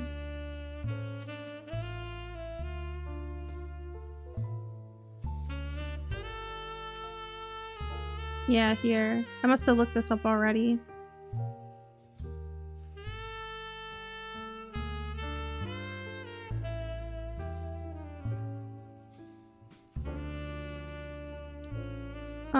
Okay, let's look up this book.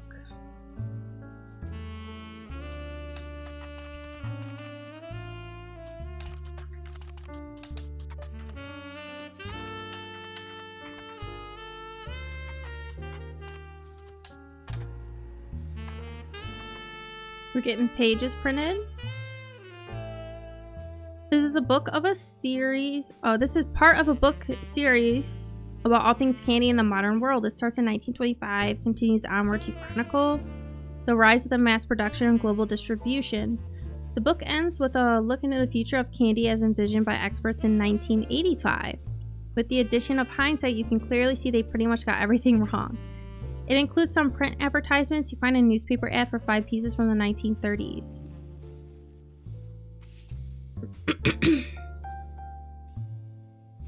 You found this advertisement in The Sweet History of Candy Volume 2. It's from 1928, 6 years after the debut of 5 Pieces. It states that the flavors were inspired by their children, and the order is grape. Okay, so that can grape, elderberry, cinnamon extract, melon, and the newest flavor, miracle berry. So that just helped with the order of them. It's a miracle. A modern candy for a modern society. Roottrees 5 Pieces contain 5 different maple flavored infusions. The Roottrees are a proud family business, and our flavors are inspired by our children. G is for grape, B is for elderberry, CE is for cinnamon extract, M is for melon, and introducing M for miracle berry. Interesting. So yeah, that just put them into order.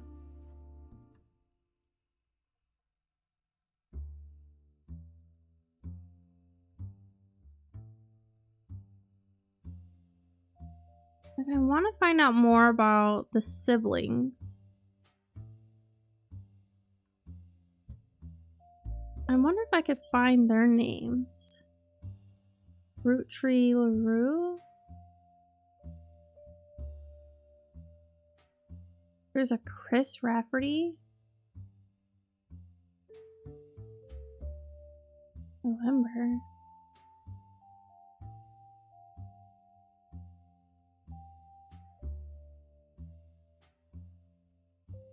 There's also Kellogg's.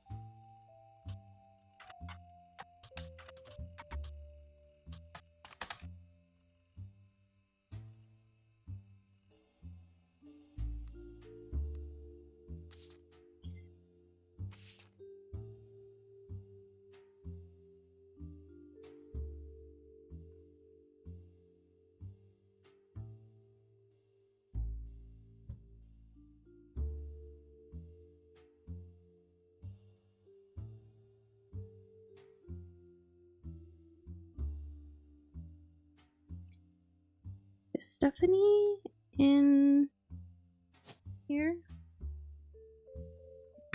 So we have two of them. Stephanie Cottrell and Stephanie Landon. Now here it says Joan, so she did get married. Carl, I know we don't see eye to eye when it comes to the candy company, but if you could talk to your girls about putting out a statement supporting Stephanie, she could use the publicity your daughters bring. Don't let our conflict spread to the next generation. CM. So, who would be CM in his generation?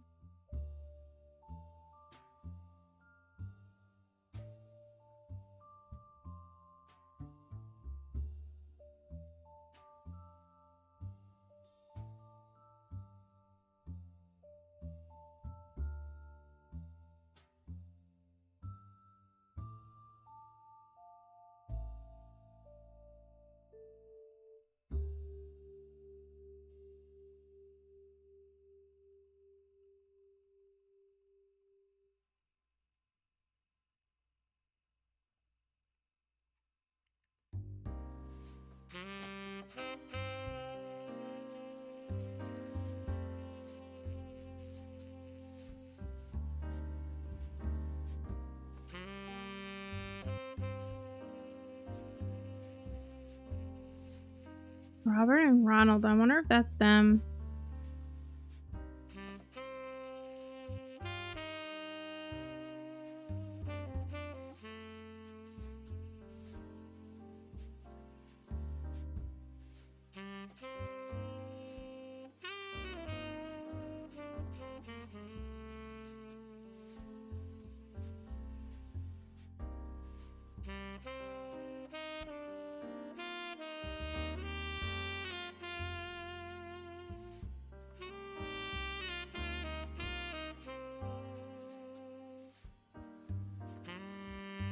What if Stephanie is here? No, she doesn't have either of their last names.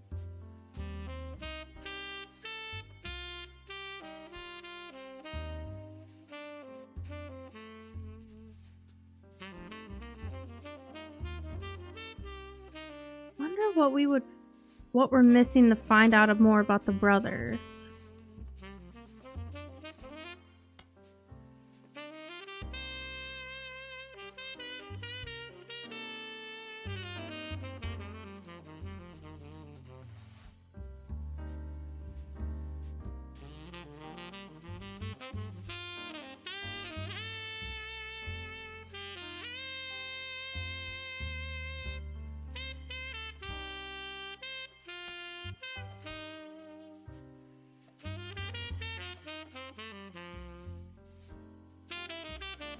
Dark hair and green eyes.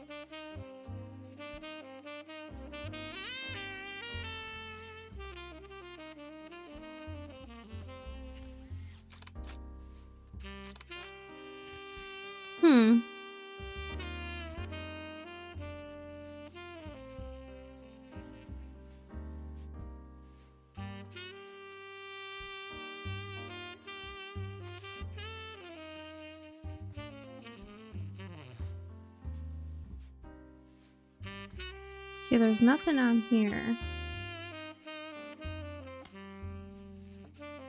There's one clue left.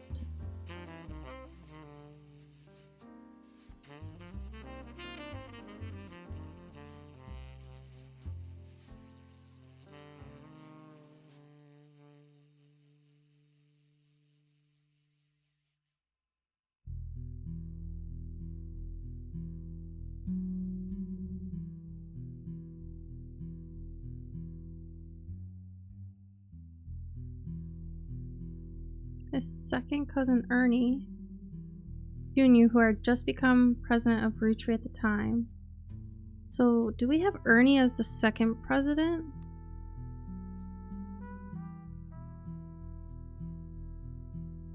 We do have Ernie as a president. He had just become...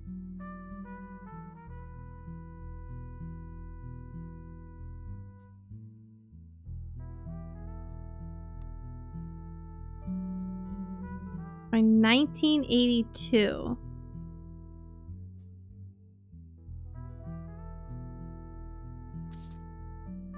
Does this one have a year?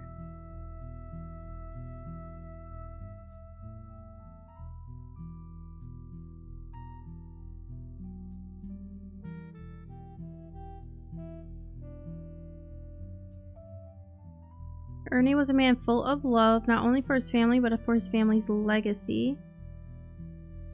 He had an immense amount of pride for the work you three did together, as well as how Carl had carried on for him after taking over.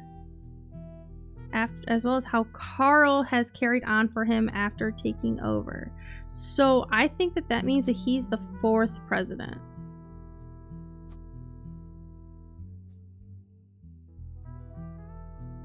But he worked well with him.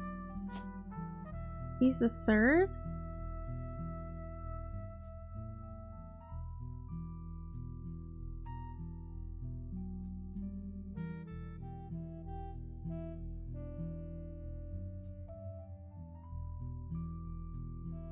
See, and this wasn't right either.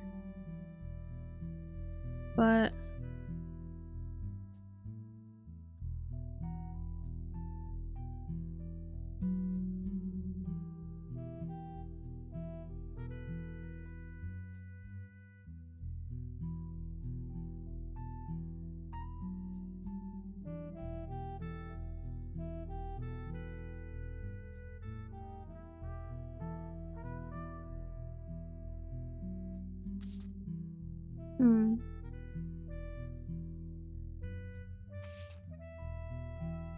there's 6 clues here.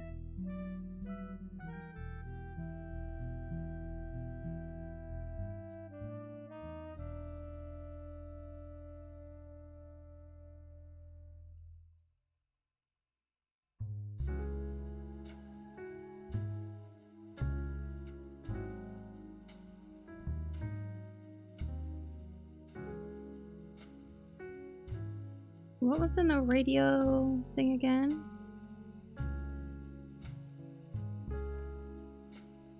This most recent hour, they also talked about a picture taken from Carl's office after the plane crash and promised an interview online with a psychologist. During the interview, it's revealed that there wasn't a break-in. Instead, someone with a key to the office took the picture after discovering the pipes burst due to the recent storm. Hi, Piep! How are you? Welcome! This means it was likely someone close to the family who was unaware of the photo's history and wanted to save it. The psychologist, however, goes on to post that the culprit had an alternative agenda, specifically because nobody in the family has come forward to say they have it in their possession. A comment below the article says, "Don't believe their lies. This is just another instance of the Roottrees curse being a real true thing. I bet you Carl was murdered." So is this like a thing? Everything's alright, Piep. Thank you. Oh my god, this is actually a thing. I haven't uncovered any new information just yet, but I'm like slowly backtracking and trying to dig into some things. Yeah, we read this yesterday, but I didn't think to like Google it. So it's always nice to like step back, and then when you come back in, you can kind of like rethink about things. So allegedly there's a curse. There's a long rambly conspiracy website with very small, very red text on a black background that says that the Roottrees are cursed. It has been very recently updated with the following. Important update with Carl and Brenda and their girls. That makes 5 new deaths. Not only that, but 3 of the 5 presidents of the Roottrees company have died mysteriously. They say Guy's car was hit by a drunk driver in 1982, but nobody was arrested. Then Ernie Madsen Jr. stepped down. Was he poisoned? Now, just this week, Carl died in a plane crash. This cannot be a coincidence. So this also confirms for me. Now he is 4th. Ernie is 4th. Guy is 3rd. And he is 2nd. Okay. So that makes things a little bit easier. I don't know if the photos are correct, but I know that she has twins and they kind of look the same. And they kind of have the same reddish auburn hair color as she does.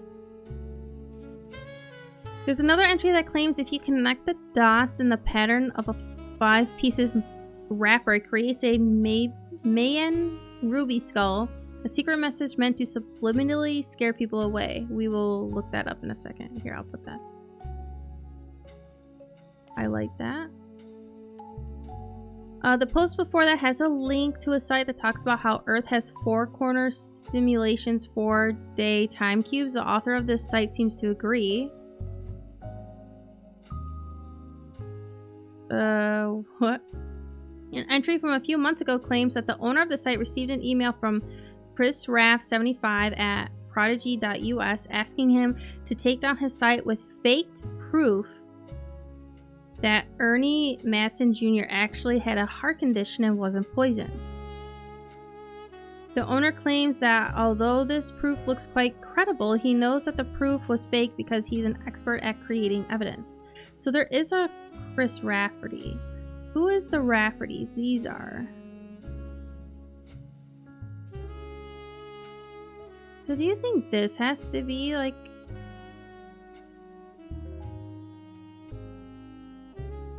Chris?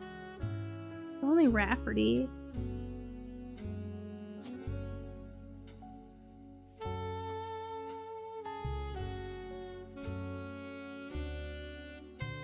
But how would we find him? The first entry is from 1996 and has a blurry picture of the Roottrees Candy Company factory, seemingly taken from the website's author from behind a fence and through some trees. It seems that Operation RT-29 is real. I witnessed a helicopter land on February 29, 1996. The website footer says all images and ideas by Thomas Overwood. Let me just highlight some things because from here we can click on it.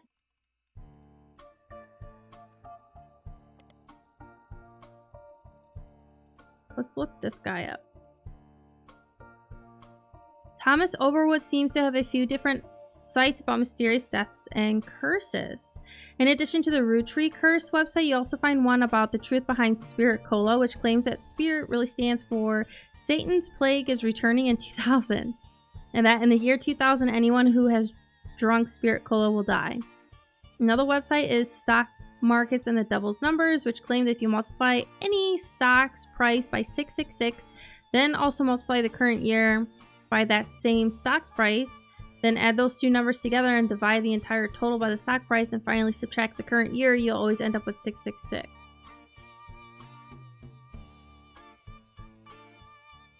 Okay. We'll look that one up in a second. Okay, nothing relevant for that. Oh. And nothing came up for that. Okay. What about Operation RT-29? You find more conspiracy websites. Some people out there claim that the Roottrees are changing the candy recipe to include more and more chemicals, and that this was done in cooperation with bad actors from an unknown government.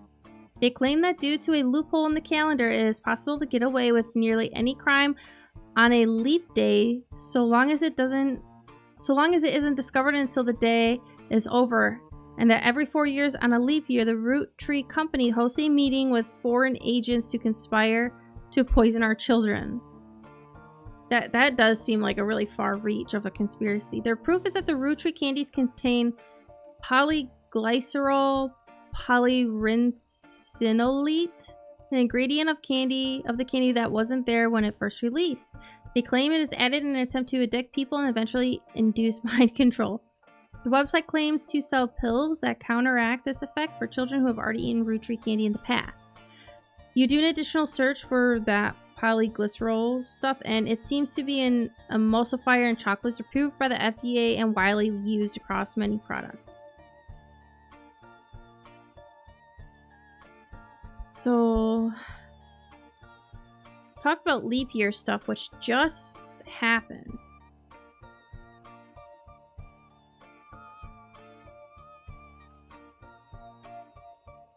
I don't know if this has anything to do with anything. I'll leave it there. Ooh.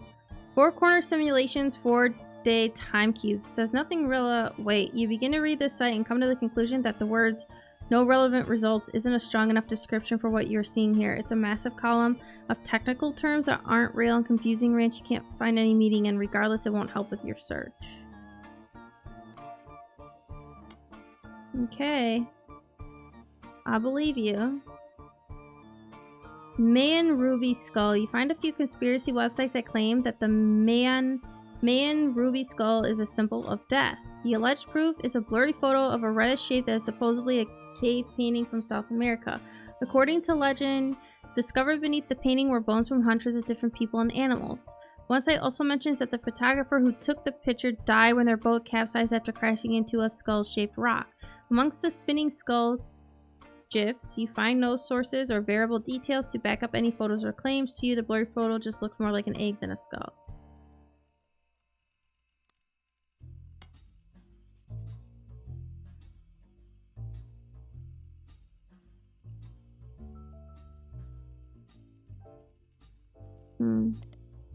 What if he wrote volume 1?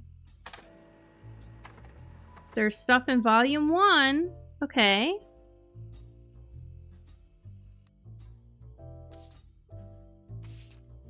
You found this advertisement in the Sweet History of Candy Volume 1 by Charles Lee. It's from 1924, 2 years after the debut of Five Pieces. The author included it because of the spelling error on the word available near the bottom.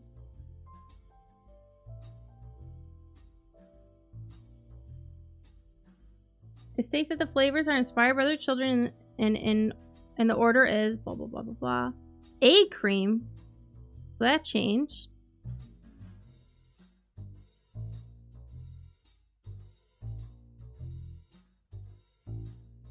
Did that change? So this is just more to confirm for the first 5 that I've already got.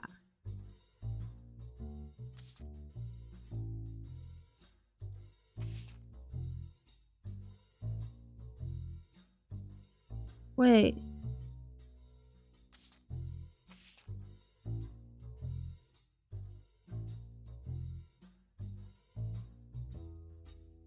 There is 5 here.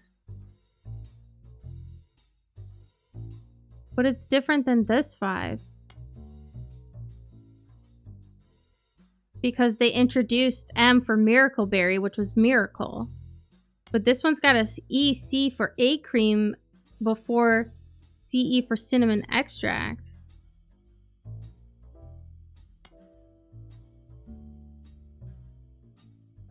EC.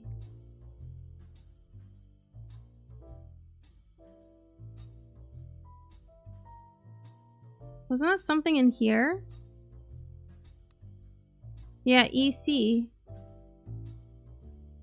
Samantha was sent to the Roottrees. Elias hid her away with a local farmhand known as EC. Weird.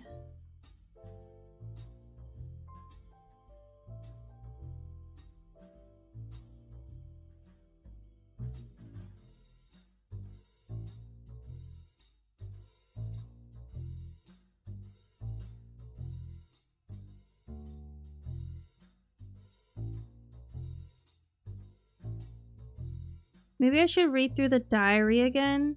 See if she makes any mention of her brothers.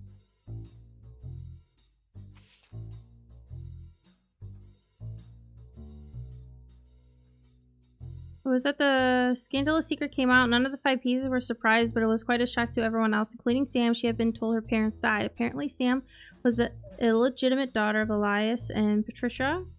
We got that. We have that highlighted. None of the next gens had ever met or heard of Patricia until she unexpectedly reappeared, now going by Patsy. Yep.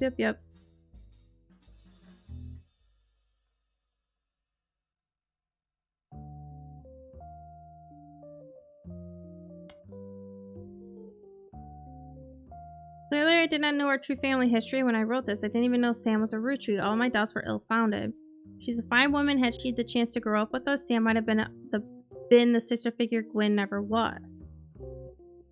Ernie and the kids are lucky to have her, and her children seem eager to help the family in their own ways. Ernie Jr. has been learning the day-to-day from Zach. It has been a long time since any real Roottrie was excited and interested in the actual candy as Ernie. As a bonus, Gwyneth has the green thumb of her mother and her adopted grandfather. That's why I was like, I wonder if she's a farmer. So these are confirmed. I'm pretty sure the photos are correct. Because it mentioned, maybe it says it right here. What I'm most ashamed of is not figuring it out myself. Sam's a spitting image of Patsy with her jet black hair and green eyes. She doesn't have the thick glasses Patsy did, of course, but I guess that skips a generation. Her children have that covered. So they're the ones with glasses. I think this is correct now. I don't know if this is, and I don't know if this is. I'm assuming she's a student K through 12 because she looks young. Green thumb. So I put farmer because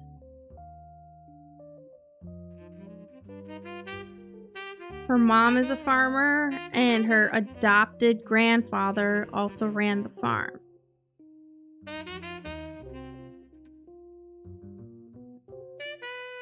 I wonder if they're supposed to go the other way.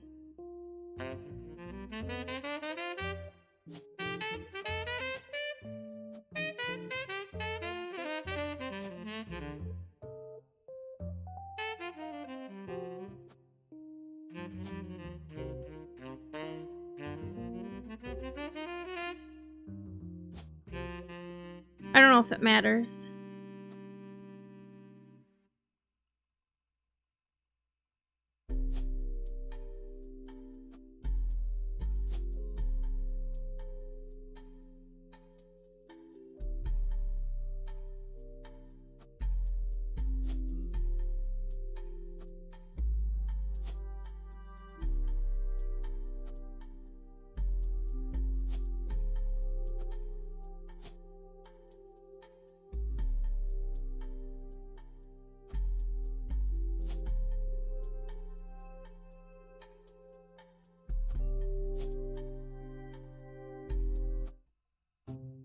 I guess the switch does matter.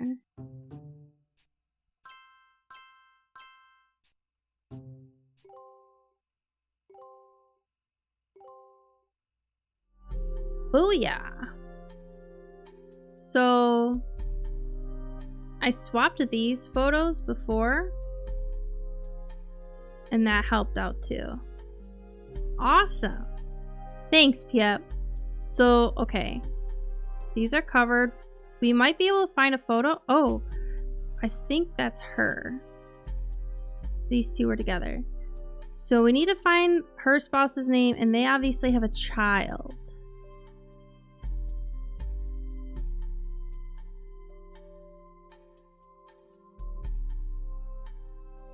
These ones, I don't know if they would have been included in it. Maybe it's only 3 at a time. So, like I said, I think that they're pretty good. I don't know about her occupation though. We'll have to find out a bit more about them.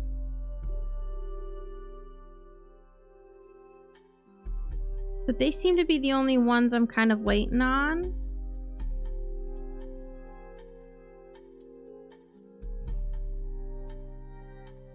So let's read on in the journal and see if anything else kind of sticks, right? So it's hard to explain the look on Pop's face when they read that the farm's operations would pass to Samantha for as long as she was willing. I got flashbacks to when Zach was made president. Mother reframed it a bit to calm him down. Sam wouldn't receive any candy money after all, and was essentially inheriting the right to rule over the peasants for eternity. Pop warned us to stay away from that farm for years. I never met EC in person, but Pop once referred to him as a confirmed bachelor, and I suspect that's why he kept us from there. Sam had to grow up in the house with him and his roommate, Mr. Miller. I think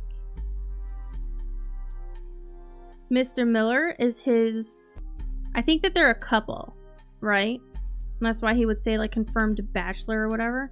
I think they're a couple. Which is cool, but especially, like, for a long time, like, same-sex relationships and everything were... Obviously, they had, like, huge stigmas and all that stuff, so... Her grandfather to tell them to, like, stay away from the farm...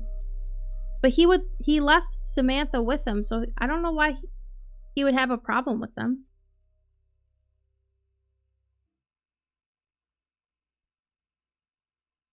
So she has no problem with us next gens, but she has a palpable hatred for the Five Pieces and Elias and Gwyneth.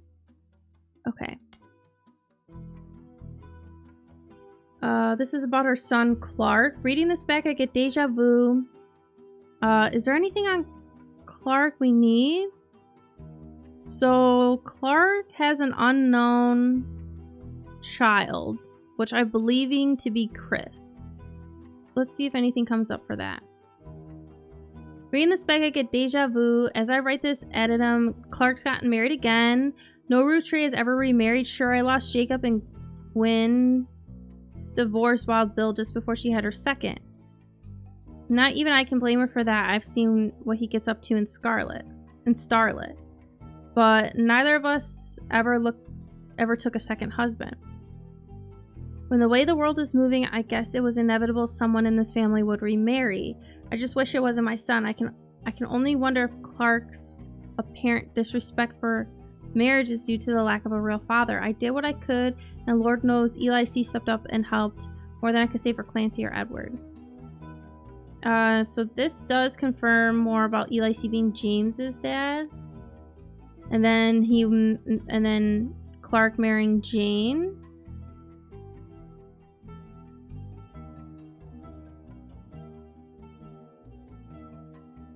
Names. Yeah.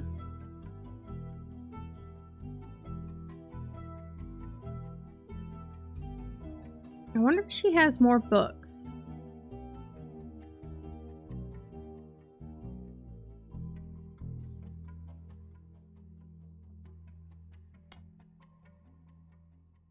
And there's this one. This one has one clue left in it. That's two.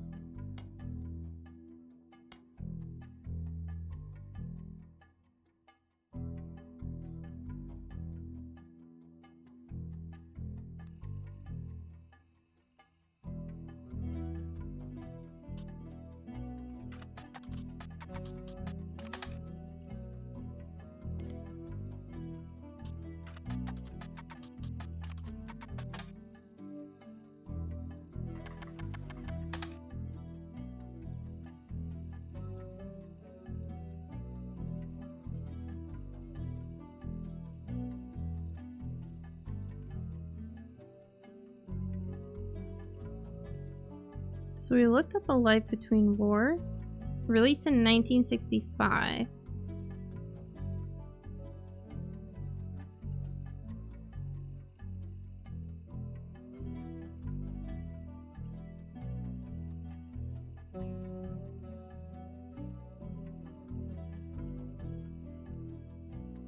This one is a re-release, so Romance in Court.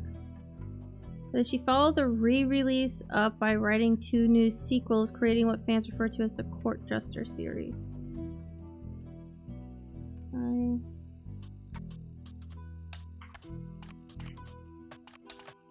A Nintendo Direct tomorrow. Cool!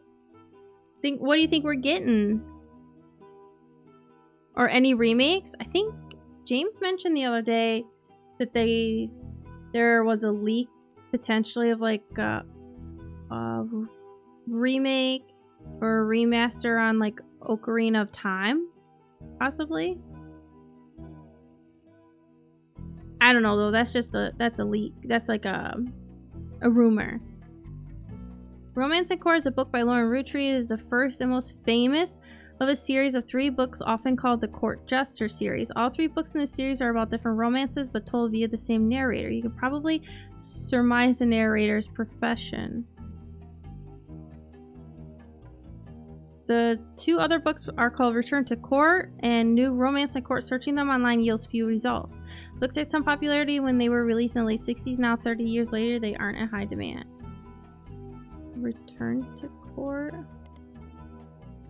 and Romance in Court.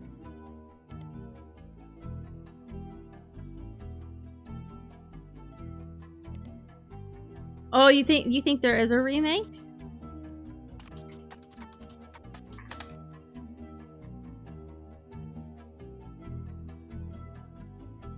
Oh. So for Return to Court, it says Lauren Roottrees follow up to Romance in Court. About the author blurb mentioned she had the inspiration from one of her brother Clancy's lectures on the Middle Ages. So her brother Clancy, he lectures. I think he's a professor or a teacher.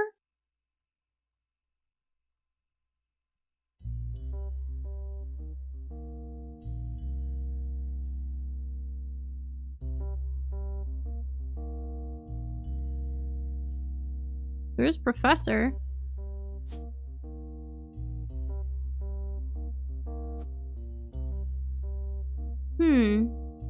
I'll leave that there. And then the other one was Romance in Court.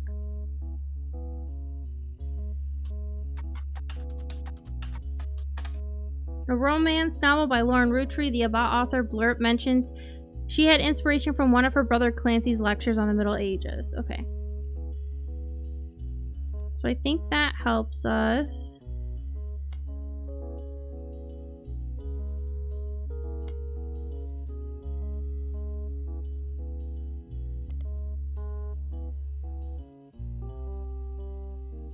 Oh, New Romance in Court is the book title.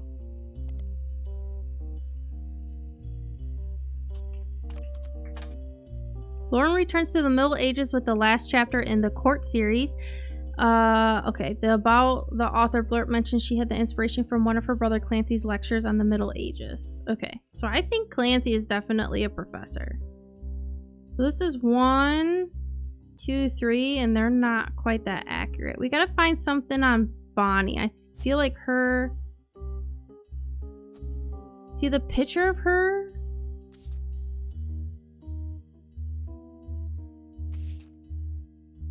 She's pregnant.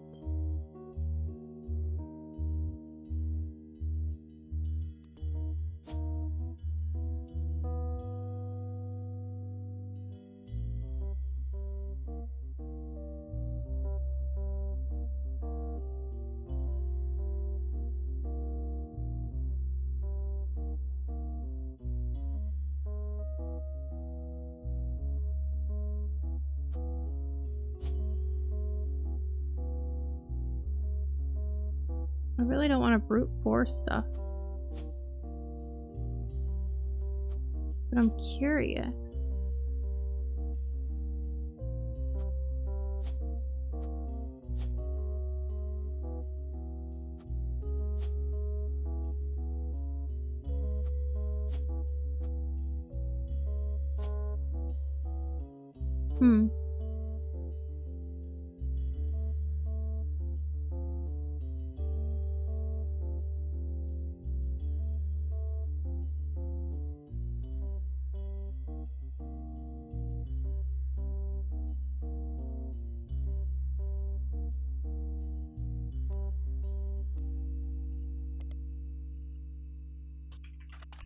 James Roottrees children.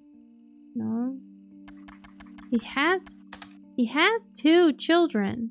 They have 2 children.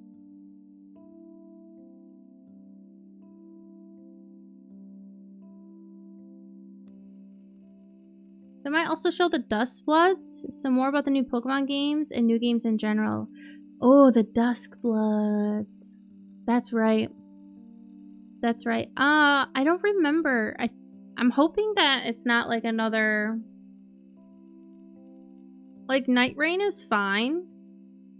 But I don't know. Like, I like Fortnite as a battle royale. I don't like dealing with it in other games and stuff. It's really cool though, still, for Night Rain. So I hope Duskbloods isn't also like that. I don't really remember what I've heard about it.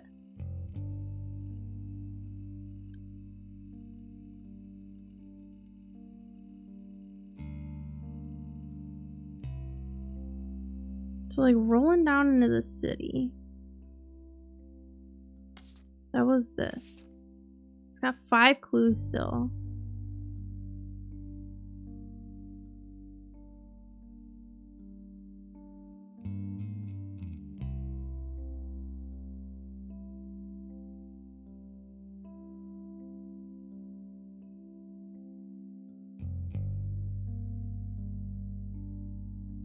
I did look this guy up.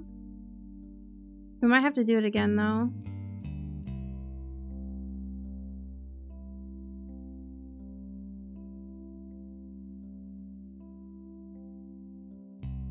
The lyrics of the song contain no clues. Okay.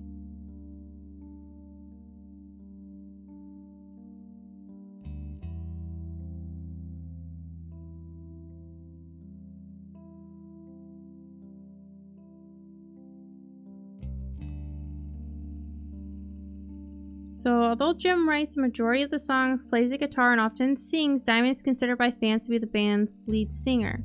The band never had any other hit, but it has fans who refer to themselves as Diamond's Dazzlers. The rest of their music is more folksy and acoustic than the one song they are known for. Jim and Diamond have continued to release music through the 80s and early 90s. Other albums you find mentioned are Cherry Tree and Sound of Laughter.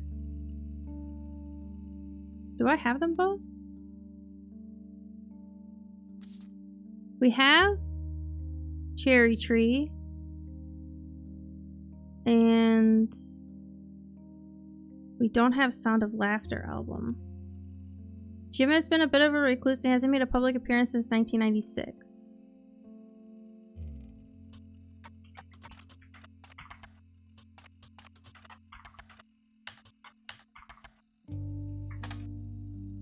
An album by Jim and Diamond, released in 1989. You can't even find a picture of the cover. It doesn't appear to have any successful reviews. Seem middling even from fans. Some of the basic liner notes exist on a Jim Roottrees fan page, and it states that the lyrics and guitar are credited to Jim and the vocals are credited to Diamond. Okay.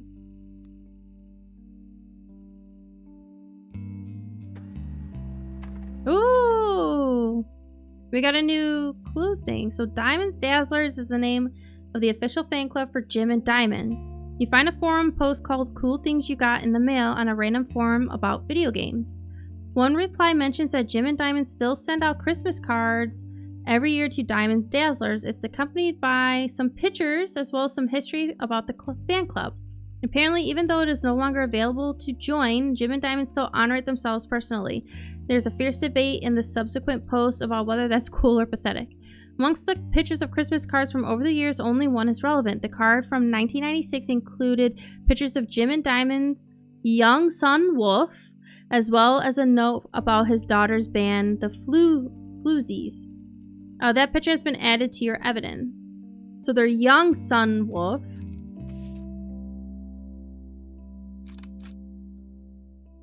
You found a picture of a Christmas card from Jim and Diamond to their fan club in 1996, 2 years ago.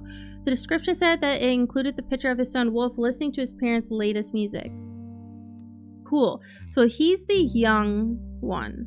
So I'm going to put him there. His name is Wolf Roottrees. And I'm going to assume he's a student K through 12. He's young, right? And then the daughter, we don't have her name yet, but she's in a band. We got more clues. Got no idea. Actually, it's definitely an online multiplayer one, but not sure if it's a battle royale. Ah, okay. Maybe that's why I thought about it like that. So I was like, I'm pretty sure it is like an online multiplayer and stuff.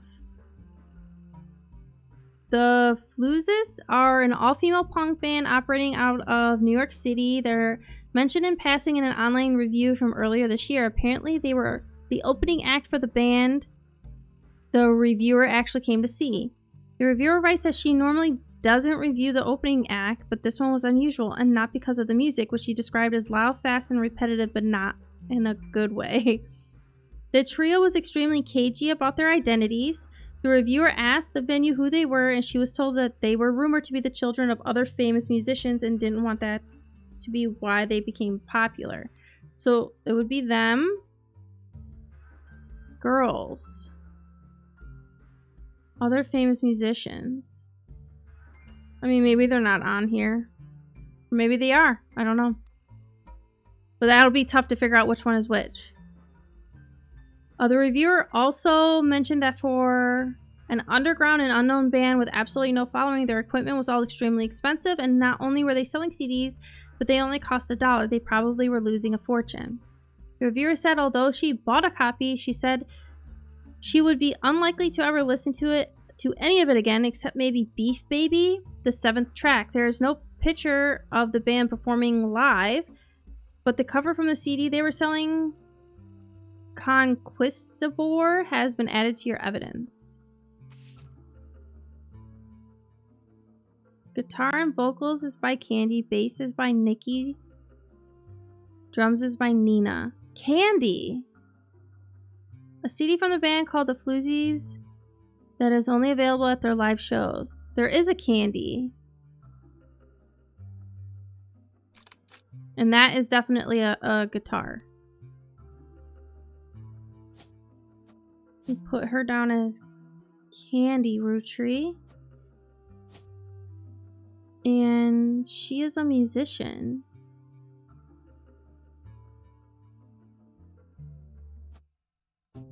We got a few more done.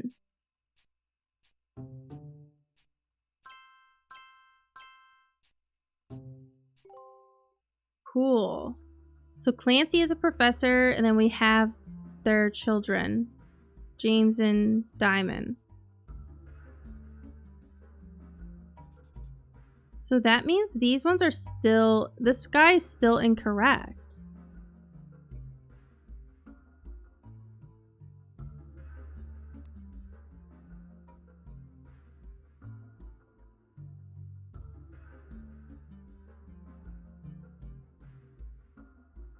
Nikki and Nina. Are there any that go with that?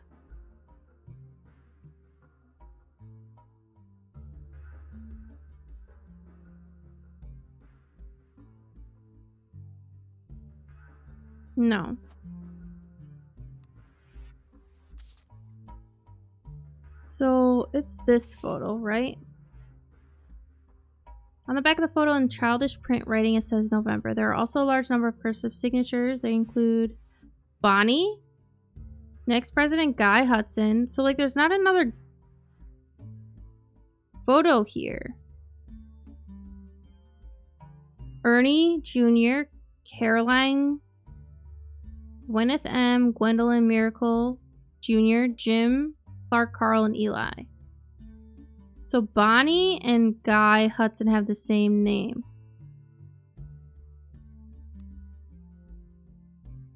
He's next president. Third. Oh, do we think it's the same thing? I have them in the wrong spots.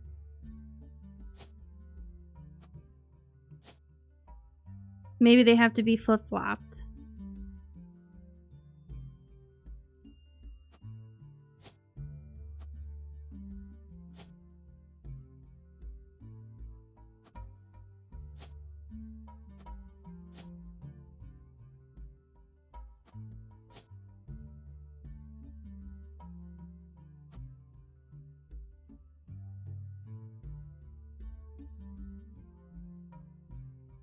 We'll see. I need one more to plug in. And then we can see about it. Cool. Perfect. GG. Thanks, Fiat. I'm also hoping for a new RPG, something from the Paper Mario series or the Mario and Luigi one. Oh yeah, the Paper Mario series. I forgot about those. So we have left two girls who are Caroline, Gwyneth M is her.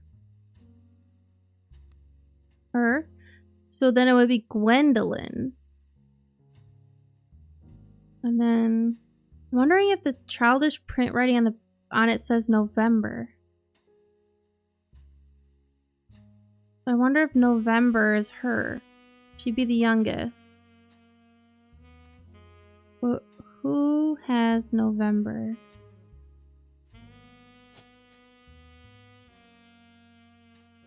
They are a Roottrees. So it'd have to be Closer to this side, right?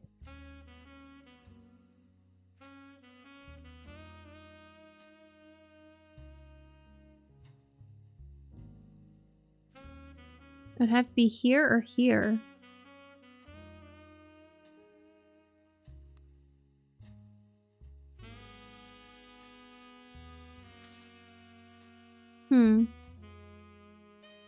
Okay. Let's look up some more of these.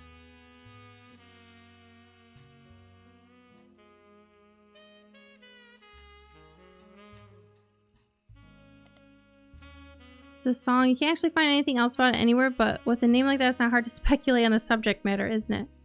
Could it be a euphemism or about a newborn cow, perhaps? You're holding a grudge against a toddler? Certainly piques your curiosity if only you have the time or resources to look into it further.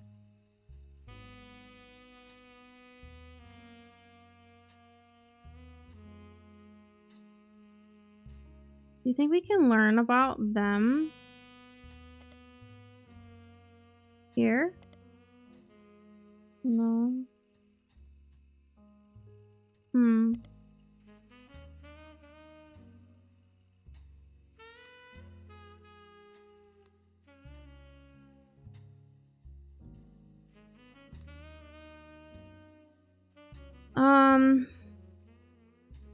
Wonder about her kids.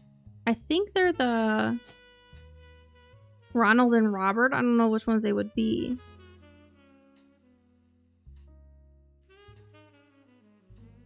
I don't know about his wife. Like, Carl's never mentioned anything about his dad or his mom. I will go back to the diary. Oh, we already read this one, didn't we? I guess we can go back and look through Starlit. I know I looked through that.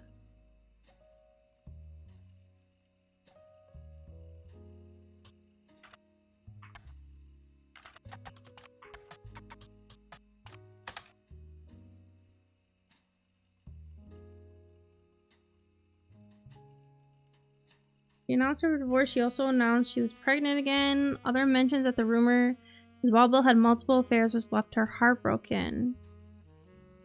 Also, an interview from earlier in mid-1957 where she was asked about her last name. Okay, so this helped us clue in her dad with Cornwall.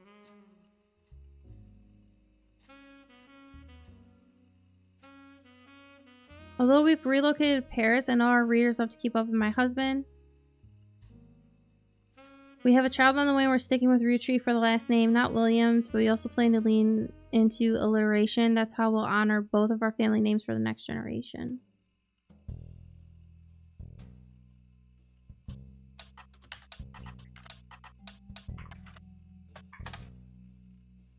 Many times.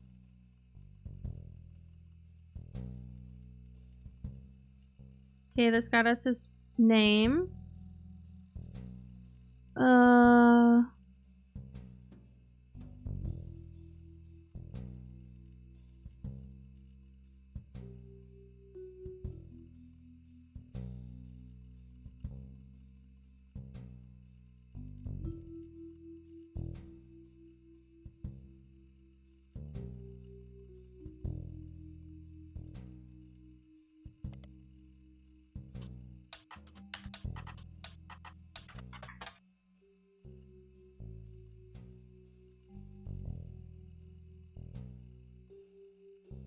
Fortune favors the grave.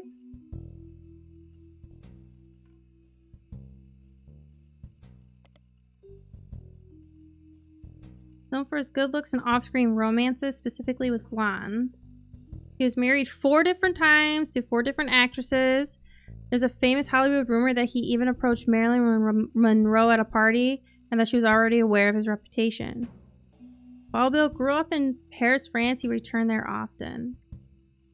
Okay, I know it says on here that there's no more.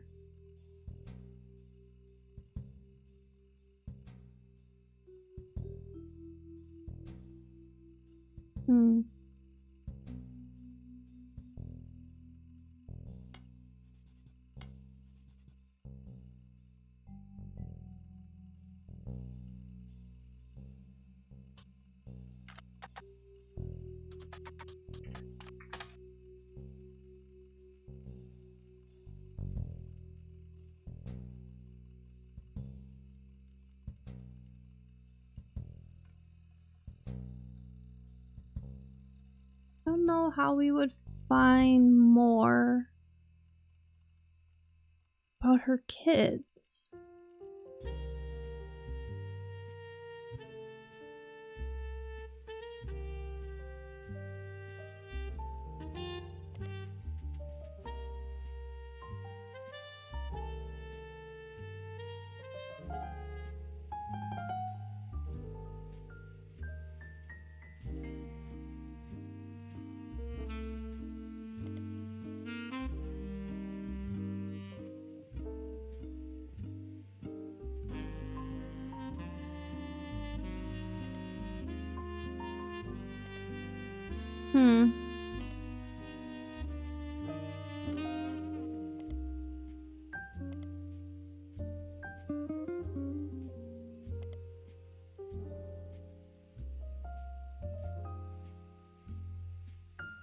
Harrison Lane was a television actor with a major role in Guys Like Us and some other films. His largest role before Guys Like Us as the villain in the first season of the Western Frontiers. Due to the popularity of Guys Like Us, the studio brought Lane back to play the villain's twin brother, this time as a hero joining the protagonist. Western Frontiers has no connection to the Roottrees.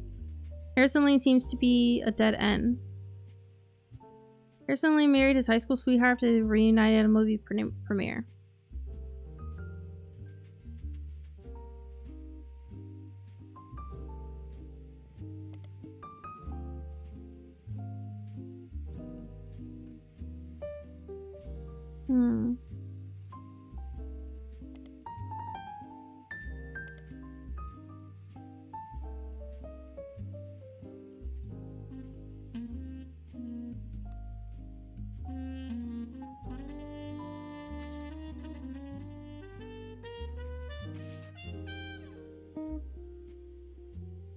So this is the first one. I think she talks about Gwen a little bit here.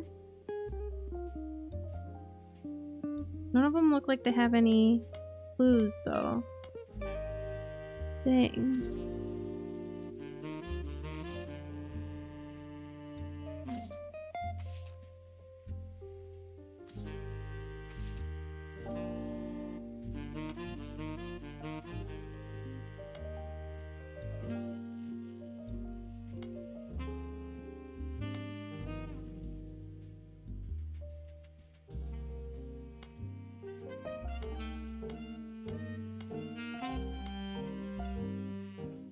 Film schools. I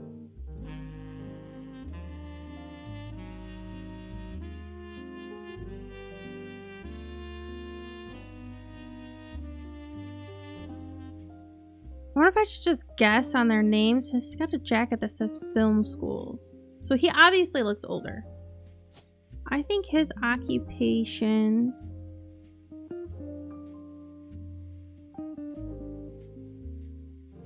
Maybe he's a college student or director.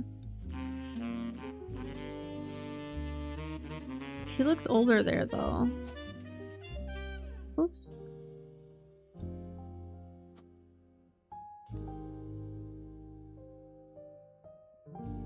Maybe he's a college student and he's a director. I think he's probably the director.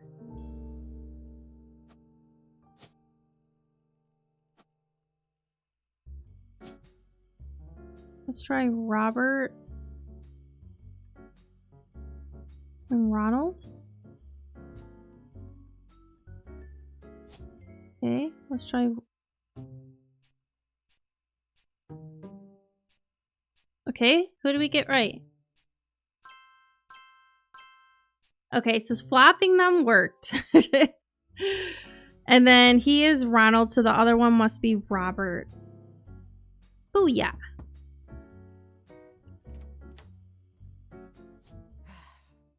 On the phone, I said I owed you an explanation, but I can't reveal everything. Not yet. I'm sure this all seems like deception for deception's sake, so I'll try to explain why. Okay. It's true, I'm working with lawyers, but not the candy company lawyers. My publisher's lawyers. Okay, so like there is a root. She is related to the Roottrees, and you're an author. I'm on the verge of releasing a book, and it's not kind to the Roottrees, especially Elias and the Five Pieces. The truth often isn't. Are you Samantha? But with the plane crash, the publisher is rightfully worried it'll look like I'm making things up to exploit a tragedy. So they're doing their due diligence. That's why you're here. To be sure there's enough evidence for an expert to unearth the whole story. If I tell you the whole story now, we can't prove that. I hope you understand. That said, I can say that the work you're doing is very personal to me. To my story, one spot on the tree is more important than the rest. You've likely noticed it. It's locked for now. I'll return one final time, after you fill it in. Yeah, so this leads me to think it's Samantha. Also, there are fewer Roottrees left. In a sense, that makes it easier. Use process of elimination. Yeah, that's what I think I might have to do. It's also harder to verify when you're right. You'll need 4 blood relatives before they lock from here on out. Okay. I don't have any more evidence for you, but trust your intuition. If something has a high number, it's not a mistake. You're getting closer and closer to the truth. I look forward to seeing you soon. Yeah, but like having... Oh, he's Robert. And I think he's a college student. Because they said that she had a baby. She was holding a really small child or a baby, and she was pregnant. So I think that they'd be close in age. And he doesn't give away anything.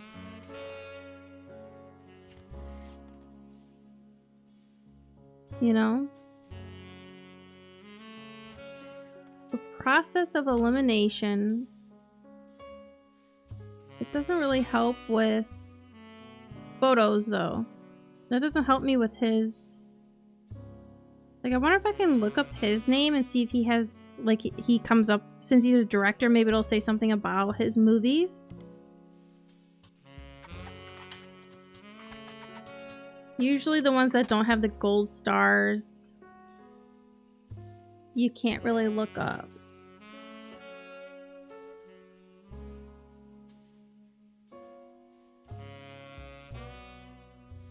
He's married and has 2 kids. What other Roottrie names do we have left? Tessa? November, Christina, and Jack?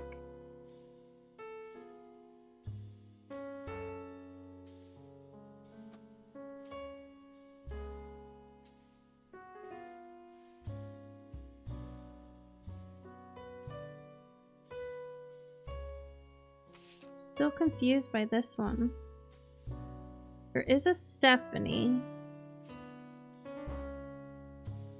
There's no Jones. Right? Oh, there is. Brian and Patricia.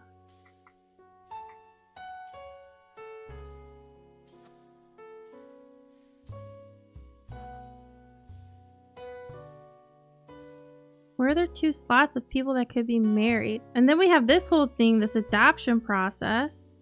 Guardian or adoption are likewise.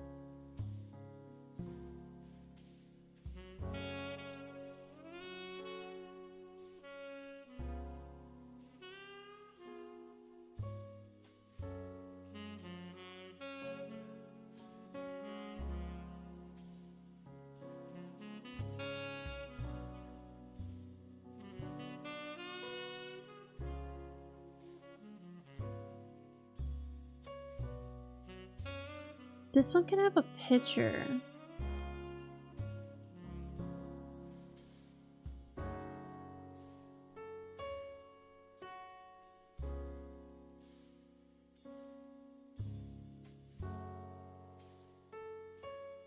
Carl, I know we don't see eye to eye when it comes to the candy company, but if you could talk to your girls about putting out a statement supporting Stephanie, she could use the publicity your daughters bring.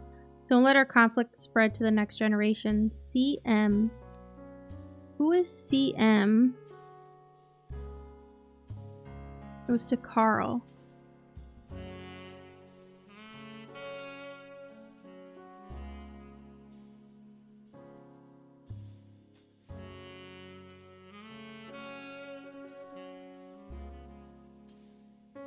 So the reason why it's got to go here somewhere, but Stephanie's name is in a Roottrees.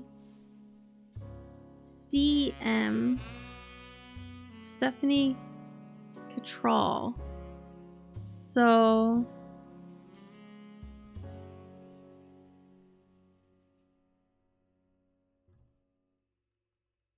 but she's married to a Jones.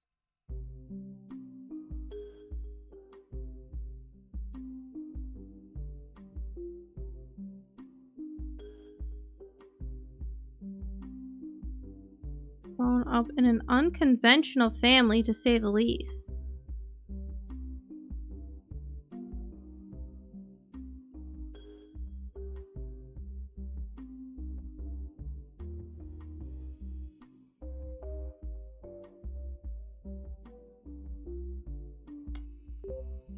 Ooh, a periodical. Okay, perfect. So maybe we can look her up in that magazine. Butler County is located outside of Pittsburgh, Pennsylvania, while the Roottrees Candy Company now has its headquarters in the city. The company began on a small farm within the Butler County limits, and the area has a lot of history with the family. The Butler County Times is presumably a local paper there. There are likely articles from over the years involving the Roottrees family and those adjacent to them. It's been automatically added to your periodical interface. As a side note, a video game called The Roottrees Are Dead was once set in Butler County, and it turns out the creator never lived in or near the Butler County or even had any connection to it. I wonder what happens when we look this up. The Roottrees Are Dead, not to be confused with a similar game called The Flukenees Are Bred. Video game about a fictional family called the Roottrees and about discovering their lineage after the Roottrees sisters are killed in a plane crash. The game takes place in Butler County, which is a real county in Pennsylvania, but uses fictional elements such as fake newspaper called the Butler County Times. The creator of the game does not know anyone who lives in Butler County, has not ever been there. Instead, he just randomly picked somewhere on the map near a major metropolitan area that sounded reasonable and hoped not to somehow accidentally offend the people that actually live there. No worries. So let's type in Stephanie Jones first. Most recent mention of Stephanie Jones is a small report detailing the election results from last month. Stephanie apparently won her election. You also find the full version of the newspaper clipping on the back of the campaign mailer. While most of it is unimportant, you do find the following. Stephanie Jones, born Stephanie Landon until her marriage to local business owner Brian Jones, has lived in Butler County her whole life.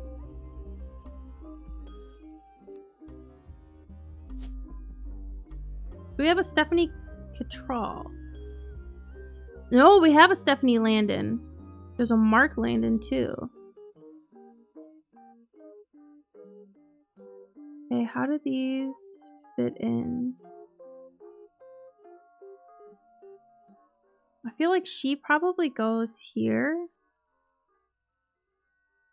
And then Brian and her. No. No, because... I don't know. Hold on.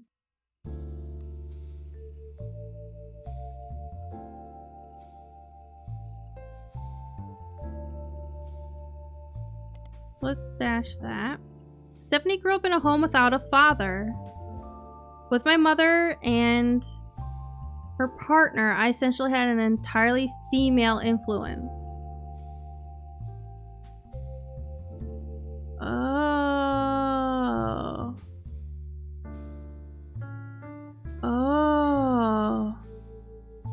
Okay.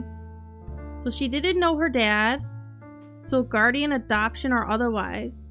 So this is gonna be... Oh. So Stephanie Landon gonna be here. She's married to Brian Jones. And she is in politics. Okay. So Landon.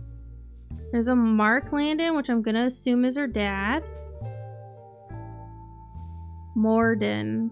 So this has got to be a female with the last name Morden. We have Caroline. Oh, and Gwendolyn. So which one is it? So they're both here. Caroline. Caroline. So both of these are females. Nope. One of them can be his wife. Who is his wife? Crap, we don't know. No, they both got to be here. Do they? We had evidence.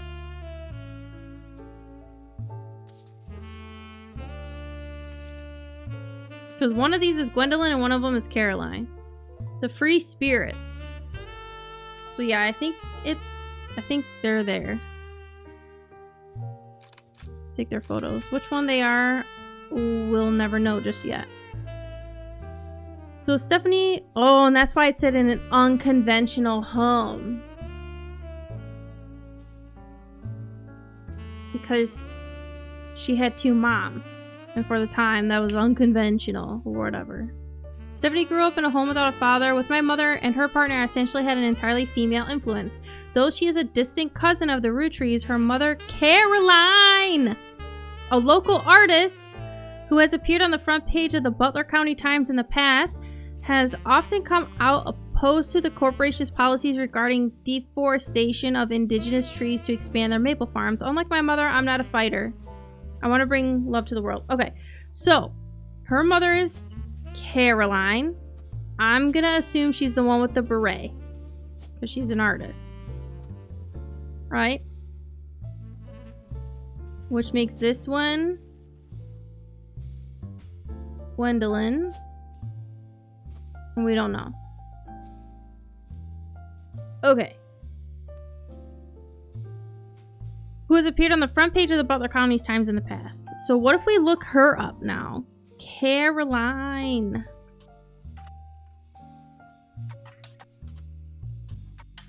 Is that her name? Oh, more clues. You find a cover story about a local art installations, including one by Caroline Morden. There isn't much about Caroline as a person. This is mostly a listing of art in Butler County. She seems to get top billing, so she's also an artist.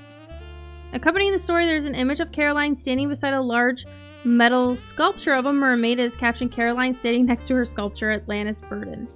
The sculpture is one of many works featured in our upcoming book, Self-Portrait, Art and the Beauty of Women. We should look that up. According to a quote further down, Atlantis Burden is meant to symbolize a society split by indecision over whether women should be equals or something to protect. The picture on the front page has been added to your evidence. Groovy.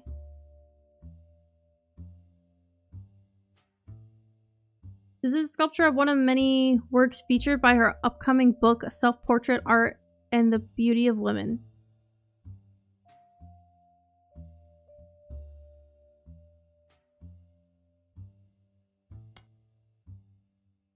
Okay, so this is her.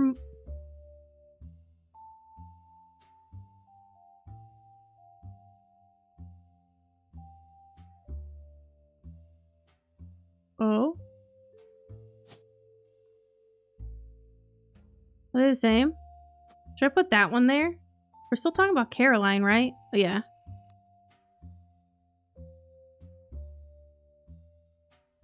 One, two. What'd she say we needed 4? 1, 2, pretty confident. 3, semi-confident.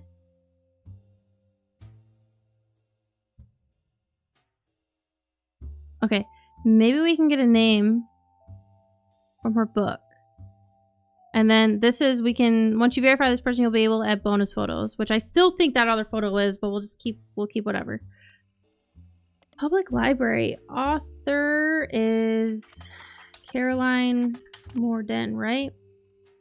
Then the book is self-portrait, art and the beauty of women. Dedicated to Eloise and Stephanie. We have an Eloise with a bunch of question marks. Mostly black and white pictures of Caroline's art. The centerpiece is a series of full-color nude self-portraits at different ages, stretching from 25 to 30. These certainly have not been added to your evidence. In the intro, Caroline talks about influences. She was one of the youngest in her generation. And in her late teens, she felt betrayed when her sister Gwendolyn and cousin Bonnie... Okay, Piep. When her sister Gwendolyn and cousin Bonnie gave up on dreams to settle for boring men. She especially dislikes her brother-in-law, Dr. Wilson, who she calls completely bogus. Okay, so Wilson.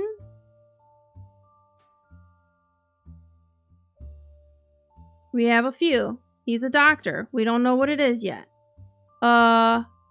Eloise can go there.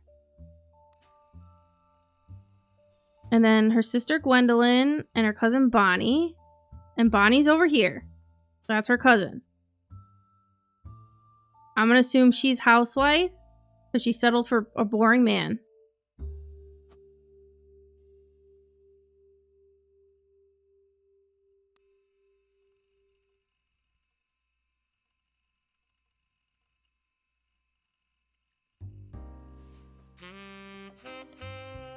Wilson. So Wilson's go over there. Their marriage led her to double down on her passions, art, and the environment. She even married a man who was the opposite of boring, which was an overcorrection. She comes out strongly against the Roottrees company's effect on the local environment and rues how she was not able to convince her father, Zach, to make changes to policy. She also explains that her marriage to Mark led to the most volatile moments in her life, all negative, and that the only good thing he ever gave her was a daughter. Leaving them all behind for good has pushed her to pursue her true loves, art and the beauty of women. So I confirm that. Okay. This is a Wilson over here.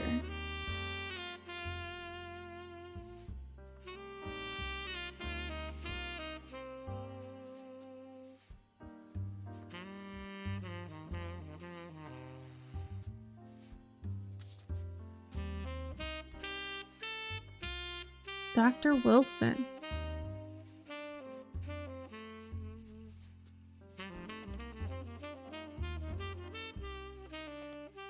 Okay, so we have Caroline. Who else can we look up that did stuff?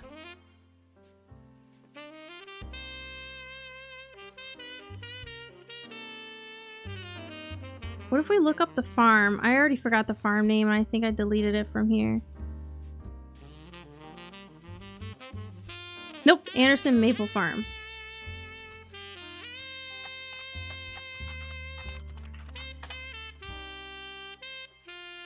Butler County Times has a consistent ads for tours and demonstrations at the first Anderson Maple Farm for a very long time. The farm also appears every so often in a section about things to do in Butler County. It seems that twice each summer, the Roottrees Candy Company's current head of farming, Mrs. Cottrell, returns to Butler County to demonstrate how 5 pieces were made at the beginning of the century. The demonstration provides free samples of the original flavors. They cost quite a lot to attend and sell out every time, so the Butler County Times recommends getting tickets the moment they go on sale. The ads and blurbs do not have any other relevant information to help with your search. However, you do learn that the farm offers discounts on Tuesdays. Current head of farming, Mrs. Cottrell. So,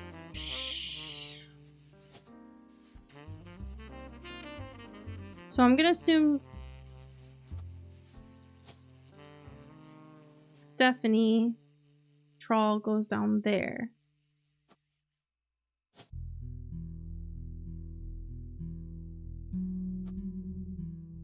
Current would be this, right? Possibly. Or her. Maybe farmer. We need a photo though. Because it got passed down this way.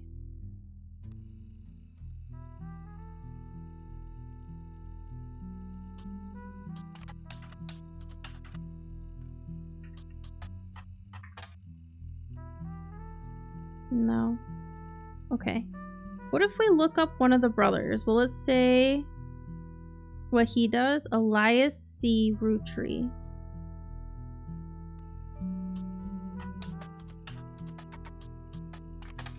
No.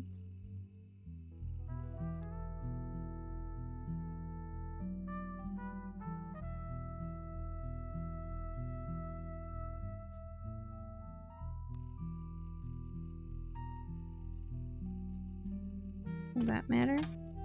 No, probably not. Well, Elias M. No.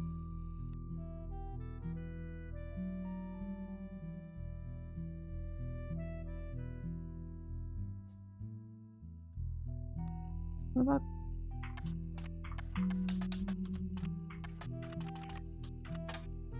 No.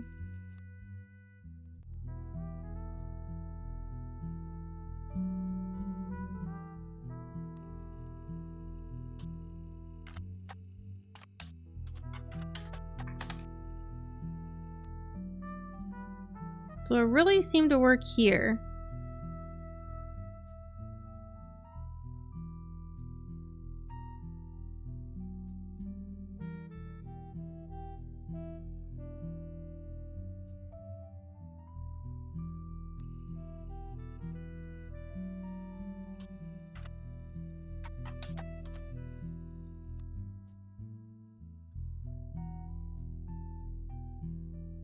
What about Zach Morden?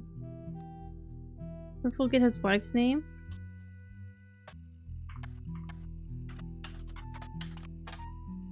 Maybe I gotta spell his whole name. No, interesting. What other Morden name do we have? I guess we wouldn't have her name.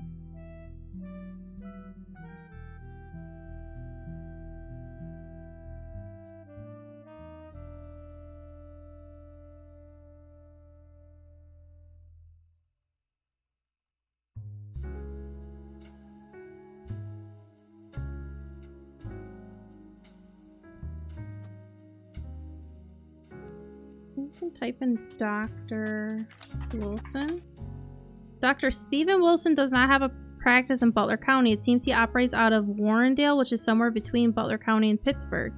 He does still advertise occasionally in the Butler County Times, calling himself the pediatrician to the stars. So her husband is Stephen. Okay, so kids are Jem, Jason, and Zach.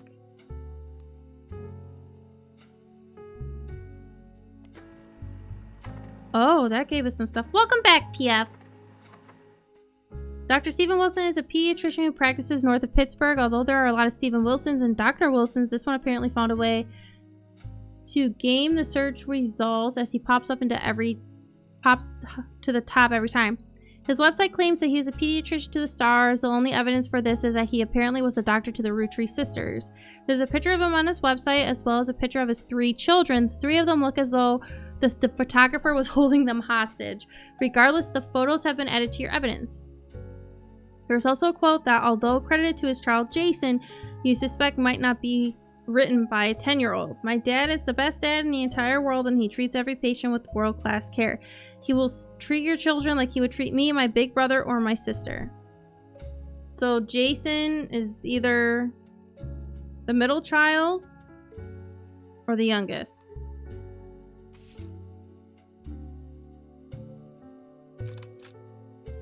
I thought there was a photo with him and his kids. Oh, here they are.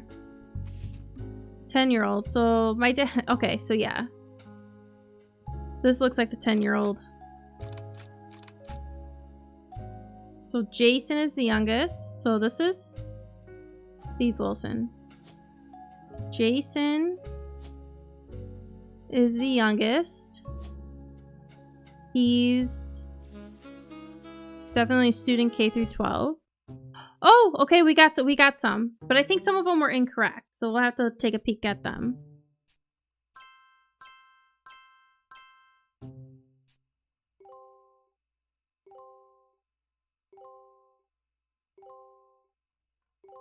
Cool. Booyah. So, which one was it? This one?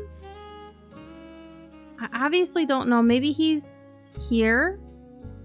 We'll swap him down to there. He's a director, though. I thought he would be a college student, or maybe he has another profession. So now we have Jem. And then this has got to be Zach. So she's probably a student K through 12. He just graduated. So maybe he's in college.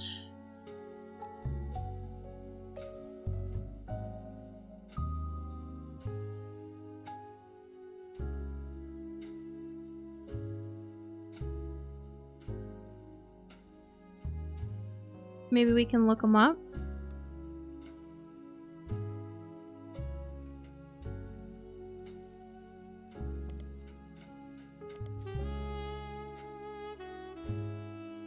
I wonder if we can look up. Let's try Zach Wilson.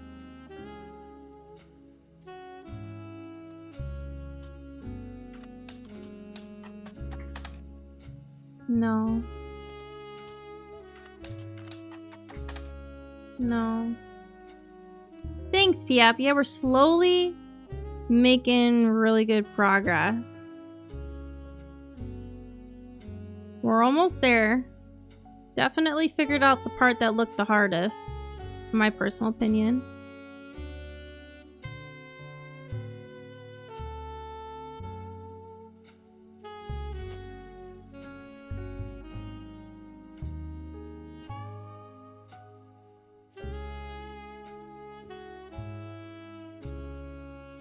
We have some down we haven't finished yet.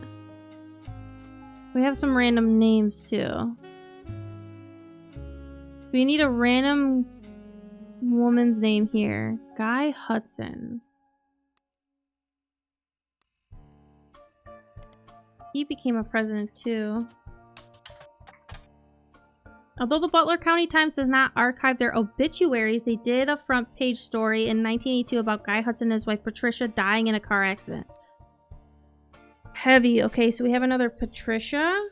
So that's Patricia Jones. The story itself is surprisingly light on relevant details due to the recency of the accident. Police reported that the crash was caused by an unidentified driver who swerved in front of the Hudson's car, causing them to brake hard and veer off the interstate. Although Guy was somewhat controversial president, foul play not suspected. There were witnesses who reported that the vehicle, which instigated the wreck, was speeding, swerving between lanes and cutting other drivers off, as well as for at least 5 or 6 minutes before the tragic accident. One witness says it could have been any one of us who eventually ran off the road. The aggressor fled after the accident, and police have a few leads other than make and model.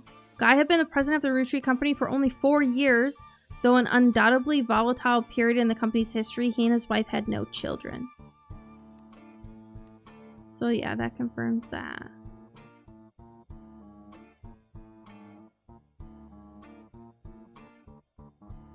Okay. I'm just gonna keep looking up different family members. Bonnie Hudson. No. What's her husband's name? Oh, we don't know that yet.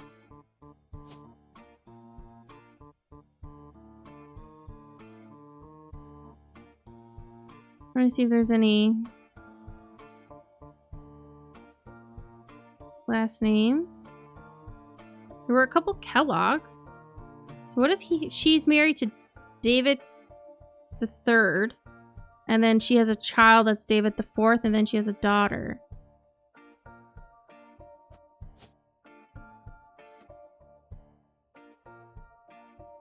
I gotta be able to find their names somewhere. Let's see if I look him up.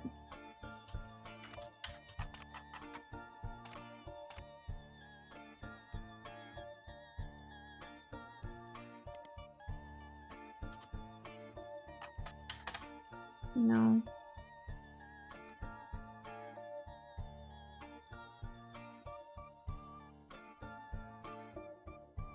I wonder where we would find that.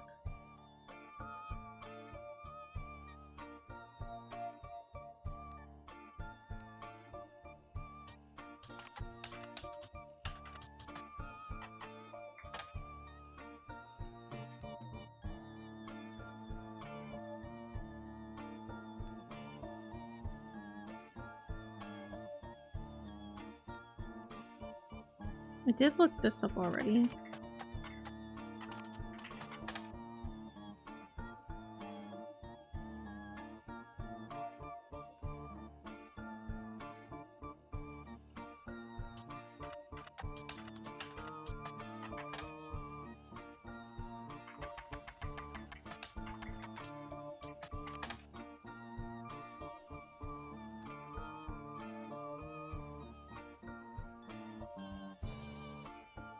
I got... Yeah. We can get rid of this.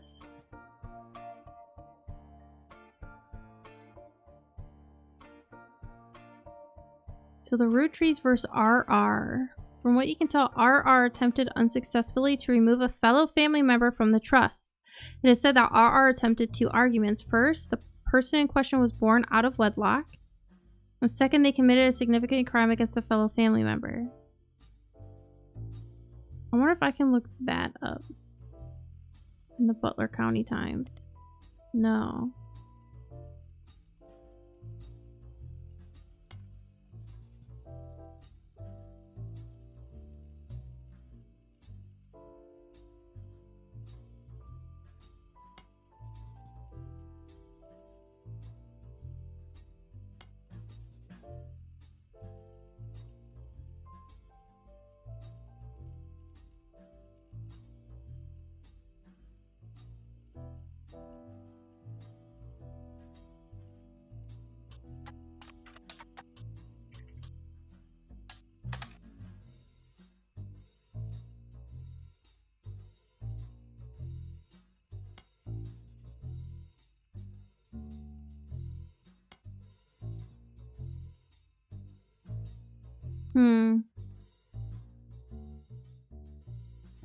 I need a way to find pictures. Or otherwise, they're not going to go through. I wonder what his profession is, and I wonder what hit. Did I look up Clancy? I don't think I did.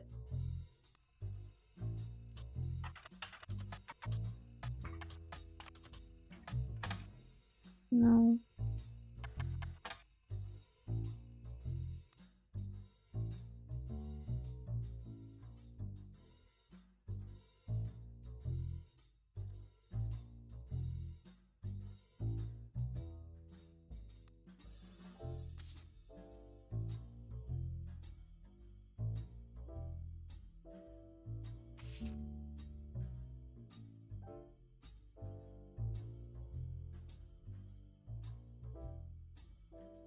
This is Bonnie, Guy, Ernie Jr.,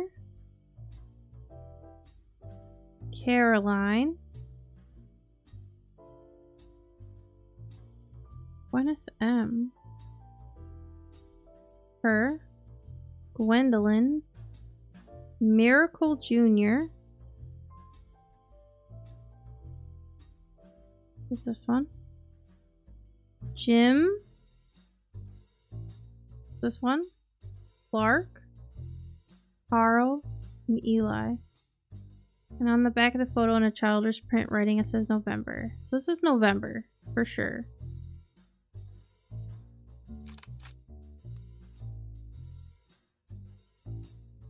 That has to fit in here somewhere. That came from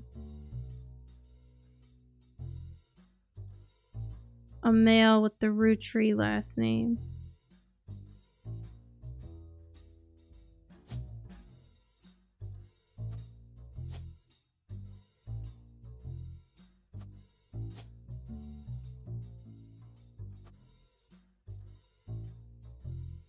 It's either there or there.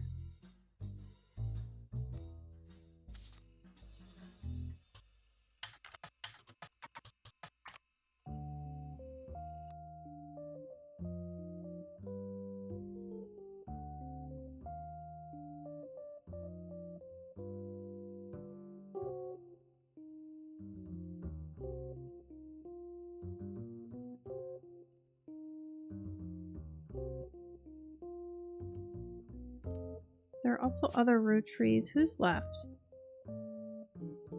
Tessa, Christina, and Jack. I gotta figure out for here and here.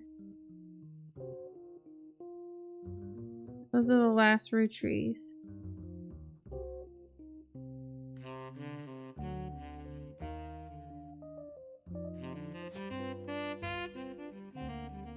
Just gonna put those here. I don't know which order they go in, and we don't have pictures, but we're gonna need to find them.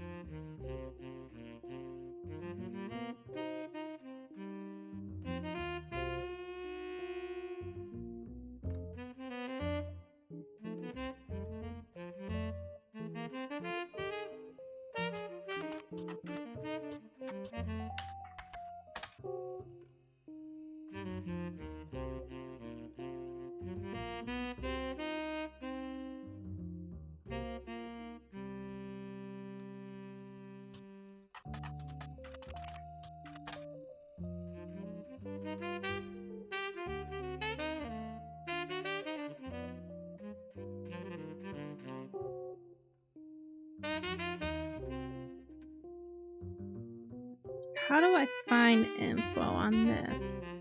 I'm just trying to think. How would we get there? Because I'm only plugging this in. I found nothing to connect that he had a child with Jane. Other than this last name.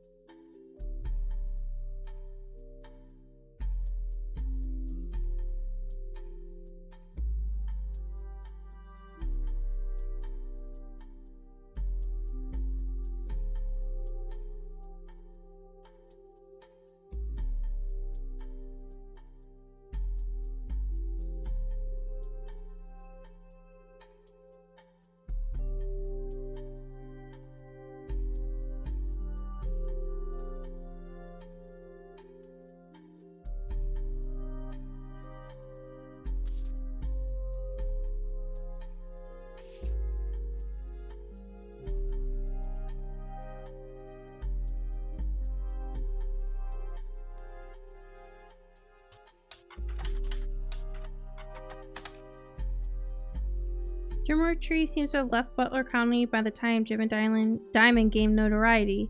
The only article you find from 1979, the article is titled Former Butler County Residents Entered Disco Charts.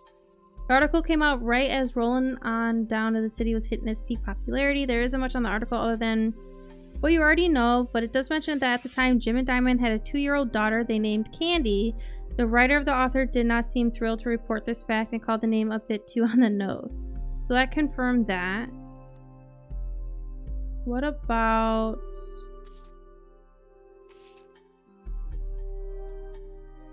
C and J plus J and D? I don't know if it'll work. C and J plus J and D.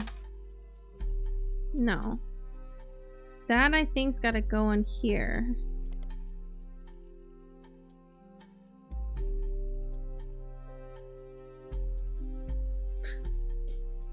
Section of a magazine called Skip It or Flip It has a short, pithy blurbs about new records. An album called These Times is listed under the Skip It column with the following: These Times, a new single from C and J plus J and D, Clark Rafferty, Jim Roottree, and two of the LaRue sisters. Amateurish folk style songwriting is catchy at times, but ultimately doesn't do anything new.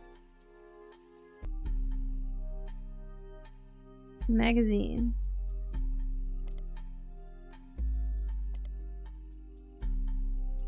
Oh, it's a section of the magazine.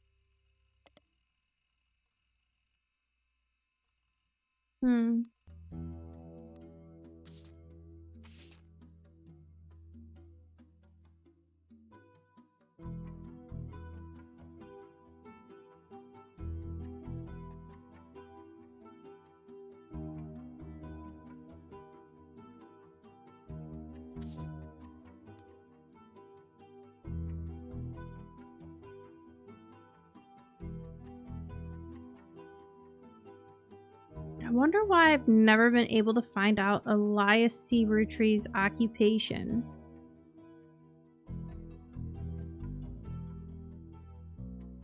You think it shows in that photo?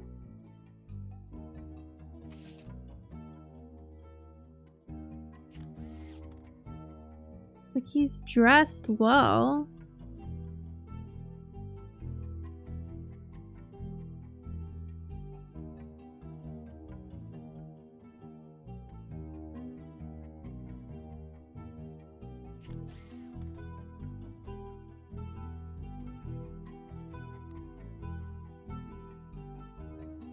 He's a lawyer. He's a professor.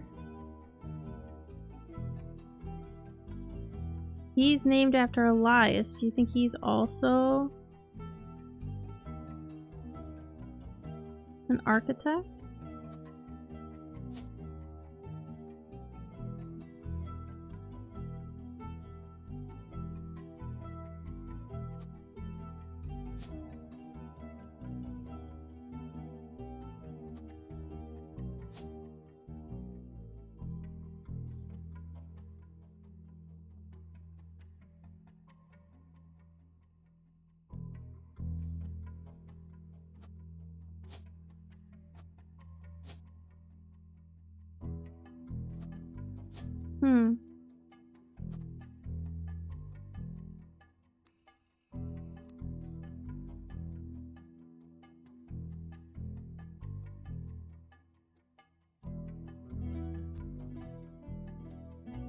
Looked like Pop.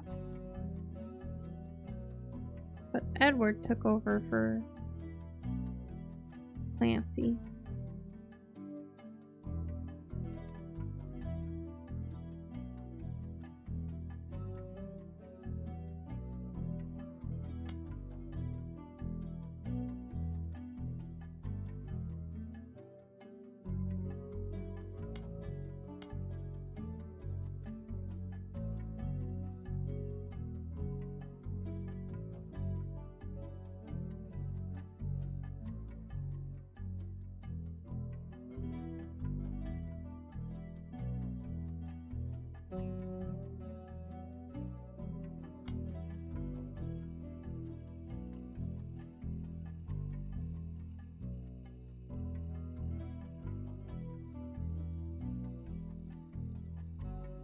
I just think it's weird if he's getting family portraits now. He's got really young children, but he has potentially a son that is already married.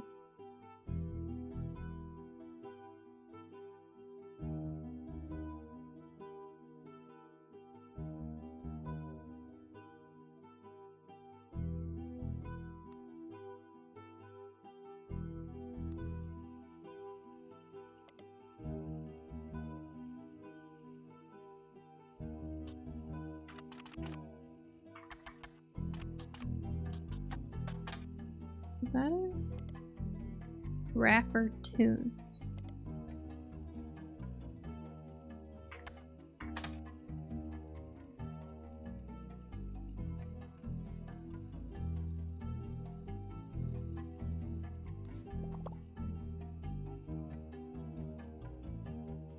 I haven't gotten a hint yet. Let's see what the hint is. Modern fight pieces flavors aren't helpful, but there might be something in the description of the ad that is.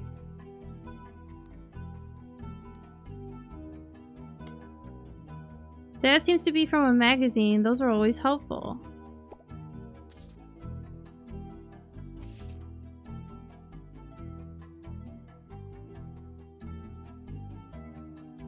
From the magazine Teen Blast.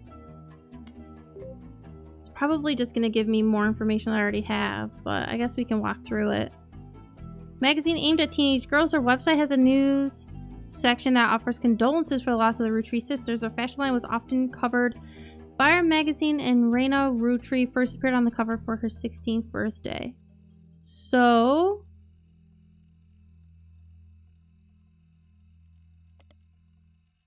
now we have Teen Blast, but I don't need info on Raina or any of them. Do you think I can search up Chris.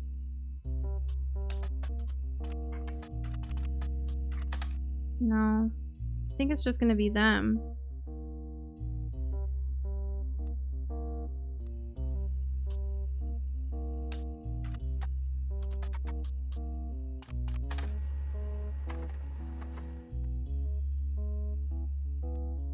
Well, they gave us more. There's an article about Raina Roottrees from 1994. This issue also mentions TMS and Brother Trouble. Don't we already know all that we need to know about her? I guess there's that other photo of her.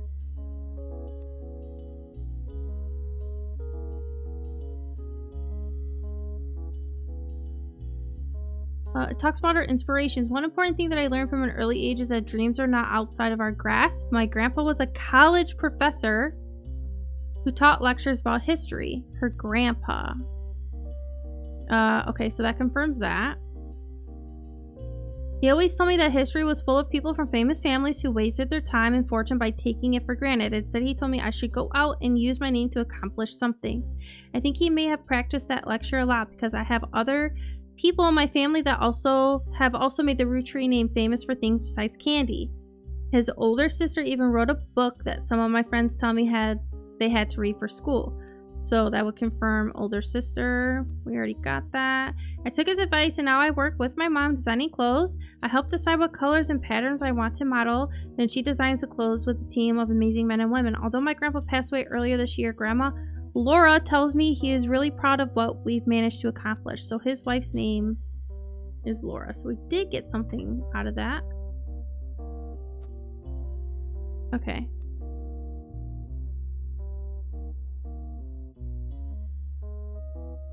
Okay.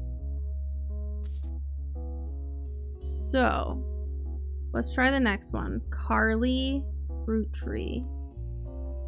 Which I don't remember what her other name was. Nothing. Riley.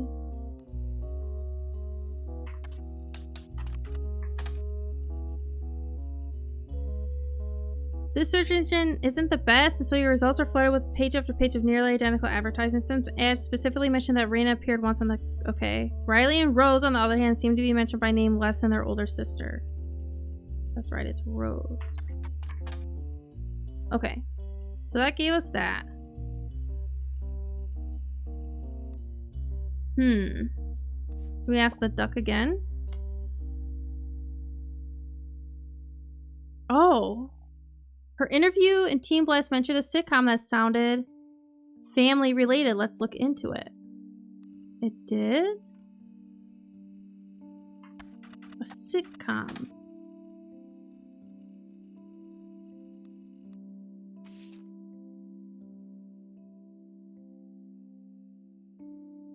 Brother Trouble?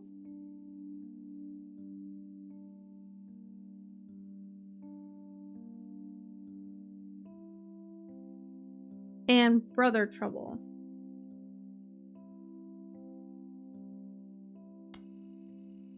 Brother Trouble was a 1989 sitcom about two 16-year-old brothers the same age, one adopted, played by Tommy Mark Sheridan, which is her husband, and Dustin Christopher Baker. Their single mother, played by stand-up Penelope Tessa Green, often had to navigate her job as a magazine columnist, as well as the troubles that come with raising two boys who are extremely competitive in sports, academics, and even romantic pursuit of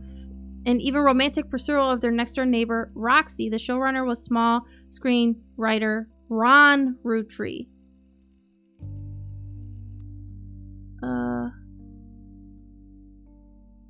Ron? Who the fuck is Ron? So we do have a Penelope Tessa Green. We don't have a Ron Roottrees, so that's a name for somebody.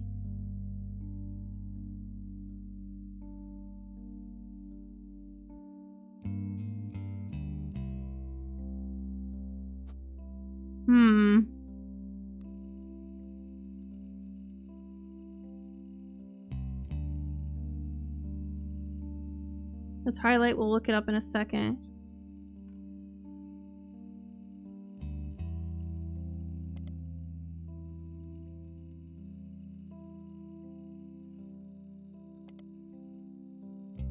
The show had strong ratings through the entirety of season 1, rocketing both Sheridan and Baker to instant stardom, mostly amongst the teenage girl demographic. However, it was canceled in 1991 midway through the second season due to a significant drop-off in ratings. Ron Roottrees, a small screen director and the head of RR Productions. RR. He directed episodes of a few other shows before show running and creating a one-hit season hit Brother Trouble. The show was canceled.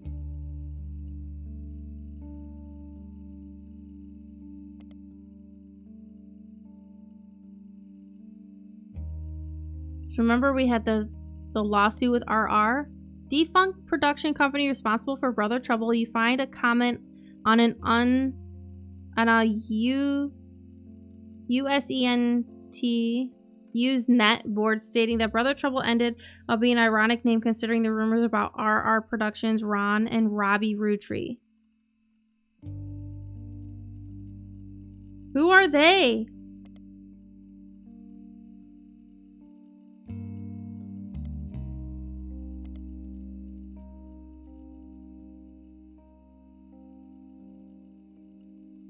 Wait. Ron and Robbie. Oh.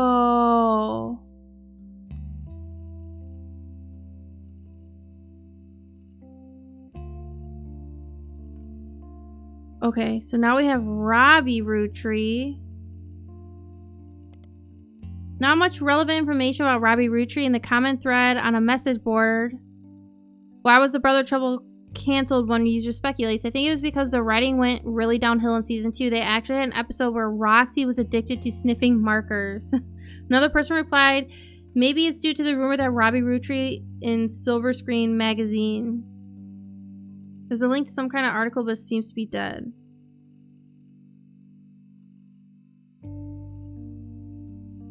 We look up Silver Screen.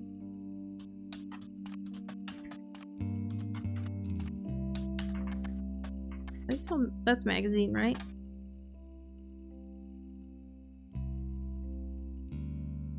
Yes. Okay, we got a new thing. It was Hollywood's Insiders magazine, focusing less on actors and actresses and more about the nitty-gritty of writing, directing, consuming, set design, film production, and other elements of filmmaking.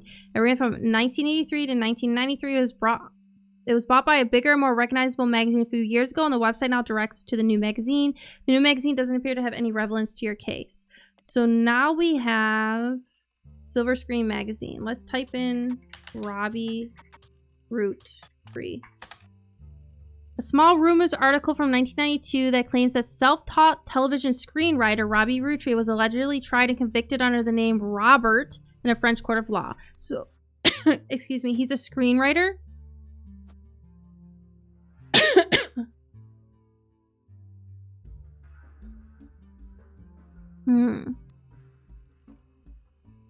It seems he again allegedly embezzled from the company RR Productions to fuel a gambling habit that left him with hundreds of thousands of dollars in debt. He then fled to Paris where he grew up, and then Silver Screen continues to insist this is all very much allegedly, assaulted an officer who came to question him.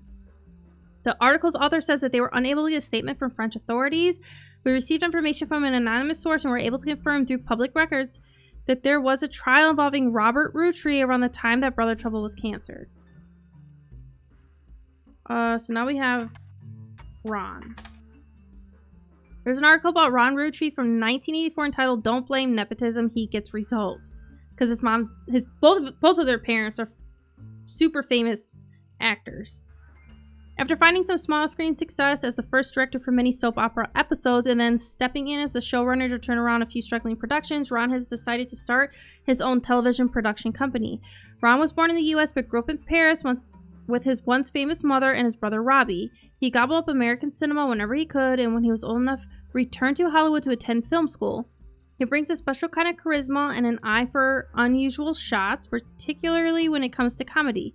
Those he worked with have gone on record saying he's an attentive director who can work with actors and make sure the timing of a joke lands perfectly. Ron plans to pitch new shows to major television studios as soon as 1986. Until then, he plans to find the right project. He's occasionally called up his younger brother for script punch-ups and has thought about bringing him into the fold. So this just kind of confirms this.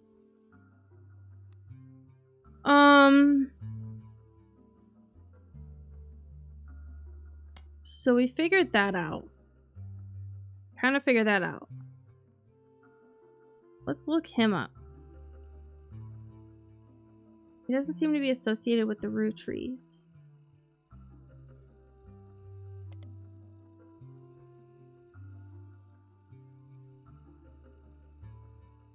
Dustin.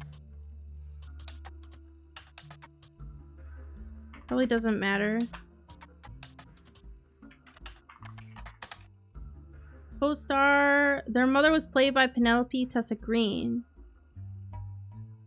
Well, she's next for me to look up. Let's look her up on the internet, though. Ooh. Printing Joke-O-Lantern. Laugh Jack. So Penelope Tessa Green is a retired comedian, whatever. There's a result for the Laugh Lounge, a club in Reno that claims Penelope got her stand-up start and first did her famously raunchy breast milk cheese routine in the 80s before she was a TV star on Brother Trouble. The site claims she retired for the birth of her first child, but still makes yearly appearances for fundraisers, doing more family-friendly material. You'll find a picture labeled Joke-O-Lantern 1997, as well as a different picture labeled Jack watching one of his mother's charity sets 1994. Okay, so who... We couldn't put a picture there, so I think he married her and that their child's name is Jack. Because we do have a Jack. You found this on the website about a comedy club called The Laugh Lounge. It's got a photo titled Joke-O-Lantern 1997. This was taken during one of Penelope Tessa Green's fundraisers. So this is year prior. And then you found this on a website about a comedy club called The Laugh Lounge. It's captioned Jack watching one of his mother's charity sets 1994. So Jack is the older one. So I think that they're married. Like, it would make sense he would put his wife in his show, right? And then Jack is a little kid. Okay, we got some done. We needed 4, right? Cool.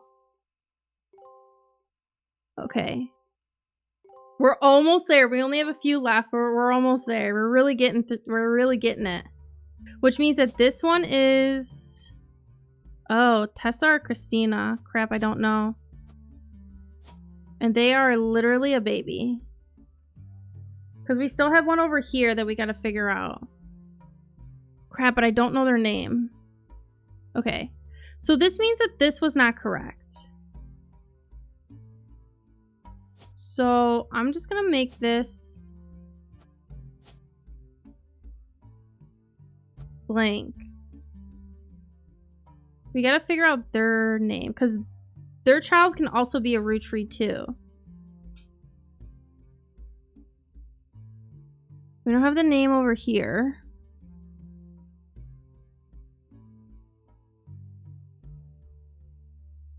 So how many Roottrees do we have left? Tessa, November, and Christina.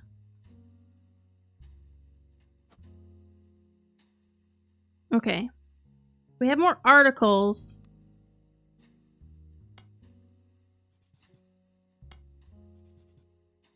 Just trying to get there. So this makes sense. RR, which is Ron Rootree, attempted unsuccessfully to remove a fellow family member from the trust. It was said that RR attempted 2 arguments. First, the person in question was born out of wedlock. And the second, they committed a significant crime against a fellow family member. So what we know is that there's only one family member that was born out of wedlock. I don't know why he would be going after them.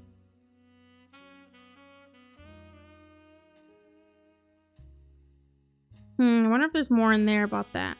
Let's use our duck, though. There are several people related to the campaign mailer. Have you looked into all of them? Several people related, even the spouses.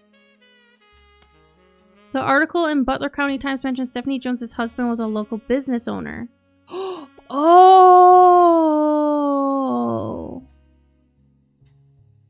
Okay, Brian Jones. Let's look up Brian in the Butler County Times. There are many ads over the years, as well as a small article from 1995 about Jones' graphic and print. Article is a piece about Brian Jones taking over his father's print company after 20 years. Brian seems to not have let it go to waste as a marketing opportunity during the interview portion. I've been in and out of the shop my whole life. My father taught me everything there is to know when it comes to getting a job done right and getting it done quick. We've been a printing staple of Butler County for years, and even the Butler County Times uses us for their coupon pages a few times a year. Thanks, by the way. But still, whether you're a new client or one of our regulars, nothing will change. Come on down for the best prices on bulk printing anywhere in the state of Pennsylvania. Search for us online. I designed the website myself. So the website is Jones Graphic and Print. Company, according to its website, has existed in Butler County for some time. The website seems fancy. It even has frames. The website lists the address, hours, and a few examples of clients and the type of work that has done for each. Stephanie Jones campaign mailers, Roottrees Candy Company, various banners and posters, Butler County Holiday Light Post banners, Miracle Network tour flyers, Miracle Network, Roottrees Motors, that must be Eli M, Butler County School District, various banners and posts, Butler Summer Theater, posters and set contributions for Children of Eden. At the bottom it says we also do web design. Can we get a quote today? So we know about Stephanie. We will know about their stuff. Butler County.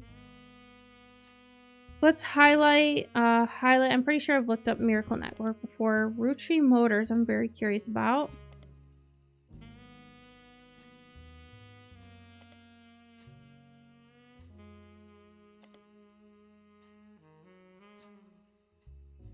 Okay. So let's look up Roottrees Motors. You find a hit on the Jones Graphic and Print website. You've already seen it. You don't have any choice in the internet. As a local business, they may be featured in other places. Okay, so Roottrees Motors. Perfect. There's an ad for Roottrees Motors in the paper. It seems Roottrees Motors used to be called Wilkins Motors. An ad for Roottrees Motors has been run in every week of Butler County's Times for many years, but recently has been changed to include the picture. 3 different unique versions of the ad have been added to your evidence. Wow. So Wilkins, so I wonder if that means that Wilkins Motors is still the name of the family business, but has joined the Roottrees family. We may have a new name, but we promise we're still the same family business. All that is different is we've joined a sweeter family. Funny noises, need a new oil change, come on down. So that must mean that he, who is the mechanic, his name is married to Catherine Wilkins.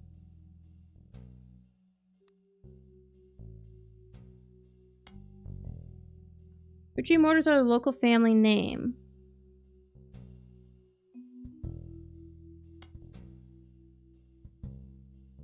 Says that the Roottrees Motors has been around for 50 years. It's a family business. Also that Tessa Roottrees, their newest fixer, learned all there is to know about cars from her Roottrees Motors parents. So Tessa is his daughter. Ooh. The photo. So we have Tessa. That helps. They're also a mechanic. Awesome.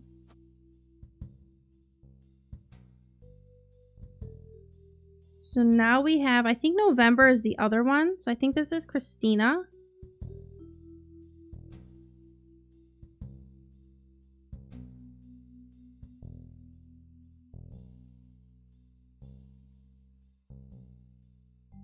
I think this has got to be November. But I don't know what their occupation is. I mean, they look like a child there, but who knows what their occupation is now, you know? 1, 2. I haven't got to figure that out. We have a few spouses to figure out, and we need some pictures.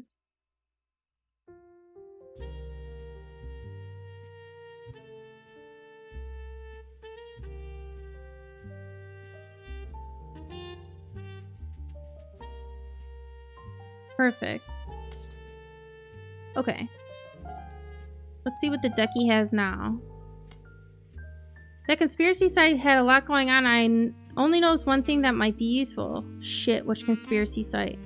Someone on there seemed to have an insider information on the Roottrees. You haven't been able to find information on Chris anywhere else. Why not see if his email gets us anything new?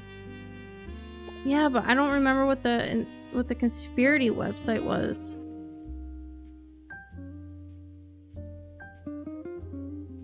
That was a whole other day ago. Will it give it to me? Yeah, here it is. And now it just tells me spider search for. Perfect. Chris Raff 75. Can I have Prodigy? I might have to write this one down.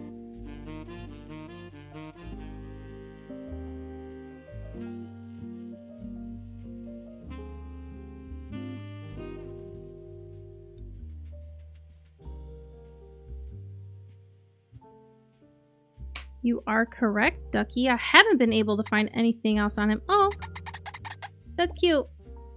So, Chris Raff 75 at prodigy.us. Woo! Oh, hopefully that's not a virus. You find a simple page called The Art of Rafferty, copyright 1997 on Prodigy. They list the author's email address as Chris Raff. Okay. Below is a bunch of gifts that say under construction. There are a few art pieces. The first is the painting caption, "Me and my fiance Lulu." A painting I did for my first year of college that I plan to give her when we get married in May. Go Tartans. There's an odd collage called Cousins, which seems to be made up of 3 scrambled images. The company artist statement says, "We had to create a piece of art about our family. I asked as many of my extended family of cousins for their pictures as I could, even some I've never met. Only a few of them got back to me, and my teacher said I wasn't allowed to use the pictures of Raina, Riley, or Rose, so I had to get creative and use only my 3rd cousins. This includes Davy, he swims for UConn, and Bethany's yearbook pictures. She's Davy's younger sister. And Stephanie, who is only a child.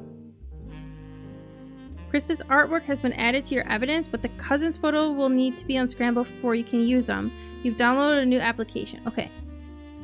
So this is Chris and his, I think that's fiance Lulu. So let's get them in.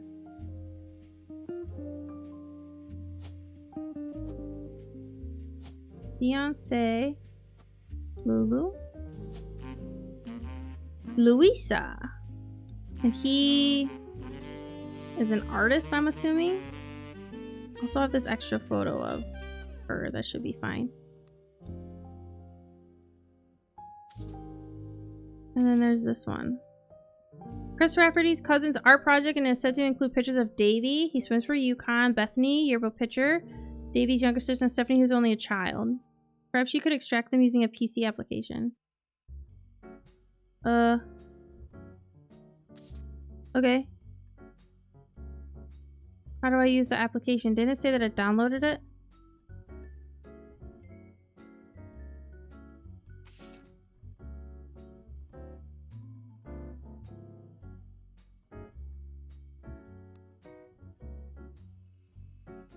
Oh, here it is. Oh. Zoom in with your mouse wheel or left and right click. Oh.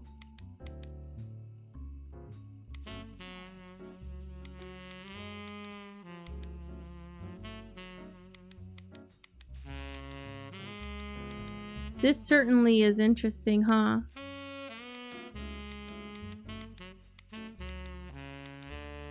Okay.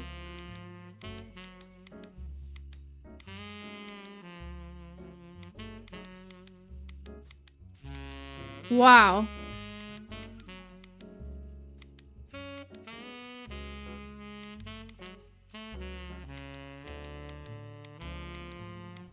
Okay. Things are starting to make sense.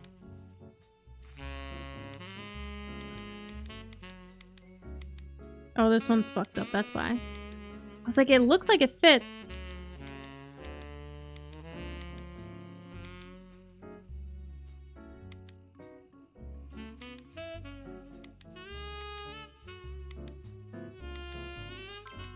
Okay, so this is a cousin.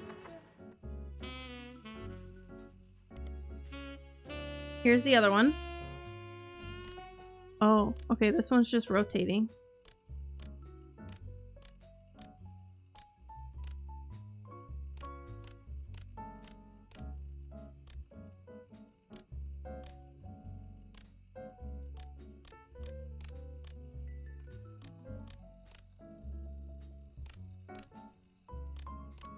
This is some pretty unique puzzling. I appreciate it.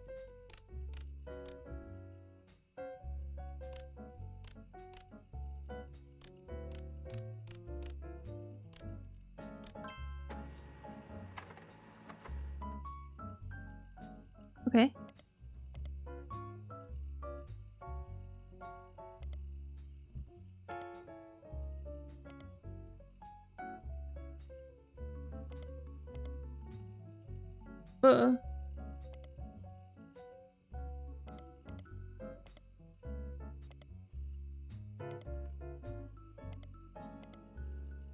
I have no idea what's going on for this one.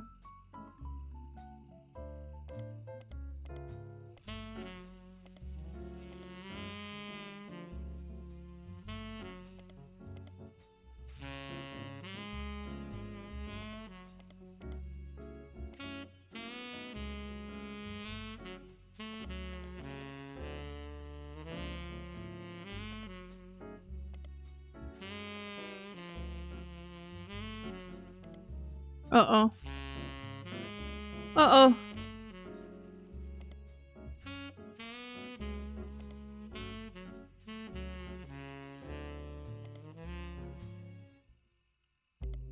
Oh.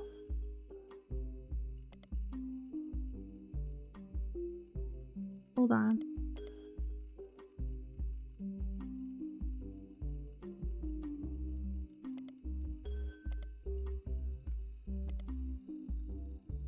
Hold up. I gotta redo that one. That just screwed me all up. Okay. Did it change it at all? I don't know. So they move like with each other.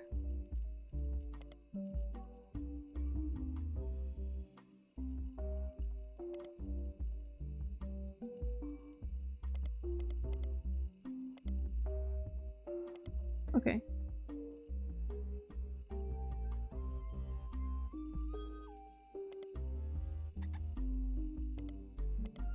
Feeling stuck? This puzzle seems really challenging. If you need help, I can use my rubber duck powers to skip it.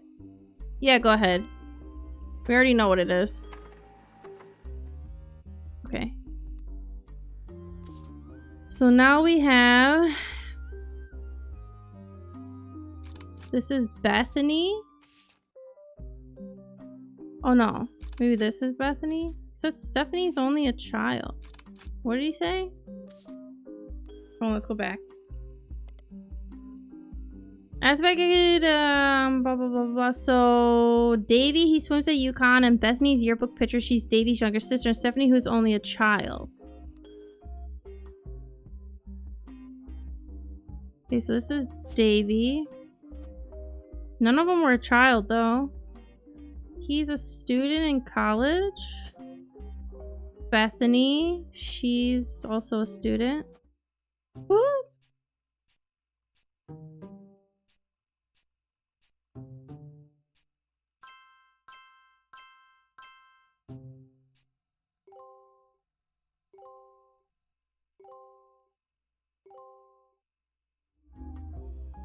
The November is still not it.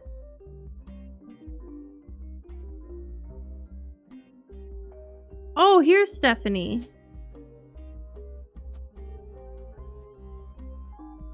Says she was a baby, though. Who's only a child.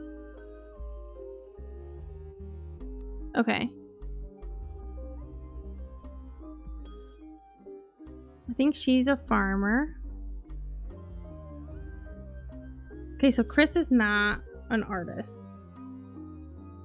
Is he an author?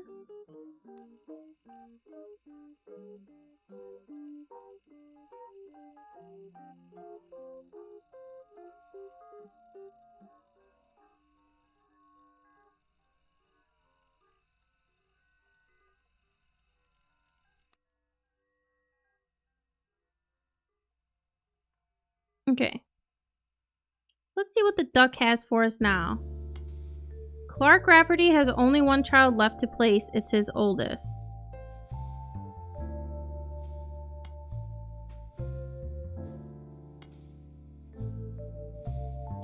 Carefully reveal his occupation. Oh, he's a student. Okay, so it'll just tell me. Okay. Student in college. Okay, we got that. In one of her diary entries, Lawrence mentions the name of Jim's father. Yes.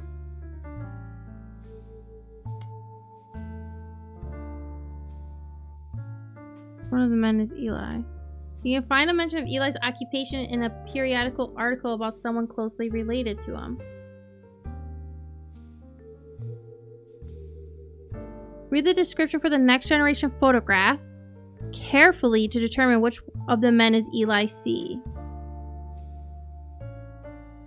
I have Eli. And then it says, you can find a mention of Eli's occupation in a periodical article about someone closely related to him. Maybe, so a periodical article. What do we type in? Lorne Roottrees.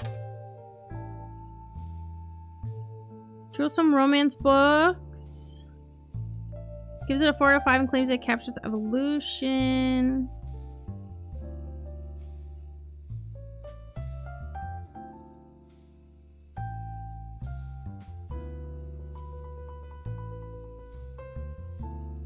So there's that. Okay, what about, what's another one? Clancy Roottrees Jr. I think I looked him up though.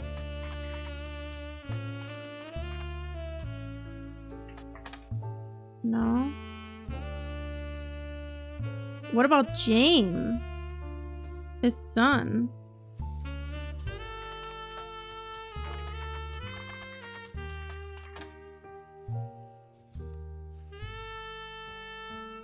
Edward? No. I don't know which person it's supposed to be. Reread the Modern Music Monthly article about Jim Roottrees. Okay.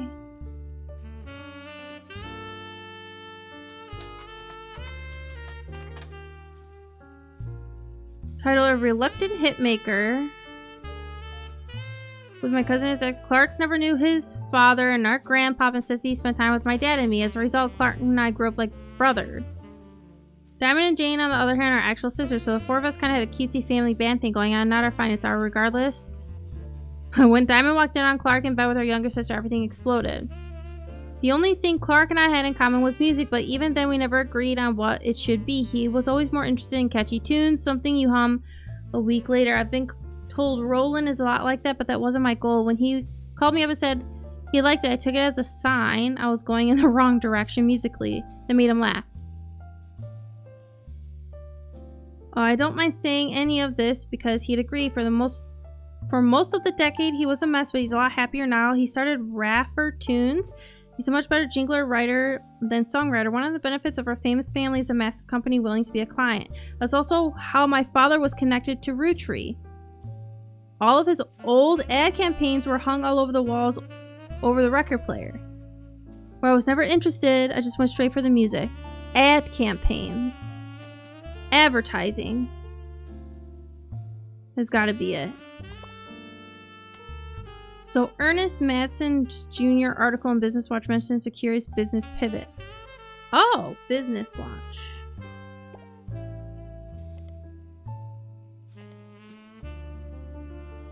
So we'll go to Business Watch, and then we have Ernest Watson Jr. Isn't that what he said?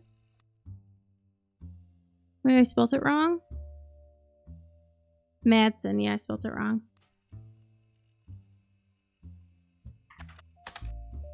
Article from 1982 announces that Ernest Madsen Jr. is taking over the day-to-day operations of Roottrees after previous president died unexpectedly. Little is known about Ernest, but sources close to family who have asked to remain anonymous have made it clear that he is more than qualified. There are rumors that Ernest had originally trained to succeed Zach, who had been passed up for an unspecified reasons. Business Watch also managed to get a quote from the company's publicist. The last 4 years at Roottrees have been rough in an attempt to keep our products relevant to the modern audiences. Some of our decisions have been unintended consequences. From the fancy flavors misstep to the batter up bar, we've taken a bit of a tumble in the public eye, but Mr. Madsen is committed to getting back to the basis. What does this have to do? What did it say? Here's business pivot. Pivot! Fancy flavors. And batter up bar.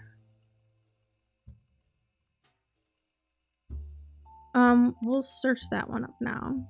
Batter Up Bar was a failed candy bar released by the Roottrees company. Launched with great fanfare in 1980, it was meant to evoke the classic combination of pancakes and maple syrup. The name came from the fact that its recipe used a creamy imitation of pancake batter as its filling, and the packaging had baseball imagery. Consumers loved the taste, and the candy launched to stellar reviews. But after a little less than a month on the shelf, it was discovered that the filling of unopened bars began to separate and develop an off-putting texture described as powdery chunks floating in oily goop. This odd consistency made the punchline of the late-night jokes for weeks, solidifying its failure. Okay, fancy flavors then. Addition to the 5-piece product line, for less than a year in 1979, it was Guy Hudson's first and historically most cited move as president. In an attempt to cater more towards what he thought was an average person wanted, Guy looked at his own health, which was often the source of envy for others, and decided to tap into the idea that they added fancy flavors to 5 pieces. Anyone could live like the wealthy. This philosophy led to a flavor in the 5 pieces that was meant to mimic caviar. 5 pieces was less that year than it had in any other except for in some foreign markets. It was quickly announced that caviar was meant to be a limited flavor and would go back to normal as possible. What does this have to do with anything again? His ad campaign with his sister seems worth looking into. Boys and girls agree. Where was that?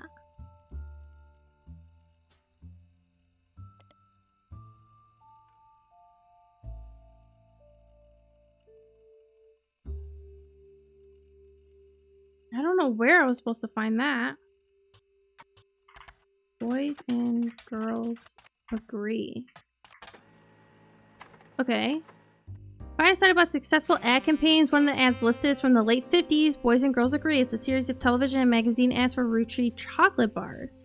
The ad campaign is described as having the premise that boys and girls are often diametrically opposed, except when it comes to one thing. Both of them agree that Roottrees is their favorite. First advertisement in the series is the most memorable due to the bright red hair of the boy and girl involved. One of the magazine advertisements has been added. Okay.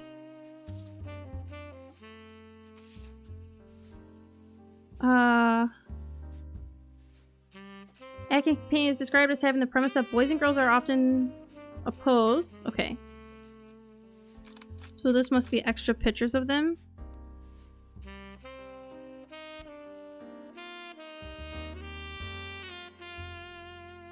Oh, the redheads. Him and her. Okay. Jones Graphic and Prints website mentioned another organization that's worth looking into. Oh, yeah. So, Roottrees Motors, we got. Miracle Network. Actually, I think I'm all done with the miracles, right? Except his wife. So let's look that up.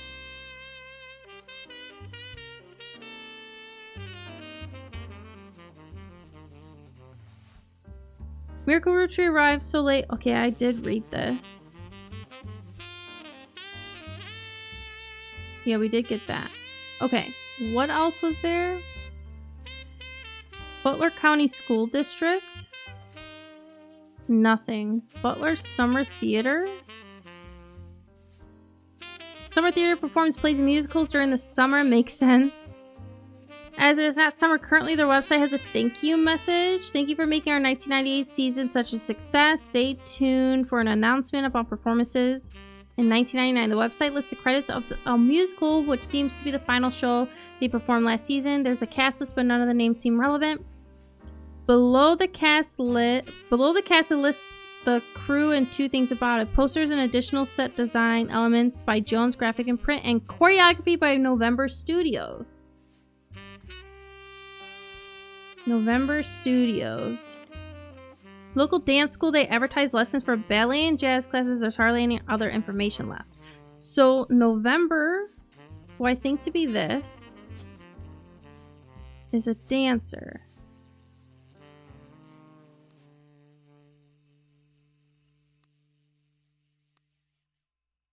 We have Children of Eden. Musical with songs by Steven Schwartz. A game designer by the name of Jeremy Johnson really likes it. Realized it could kind of fit timeline-wise with a game he was making and decided to use it instead of something fake, kind of as an Easter egg. You don't need to check it out, but if you do, I like the songs. The hardest one to love and Lost in the Wilderness. Also, if you haven't already, you should hit the back button to go back to Jones Graphic and Print.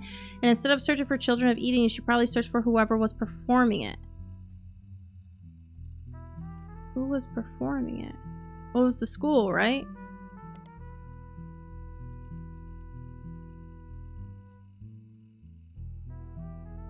Yeah, I looked that up.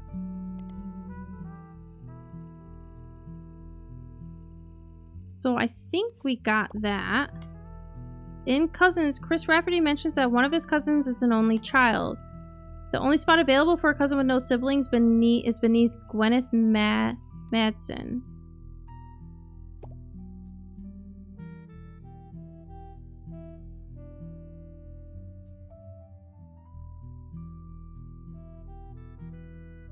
Yeah, I have them, don't I? Oh, she's not a farmer. She was young still, right? She's a kid? Okay.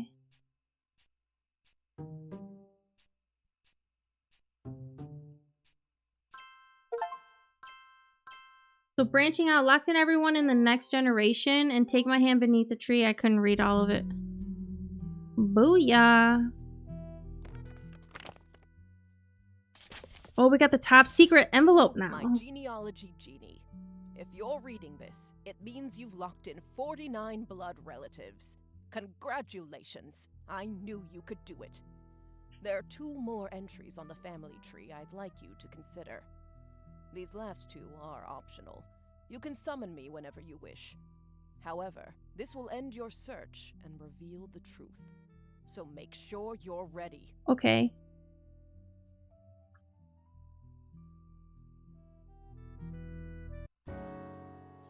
Who is EC? These last 2 are optional and won't lock in until you say I'm ready. You can summon me whenever you wish. However, this will end your search and reveal the truth, so make sure you are ready. So I have a couple extra names. I don't know who he married, though. We have quite a few extra names.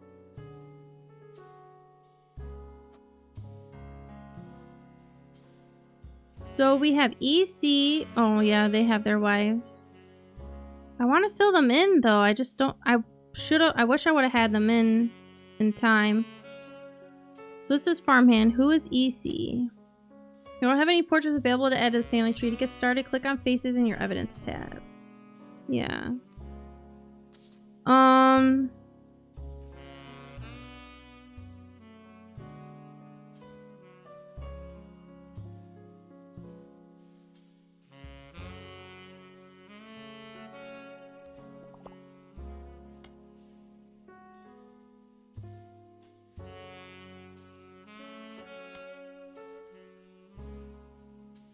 Looking at people's spouses. Elias Jr.'s wife sounds like she came from a well-known family. Maybe you can find more information online. Elias Jr.?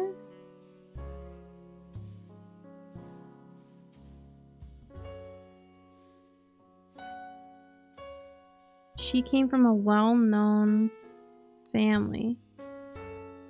Her name is Trisha Christensen.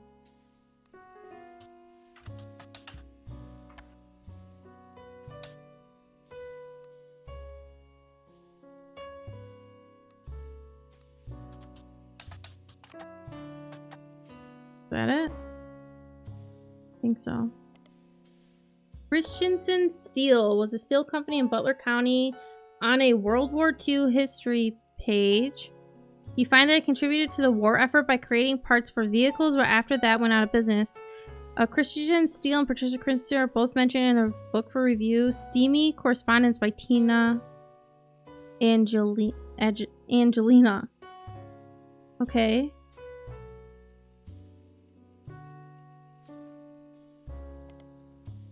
Oh. I'll go back. I'll go forward. Let's highlight this. Let's look this up in Butler County Times. Some are old birth announcements. Then older Matthias Christensen. The only name that looks familiar is Patricia.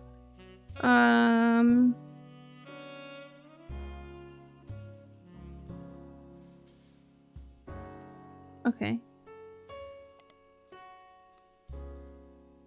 So we have Tina, Angelina, Steamy Correspondence.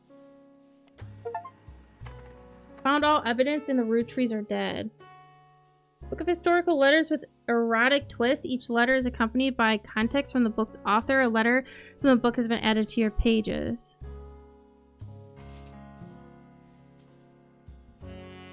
In 1934, someone who goes by Patch wrote a letter full of innuendo to an unknown gentleman who it is clear she had a romantic history with. Patch is thought by the book's author to have been Patricia, a daughter of the owner of Christensen Steel. Her nickname was Pat, and CH were the first two letters of her last name, and Patricia Christensen was known to appreciate wordplay like this. Patricia, who would have been in her mid-20s when the letter was written, was married to an older man of no notable status. No worries, Bev. Thank you so much for hanging out. We are almost done. But I'm also looking at the time too, like, oh boy, this took me a little bit longer. Longer than I expected, but still so tons of fun. I think that it's great to have a game that's decently priced, that has some length to it. But I have been using the duck a little bit towards the end because if I'm being honest, my eyes are drawn out from like staring at this screen and concentrating so hard. But thank you so much for hanging out. We're almost there.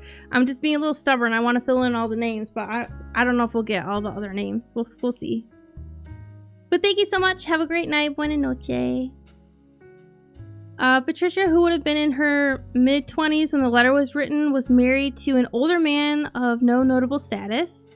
This letter was most definitely not to him. There are also a few passages after the steamy bits that mention a daughter, leading Tina Angelina to theorize that this letter was written to the father of a child she hid from society in some way.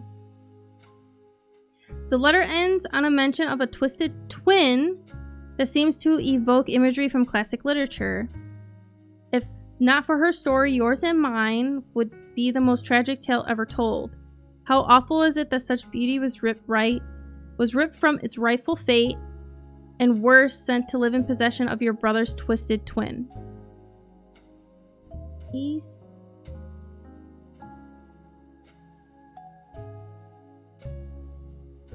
If not for her story, yours and mine would be the most tragic tale ever told. How awful is it that such beauty was ripped from its rightful fate, and worse, sent to live in possession of your brother's twisted twin. See? We're going to come back to this because remember we looked at the original 5 pieces and it was like, there was this one where it was like EC for A cream. And I was like, who is that? There's 5 here. And it's almost like After the fact, she had a baby so late, 14 years later, and they named him Miracle. Right? And he's in line with them. So I think he was supposed to be a child, but maybe out of wedlock too. So he just stayed to handle the farm? But who is EC?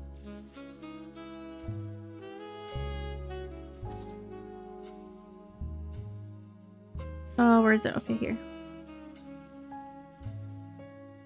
And a twin of your brother's twisted twin.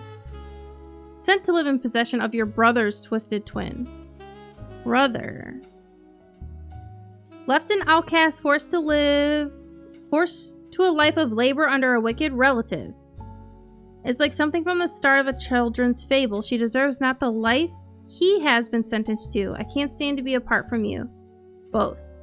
Someday I shall return to you, and I pray that he has not corrupted her to know his sins. I swear that on the joyous day, with all the strength I can muster, I will fight for our child's freedom. Let us pray her fable has a happy ending. Tina has no theory for what the more cryptic parts of that mean.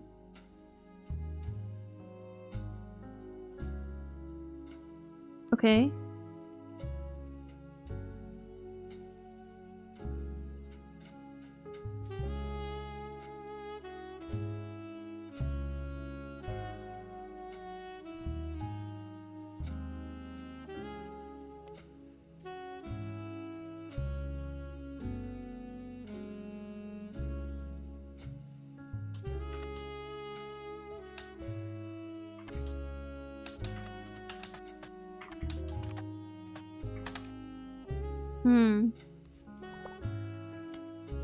I, an all-knowing duck, am here to assure you that you have everything you need. All possible evidence towards the mysteries in your hands. It's up to you now.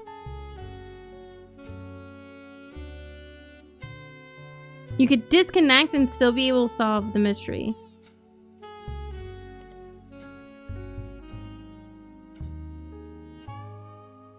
Who is EC? Spouse is Miller, Mr. Miller.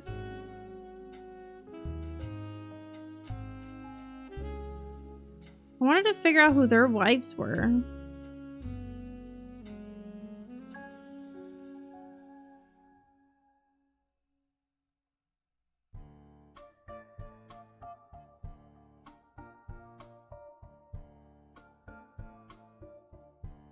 Egg cream.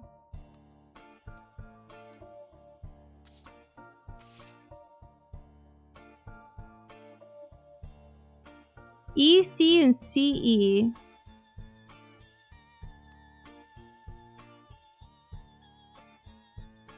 Clancy Edward? What if it's an Edward Clancy?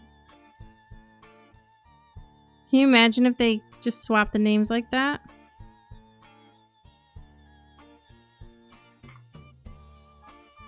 For twins?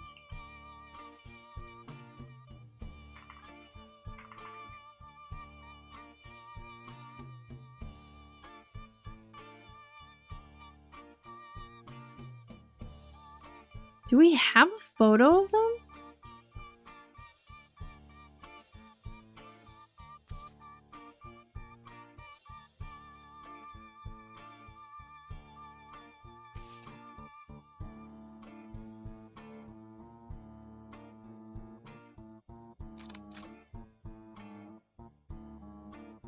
Why can't I take a picture of that guy in the background?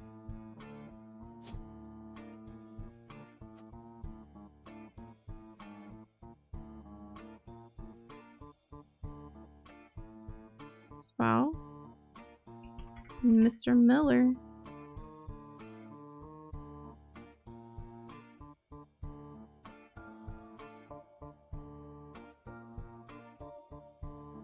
I think it's Edward Clancy and Clancy Edward. Twins.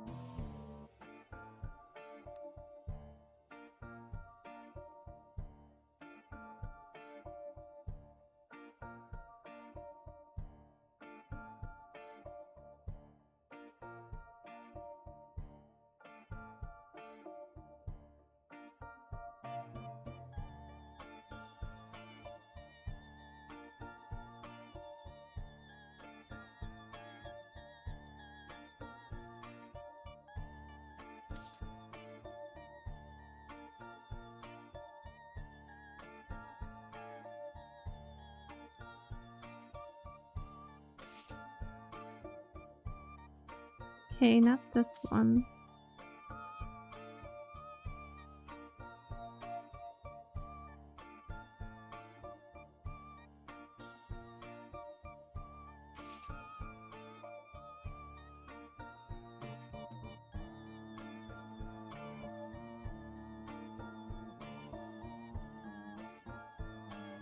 I never met EC in person, but Pop once referred to him as a confirmed bachelor, and I suspect that's why he kept us from there. Sam had to grow up in a house with him and his roommate, Mr. Miller. Do you think that's it? Should I click I'm ready? I really wanted to figure out the spouse names, but I feel kind of lost, and they're not really required. But I think we got everybody else. I don't know, I'm scared to see. These are the last two optional. Finish, the Roottrees are dead. None. Yeah, I don't know. I could have brute forced it and filled in names, but I kind of didn't want to take the risk because I knew they weren't required, but...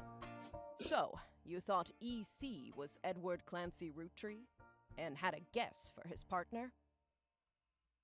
I did think that. I just reversed the names of the other guy. Partial credit. Okay. I'm Sam Madsen, Mm-hmm. though you know me as Samantha Roottree. Yup, I got old. The only picture you have of me is from 40 years ago. My book tells the truth about Elias, the 5 pieces, and my parents. Not my biological parents, Elias Jr. and Patsy. My fathers, Edward Clancy Roottree and John Miller. John Miller, okay. I don't know how I was supposed to know his name was John. I put Mr. Miller, though. And it is Edward Clancy. That's what I put, right? Oh my god, my brain is like short fusing. I'm like, wait, what did I put? By now, you've either read Lauren's diaries, or you're just an incredible guesser. I did read the diaries. Lauren was right. I hated the 5 pieces. She just didn't know my full reasoning. But even so, she seemed to blame more than just the 2 of them. She has no problems with us next gens, but she has a palpable hatred for the 5 pieces, Elias and Gwyneth. My father, Edward Clancy, was a great man. But his identical twin, Clancy, and his father, Elias, were not. At age 16, my father was caught kissing a farmhand. I never met EC in person, but Pop was referred to him as a confirmed bachelor. Back then, they wouldn't even acknowledge gay people existed. Having one in the family was unthinkable. Oh, they totally disowned The him. same year, I was born. A bastard granddaughter. 2 stains on Elias's perfect family. He decided to fix both. They tried to erase Edward Clancy. They even removed his 5 pieces flavor. His name was deemed a dirty word. He became EC. So 5 pieces added in 1924 and 5 pieces added in 1928. Yeah, because remember, we saw this one first. M and M for Miracle. But then there was this one, and I was like, EC? What is that? That's not in here at all. She became pregnant, and after birth, her father refused to let her see Eli Jr. ever again. Her baby Samantha was sent to the Roottrees. Elias hid her away with a local farmhand known as EC. We were sent to the farm, and the 5 pieces did their best to keep the next generation away, to isolate me from family.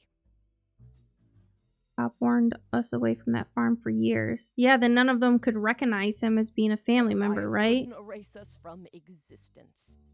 Laura never realized I was the little girl from her diary. Yeah, I got angry when I met a new girl who I do not like. She said, "Your pop is my dad."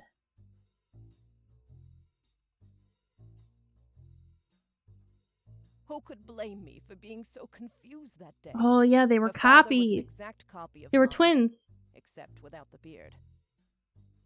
Oh. And while the 5 pieces celebrated a new factory, farmhands did the real work.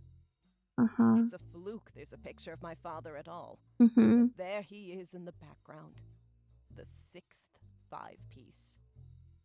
Patsy returned, and things got complicated for Elias. She fought for my freedom, from a life she deemed unworthy. How awful is it that such beauty was ripped from its rightful fate, and worse, sent to live in possession of your brother's twisted twin? Oh, she was calling him that because he's gay. That's so sad. An outcast forced to a life of labor under a wicked relative. Elias relented, so long as I never learned the truth or receive inheritance. They knew I'd help my father. At Elias's will reading, I learned part of the truth.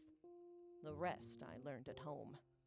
I began to hate the 5 pieces. None of the 5 pieces were surprised, but it was quite a shock to everyone else, including Sam. She had been told her parents died. My father made me stay silent. He was worried history would repeat, and that his grandchildren would become outcasts. His fears weren't unfounded. As you know, my son Ernie died a few years ago. He had trained to take over as president. Ernie Jr. had been learning the day-to-day from Zach.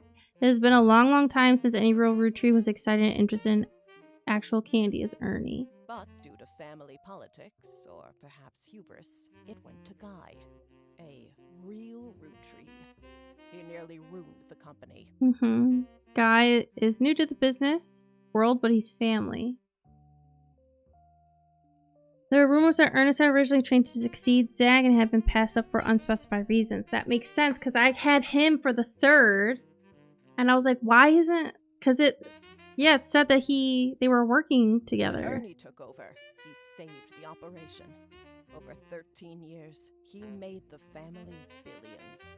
Oh, see, I didn't type in all of their names to the stuff. Ernie Jr. had led Roottrie to record profits by developing new products, including the ever-popular Maple Crisp, and by spearheading the formation of Root. Maybe I did. I don't remember. I did a lot of stuff yesterday. $36.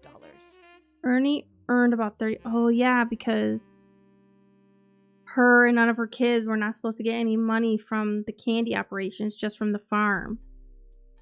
A yearly salary of the Roottree's president is always locked to the price of a single pack of 5 pieces. Oh. Known as a bit eccentric and reclusive, opting to forego the typical luxuries of the average Roottrie. What? They got by on Debbie's salary, but when he fell ill, he couldn't pay his medical bills. His death was my tipping point. Yeah, it is impossible to express my gratitude enough for rescuing us from the panic and burden of endless bills. The company took care of us beyond our wildest expectation. Originally, my book was meant to expose Elias's hypocrisy.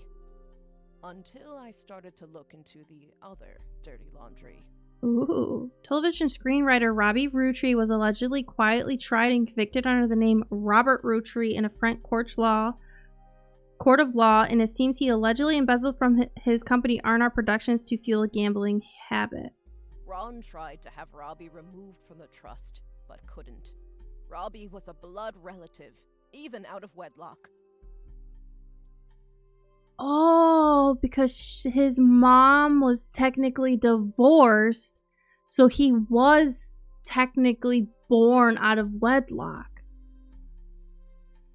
Gwen divorced Wild Bill just before she had her second.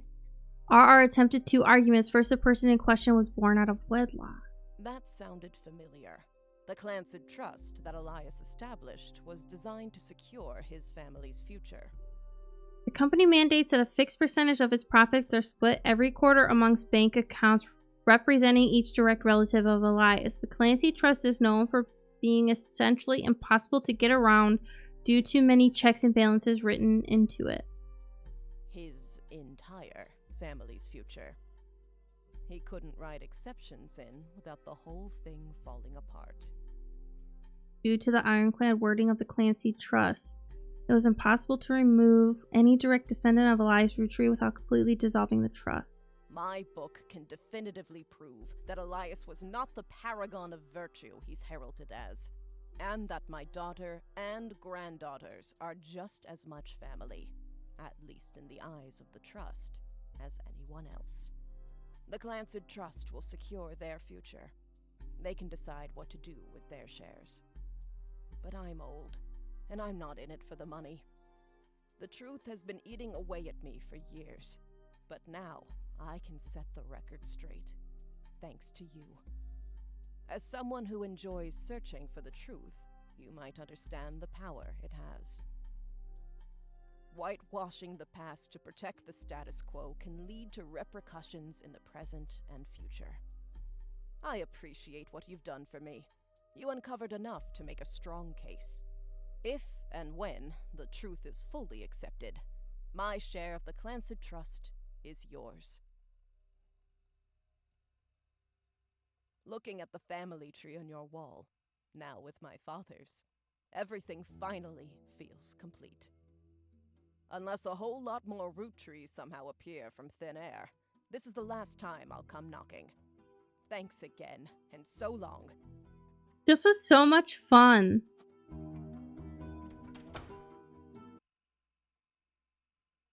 Wow.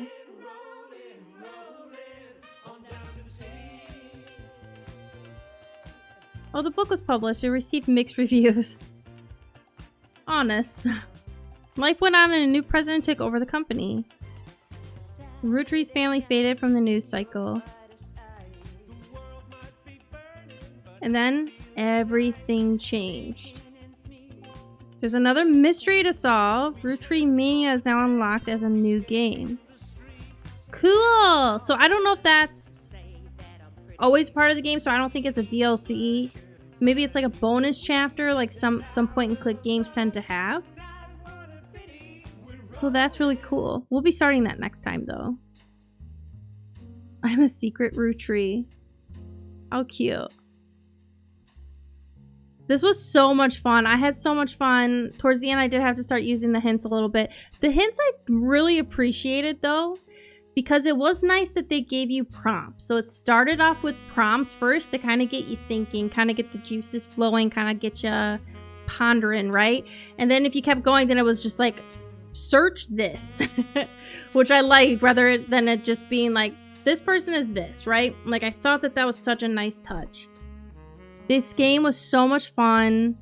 I don't know if there's any others out there quite like it, which kind of makes me sad because I really enjoyed playing this. I didn't get a couple of the extra names. I could have guessed them, but I wouldn't have known if they were right or not until I clicked for that to go. But I thought this was really cool, very interesting. There is the Roottrees Mania that I will play a different time. So I'm really excited to see what that is. Like, we figured out the family tree, and Samantha wrote the book. So I wonder what else could be added into it. It's very interesting.